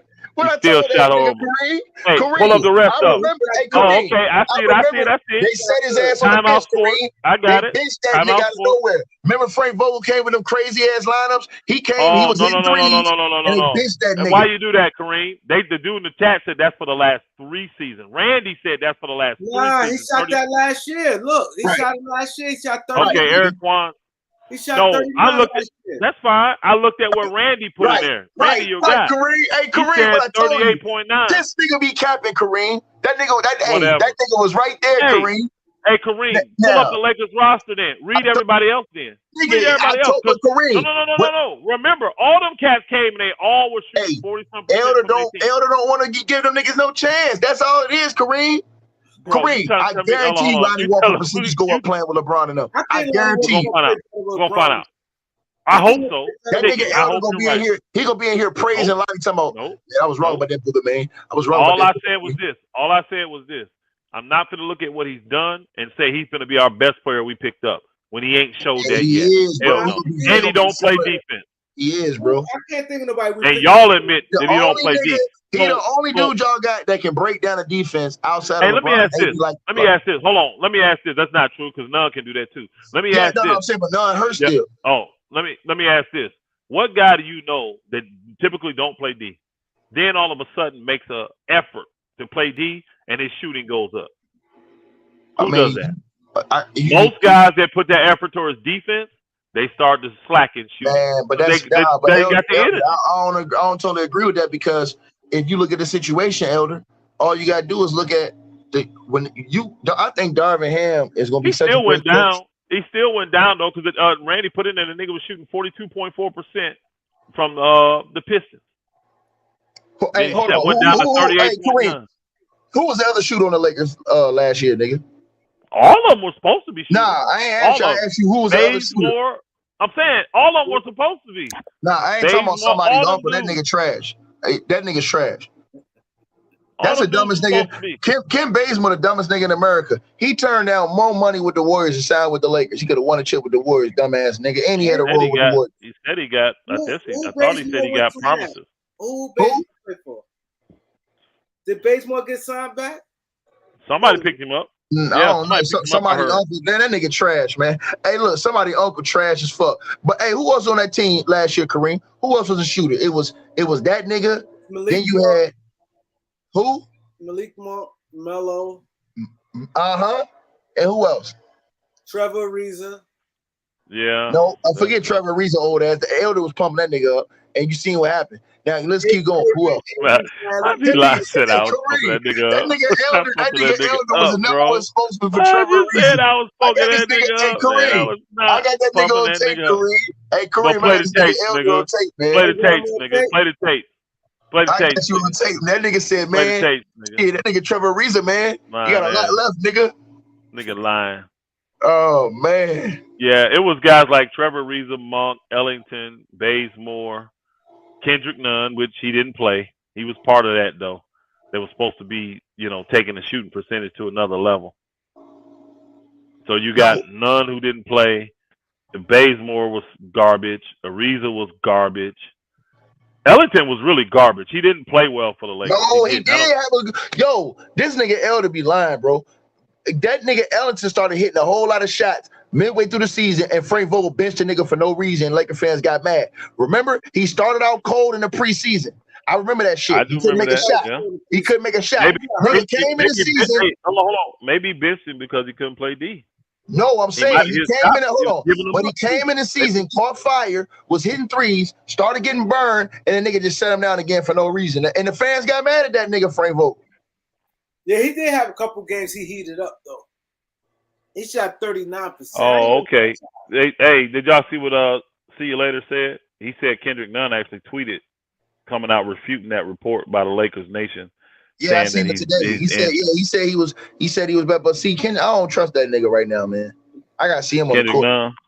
I gotta see him. Apparently the Lake. Oh, Bradley. Yeah, Bradley was another shooter on the team. Yeah, Apparently the Lakers don't either because they still they ain't pushing him, but they will put him in a deal if necessary. Now I don't think they have to though. They really were gonna have to use him to get an individual guy like Gordon, or if they had to go get Buddy Hield. Now that they don't have to do that, everything they got left is really with Russ. Kareem, you ain't say that other players. See, look, where Austin Reeves shot. Y'all ain't say that. See, them niggas was shooting 30%. Huh? No, he shot like 31%. We know he shot horrible. 31%.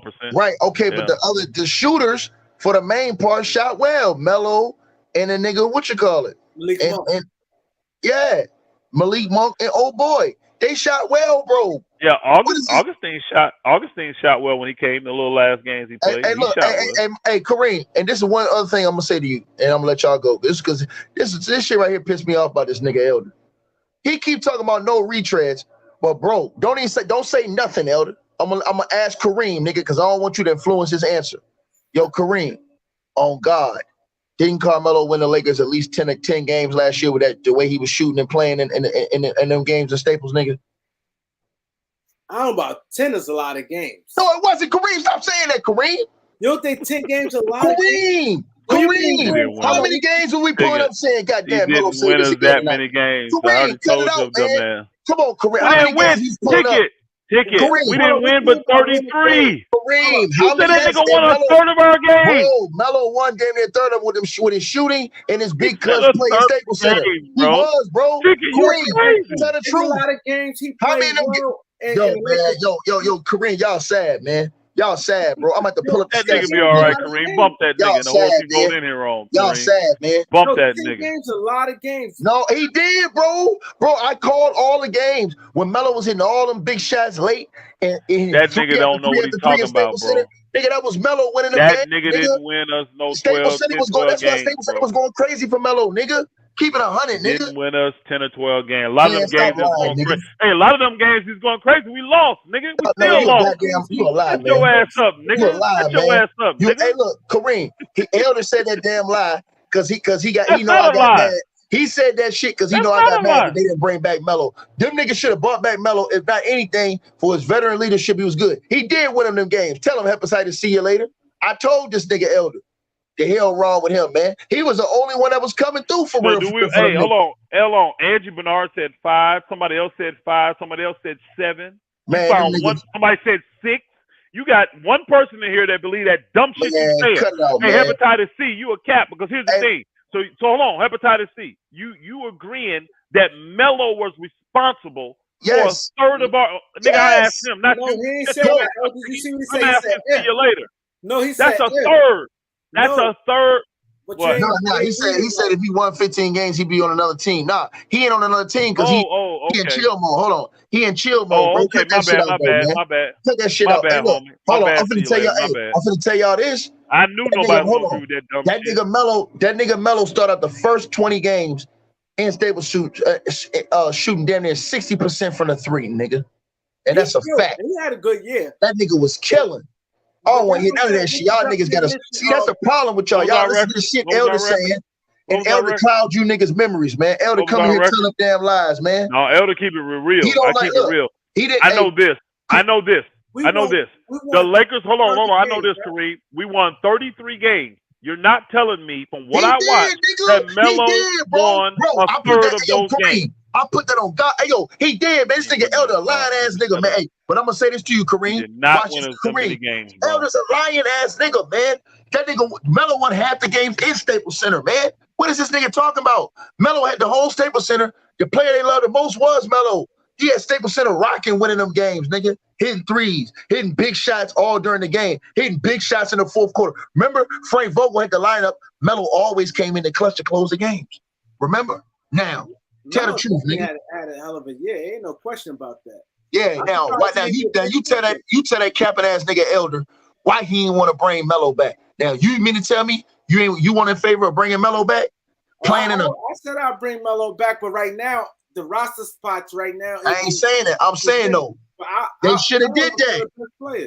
They should have did that, bro. He out of all the veteran players. That's the only player they should have brought back like that, bro. Better than everybody. Bro, you play well, and a nigga like Elder want to get you out of there, bro. That's sad, man. I didn't say that. I didn't say that. Where this dude at? Talking Oh, you crap. just sitting Where here he talking at? about. You just told me the other He day didn't you don't win. want He Melo didn't back, win nigga. He didn't win a third of the game Man, for this me nigga last year. lying, bro. Yo, I'm gonna prove that shit tomorrow in the video, dog. I'm gonna prove that shit. This No nigga problem, lying bro. ass nigga, man. No problem. I did say he did not win us a third. I did say he did not win us a third of the game. Now, hey, I said Kareem, that. now he want to run. Now look, You got watch this, video? Kareem. I'm This doing nigga something else Elder, right now, really. he don't want Melo because look, this nigga don't want Melo because he said, oh man, that nigga don't do this. Man, hey, look at all the good shit Melo did, No. bro. Hold on. I'm reading something else. The reason I said publicly why I don't want Melo on this team is because of the defined role. Melo had a good role for us last year. I don't see him having that same role with the Lakers this year. And he don't need to be no 12th, 13th, 14th guy on the team. That's what he would be on this team. That's what I said. Why would he be that, man? Who he coming in over? Where he six man? I just told you the only thing you got is Lonnie Walker, nigga. Bro, Who else so you're bringing Melo in? Hold on, Matthew. You're bringing Melo in. You can still get Melo 18 to 20 minutes on this team, bro. And Austin Hold on, bro. time. Stop. You're bringing Austin. You got Walker, Reeves. Now you go to your big men. Nigga, Walker don't do number 50 minutes. Walker fit in the month minutes. You got none still got to come in. When he coming in? Walker fit in the month minutes. Somebody got to back up LeBron James, man. Hey, man, what's this right here, man? What's that? Somebody got to back up LeBron James and Russ. What's that, man? That's a shoe, nigga. Hey, Cortez. What's that? That's a Jordan, ain't it? Cortez. That's a Jordan. What's these right here, bro? You ever seen these before? You know what them is right there? These one I got laying around, bro. No, I got laying around. Them some dames right there, bro. Hold on, man. Let me look at this other stuff. This nigga talk shit. I just, this shit I got sitting around here. Oh, yeah, the AI. Them shit's cold. Nigga. This shit I got laying around, bro. I rock what you talking about, man? I know you do. I'm talking about, no, Cortez. He's talking shit. He's hey, Elder, what shit. Size that is, man? That's my size, nigga. I'll drop you something. No, 15 ticket. The 15. You wear what? I wear 15 and a half. Yeah, that's a 15. Oh, no, you know what them is, bro? I ain't even wore these. I ain't even these sitting around. What's you know them? What them is, bro? Those. Them some D-Waves. These some old school. These some old school D-Waves. Oh, yeah. I don't even know about. You can see I ain't never worn. I ain't never even worn. I thought I wore K-Swiss, bro. What you talking about, man? This just shit I got sitting around in my living room. Y'all notice I just went up and grabbed these shit. Right. See, show y'all I don't hate on Russ, y'all. See? Brand new pair. Brand new pair of why not? I got 4 of these. I got every pair of his why not. These you can see ain't even worn. These shit's just sitting around in my living room, bro. This nigga Elder, man.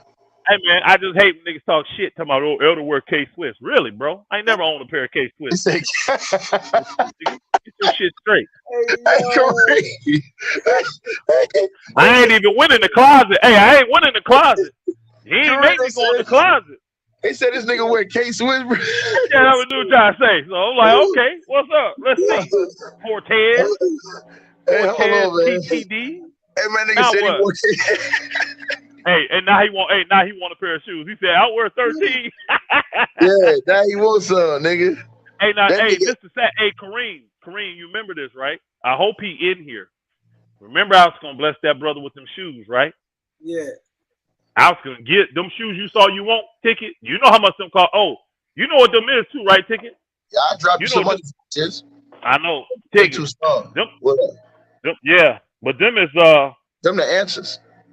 You see what it said inside, right? Them the answers, nigga. What it says? Yeah. Those That's are the promo sample. Them the answers. Promo sample. Yeah. No, them the real shit. Yeah. The real deals.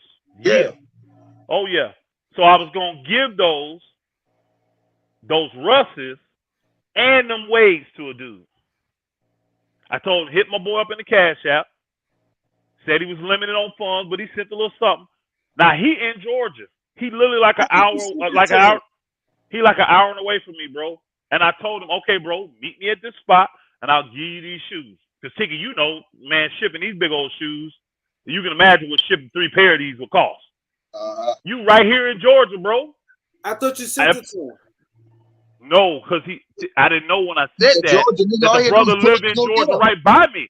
Pull up and get them, bro. All you do is pull it right up and get them shits, nigga. What's wrong with that dude? I scheduled it 3 times with this dude. He did not show up yet. Man, that dude capologist, man. He don't deserve and I them. got just a ticket. You tell him how much. Just them 3 shoes right there. How much that's worth?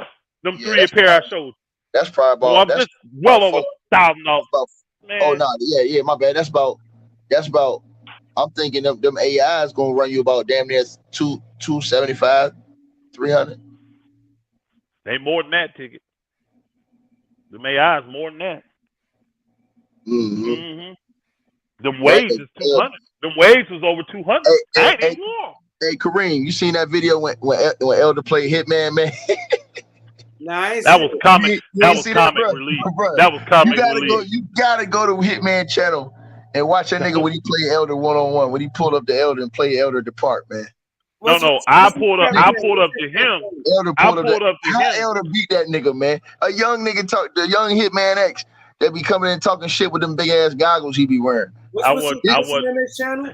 Hitman X. It's on Hitman X. This nigga, I wasn't playing. This nigga gonna talk all that shit to Elder. Elder pulled up on the nigga and beat the nigga in the cold 1-on-1. Man, I said, Lord, this nigga had me playing at an airport. He had me playing on a tarmac with a kickball too, bro. Kareem, Elder pulled up on this nigga, man. What? This nigga was talking all that shit. Elder was like, all right, since y'all niggas talking that shit, nigga, I'll pull up on any one of you niggas. That nigga Hitman was like, all right, nigga, pull up. Man, this nigga Elder pulled up on the nigga, bro. Them niggas put the shit on live, Kareem. Elder wore this nigga out. I said, Kareem, I was not playing hard. I promise. I don't see it. I was playing with a kickball. You got to keep scared. He probably took it down. You got to go back. You got to go back. It was a while ago. It was a couple years ago. If he's smart, Elder, if he's smart, he took that shit down. I would hope so. If he's smart, he took it down, nigga. Now, a real player, I'm gonna play serious though. A real player, I'm gonna play serious. That nigga had me playing on a tarmac with a kickball, bro. You heard that thing? Bing, bing, every time I dribble. That nigga jump shot was horrible, nigga. That nigga Elder was fighting that nigga points. I said, man. I gave him a chance. Hey, I gave him a chance to win for bragging's sake. And I was playing old school. 3 dribbles, 3 shots. I mean, literally, I'm like, okay, you got 2. Go ahead and shoot it, bro, so you can say you won. I wanted him to win. He couldn't hit the shot, bro. He couldn't hit it. So Kareem, an old boy be giving him the business. He done lost the You see it, Kareem. That nigga Elder pulled up on this nigga. I said, oh man, dog. Man, Kareem, I hadn't touched a basketball in 2 years. Literally, I hadn't touched one in 2 years, bro. Hey, Elder. Hey, Kareem, shit was comic relief. And you know the goals on the park, man, them shits be hard in the mother. So when that nigga was shooting backboard, that nigga, them shits was going clank. I said, dog, man, come on, Hitman. You don't call Elder come out there. Elder don't pull it up on you, and you let this nigga beat you, dog. After you talk all that shit. Yeah, that's what I got, Cortez. I got them. Yeah, I got them. Size 15. I ain't wore them yet either. They just sitting there in the box, bro. I gotta have at least 150, 200 pair of shoes here, bro. I love to give them away. I ain't gonna wear them. Shit. I wear boots pretty much. If I ain't wearing slides, I got on boots, bro.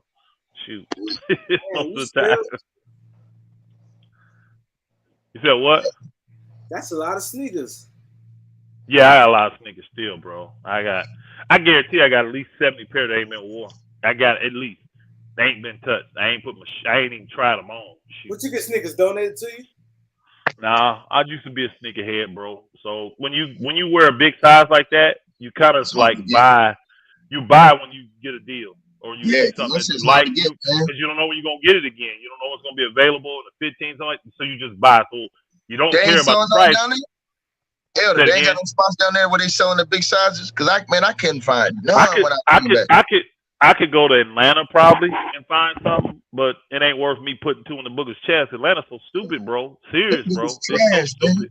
I may have to put 2 in the booger's chest just to go buy some shoes, so it ain't worth it. I do it online mainly, man. And when I'm traveling, like if I'm traveling, I stop at the what do you call those things? The outlets and stuff. Yeah, they'll have big size Jordans and all that stuff. So I can find Jordans. Oh, the outlets be having them sizes. Bro, I Yes, can't they'll find have no. them. Bro, listen, when I Well, came back, your size is tough. Your size is tough. man, You 15 and a half, 16. It's real tough. man, dog, I'm trying to tell you, man. And then look, here, and then when you try to look for clothes, man, these little dudes be going in there buying all the big shorts. I'm like, why are these little niggas coming here buying all the big shorts Mind for? the big stuff. Yeah. Man, This I'm is like, you asking, do man, I got some and1s? No, sir, bro, I do not. I do not have any and1s. come on, man. Oh, they cracking you, and1s? man.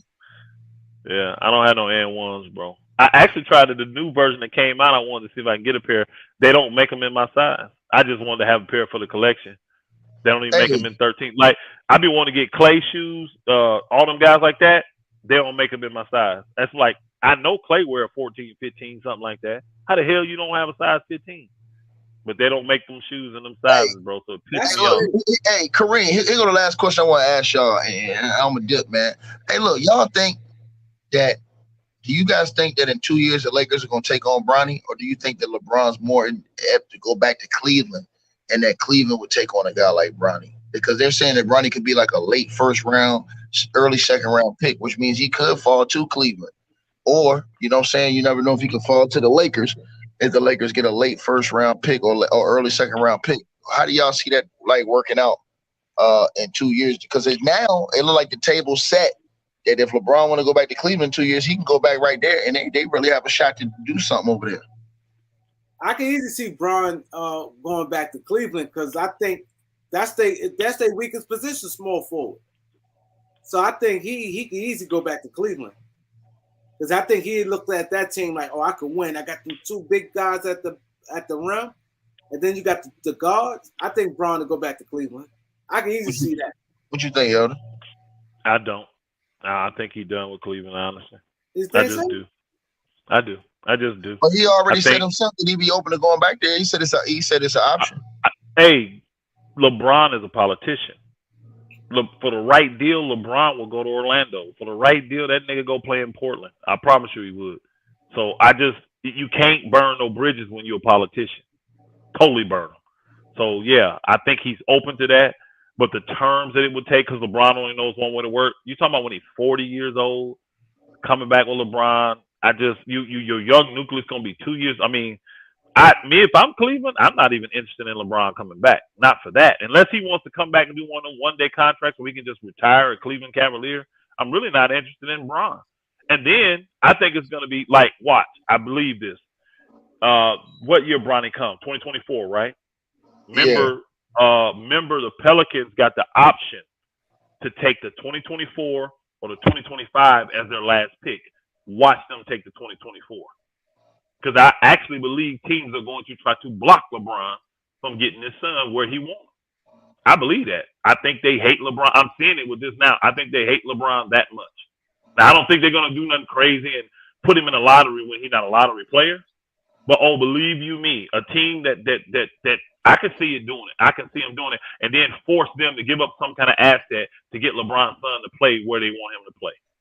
That's what I can see happen. A team take him. LeBron really don't want to go play for that team. Then he forced the team that he's on, if it's the Lakers or whoever, force them to do something to get Bronny to play with him. So you think it's more of a possibility that Bronny ends up in LA with LeBron versus LeBron going to Cleveland and like getting him over there? Yep, I do. He is bringing them in the practice facility. I seen him with Bronny and them over in the practice facility. Yeah, he bring them over. They're not trying to move that. And again, and Bronny, because I like Bronny. He's a solid, smart guard. He's athletic. He shoots the ball well. I like him as a player. So if he develops in that, hopefully get one more growth spurt to where he can go from 6'3" to maybe 6'6" or 6'5", 6'7", then he's really gonna be in the mix. You know what I'm saying? But I really believe they're going to try to use whatever assets they have to get Bronny to them. And I believe teams are going to try to block it just to get access. I think there's a lot of teams out there don't even want LeBron or want Bronny, but I think they want the asset that will come with them because of that story. Do you think LeBron will be good in 2 years? Think who? You think LeBron will be good in 2 years? He'll be around 20 points. Yeah. I mean, you scoring 30 now. Yeah, he put up 30 this year. I don't see him going from 30 to 15. You know what I'm saying? In 2 years, He's gonna be around 25 this year. Yep, he Mr. Consistent, bro.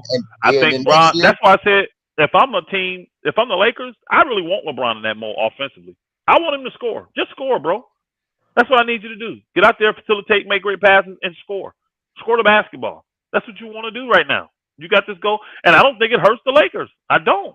I don't think it hurts the Lakers. Just put that book up. It ain't people act like Bron is out here shooting 42%, 43, 45%. This nigga's still shooting a high level. What did he shoot last year? Did he shoot 50 or 48, 47%? What did he shoot last year? So score the ball, bro. I ain't got no problem with that. Y'all agree with that shit Atlantean said? He said that if he grow a few inches, he going top 10. Bro, hey, Tiki, you seen his skills though? What he actually his athleticism for 6'3" dude is explosive. It's stupid. And he got a beautiful stroke, a great handle. That nigga gets 6'6", 6'7". Yeah, he could easily be top 10. Easily. I mean, he's a top 30 player now. They got him, what, 37, 38, something like that? They say late first round, early second round.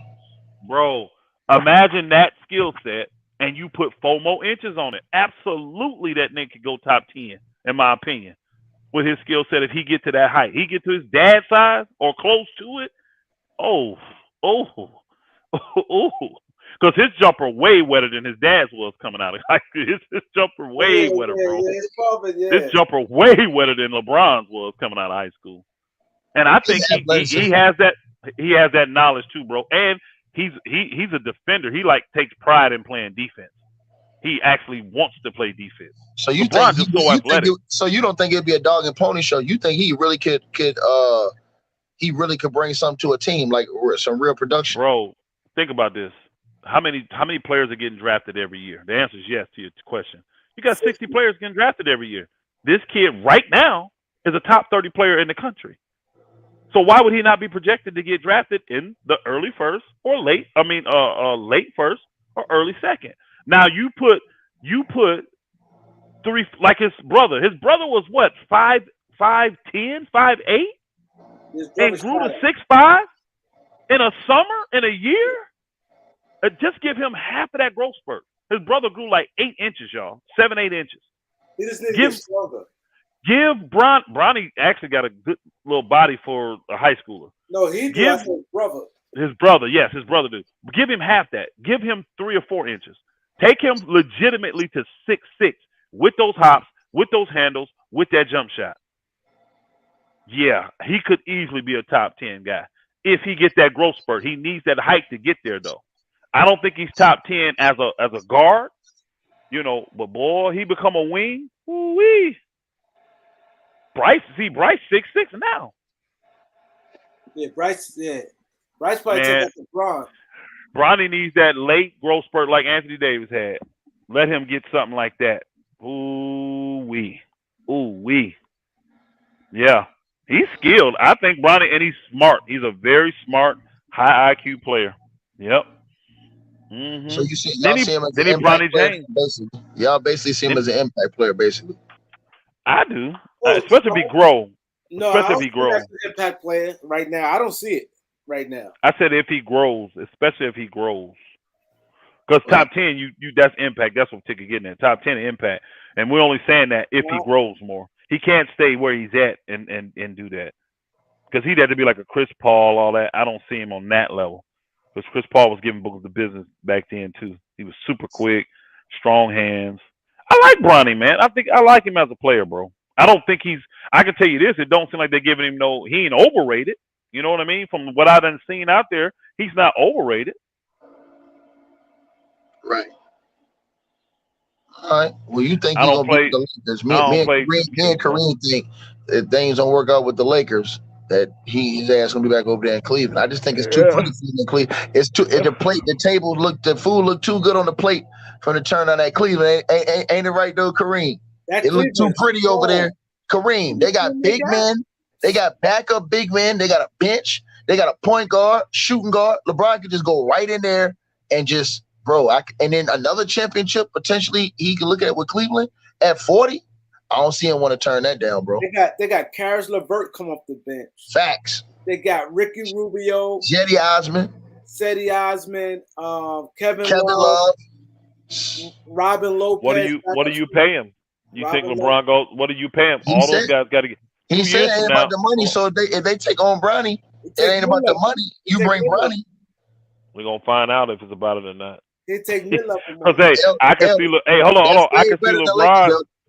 I can see LeBron say, "I'm opting in just so y'all can sign and trade me." He gonna make that $50 million, bro. He ain't gonna leave that on the table. Elder, that's way better than Elder. Y'all know what?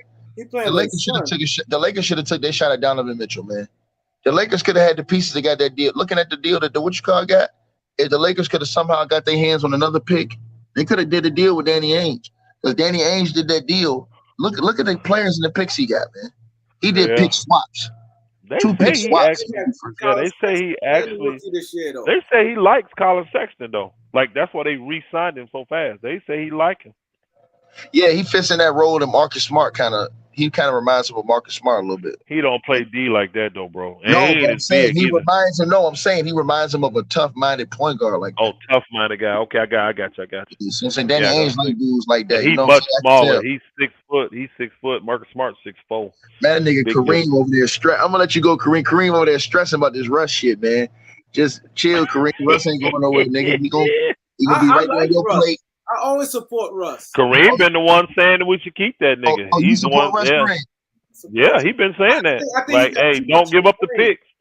I don't mind. If he get traded, but I think he got too much of the blame. I don't like how he been treated though. Yeah, like the nigga Nairobi running from channel to channel talking about, yeah, man, it's Russ, bro. He was losing his games. I'm like, bro, where is he coming from? I think they gave him too much blame, man. I don't like that. But I think it's just Russ played a part. And I said this the other day. There was a lot of different avenues that caused the Lakers to go bad.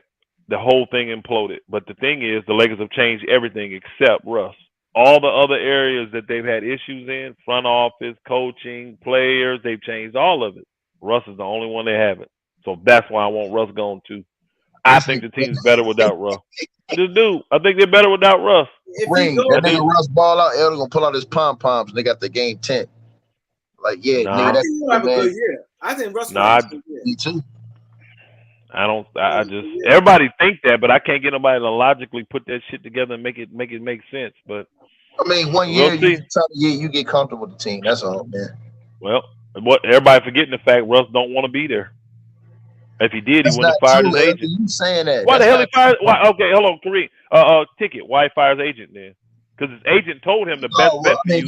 It could have been personal. It could have been. Russell said that shit was cap, bro. You can't always just surmise that because he came out and said he ain't requested a trade. He want to be in LA. He want the Lakers to win. Nobody. Again, these guys are smart. You cannot request a trade. Kyrie never requested a trade. Doesn't mean he didn't want to be there or wanted to get traded. Russ didn't request a trade, but I believe his agent. I believe his agent told him you need to stay with the Lakers. That's the best way to repair your image and for you to get the deal that you want to get moving forward.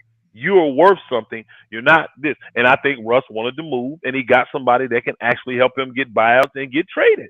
It don't make sense for him to want to stay in L.A. and want to get rid of that agent when that agent's telling him to stay in L.A. to repair his image.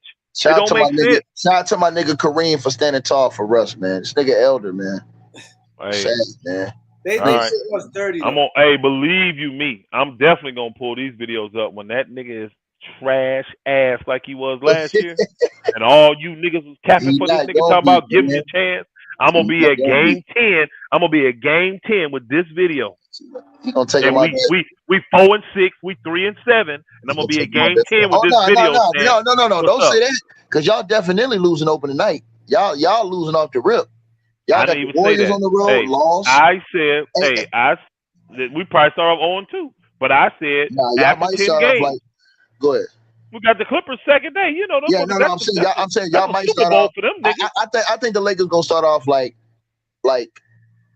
2-7. Everybody gonna start going crazy, and then I think they're gonna get on a little. They're gonna go on a little run after that. Hey, Kareem, watch how ugly. Look, I'm gonna let y'all go. Watch how ugly it's gonna get when the Lakers start on 2-7. Nigga, their fans gonna go. This nigga Elder gonna be in here going crazy.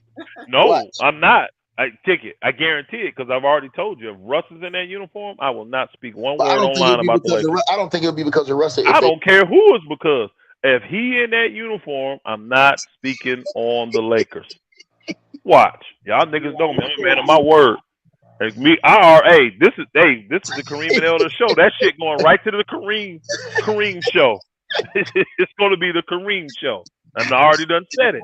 Love my nigga. Hey, you know what he'll see? He'll see my little offer. He'll see my little donation come in. That's it. And in that, it won't have nothing about the Lakers. Kareem, keep up the good work. You're doing a good job, bro. I watch from afar. I ain't gonna say a word publicly about them niggas. Hey, Kareem, but see, that's the thing, man. Elder, he just taking the credit away from the black coach that's gonna get it right, man. The brother that's gonna get all of it right, Darvin Ham, man. Hey, Kareem, who's the first person you heard say Darvin Ham should be the coach? Who's the first one? You always said that though. Man, I said that so long ago. Darvin is the right guy. I just don't think Russ is gonna change. I think he could be very small, incremental things, game or two, but consistently, hell no. That nigga said hell no. That's it, bro. That's all I got the faith for. That's it. Yo, y'all don't ruin Russ. Y'all sad. Y'all don't ruin Russ' reputation, man. Niggas no. Hey, Kareem, don't make me ruin this man's reputation, bro. Don't make me pull up your videos about Russ. Don't make me do it.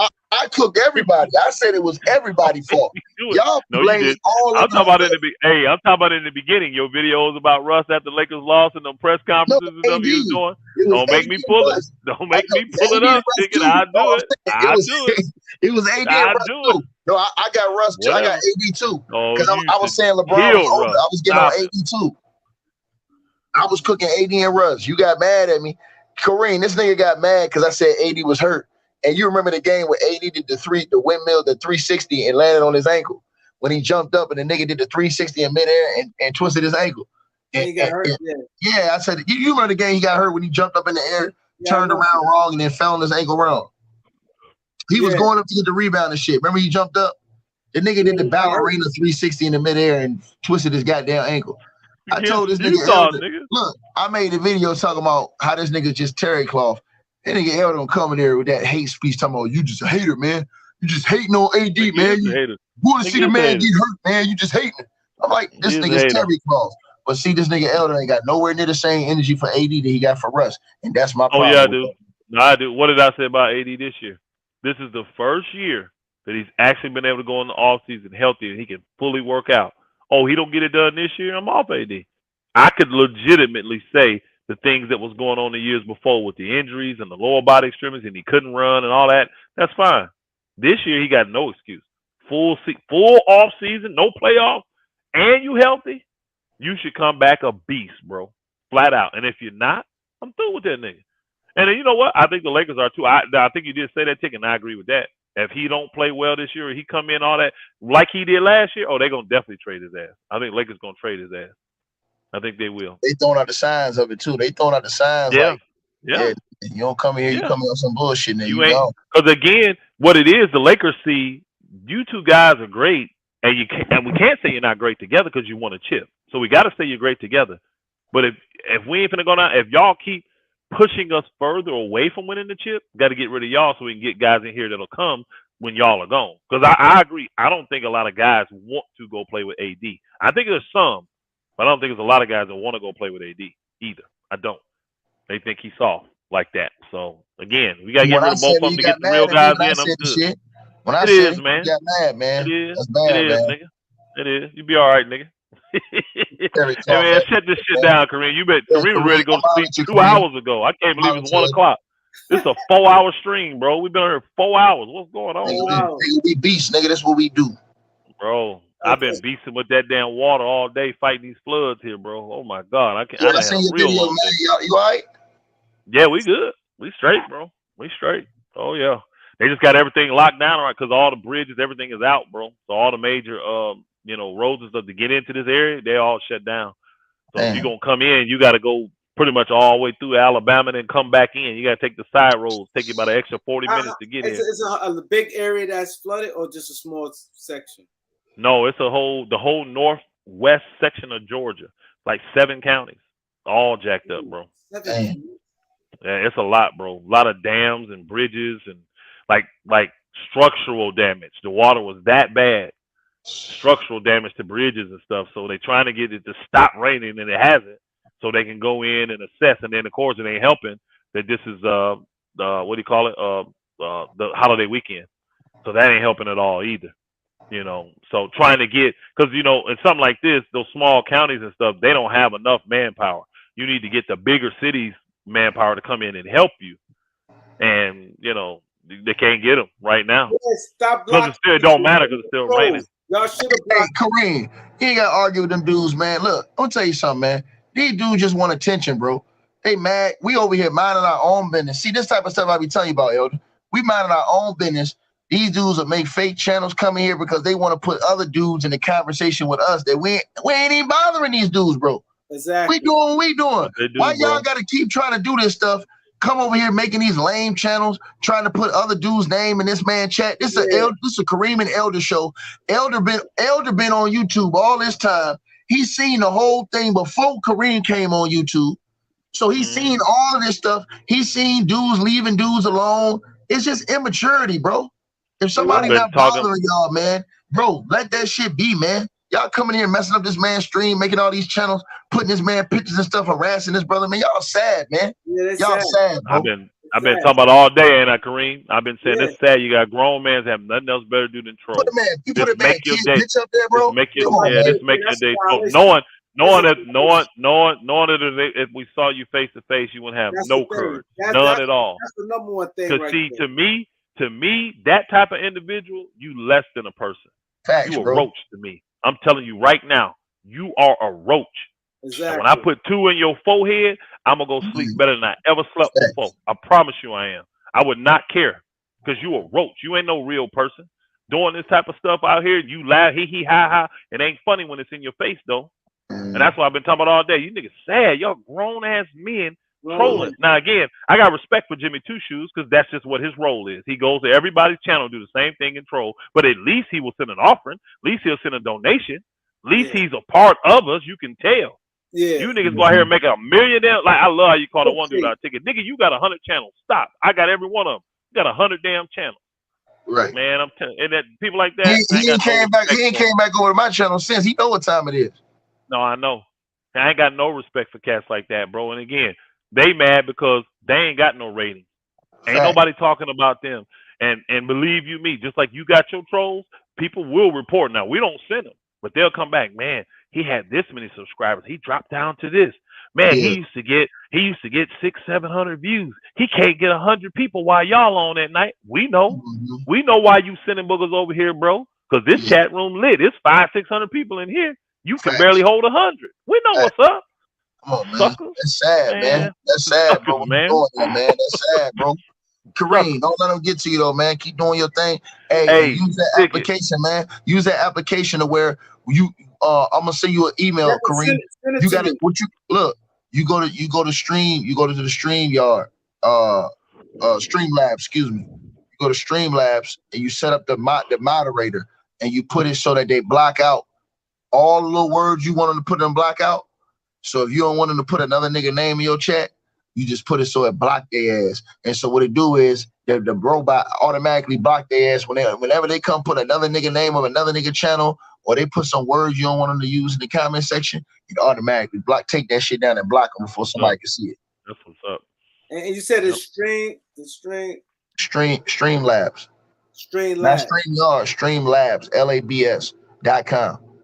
Just go over there and you can set it up right through your YouTube. It connect right to your YouTube, and they got a bot on there that controls words that's used in your chat. And all you do is type in the words that you want to be banned from your chat. So all them little funny dudes coming here making up these little silly ass names, stuff like that, you can block all that shit. That's blocks them out. Yeah, that's what's up. That's dope. Salute, my brothers. Appreciate y'all, man. That's it, man. 4 hours. That's it. I appreciate it. Salute, Kareem. Salute.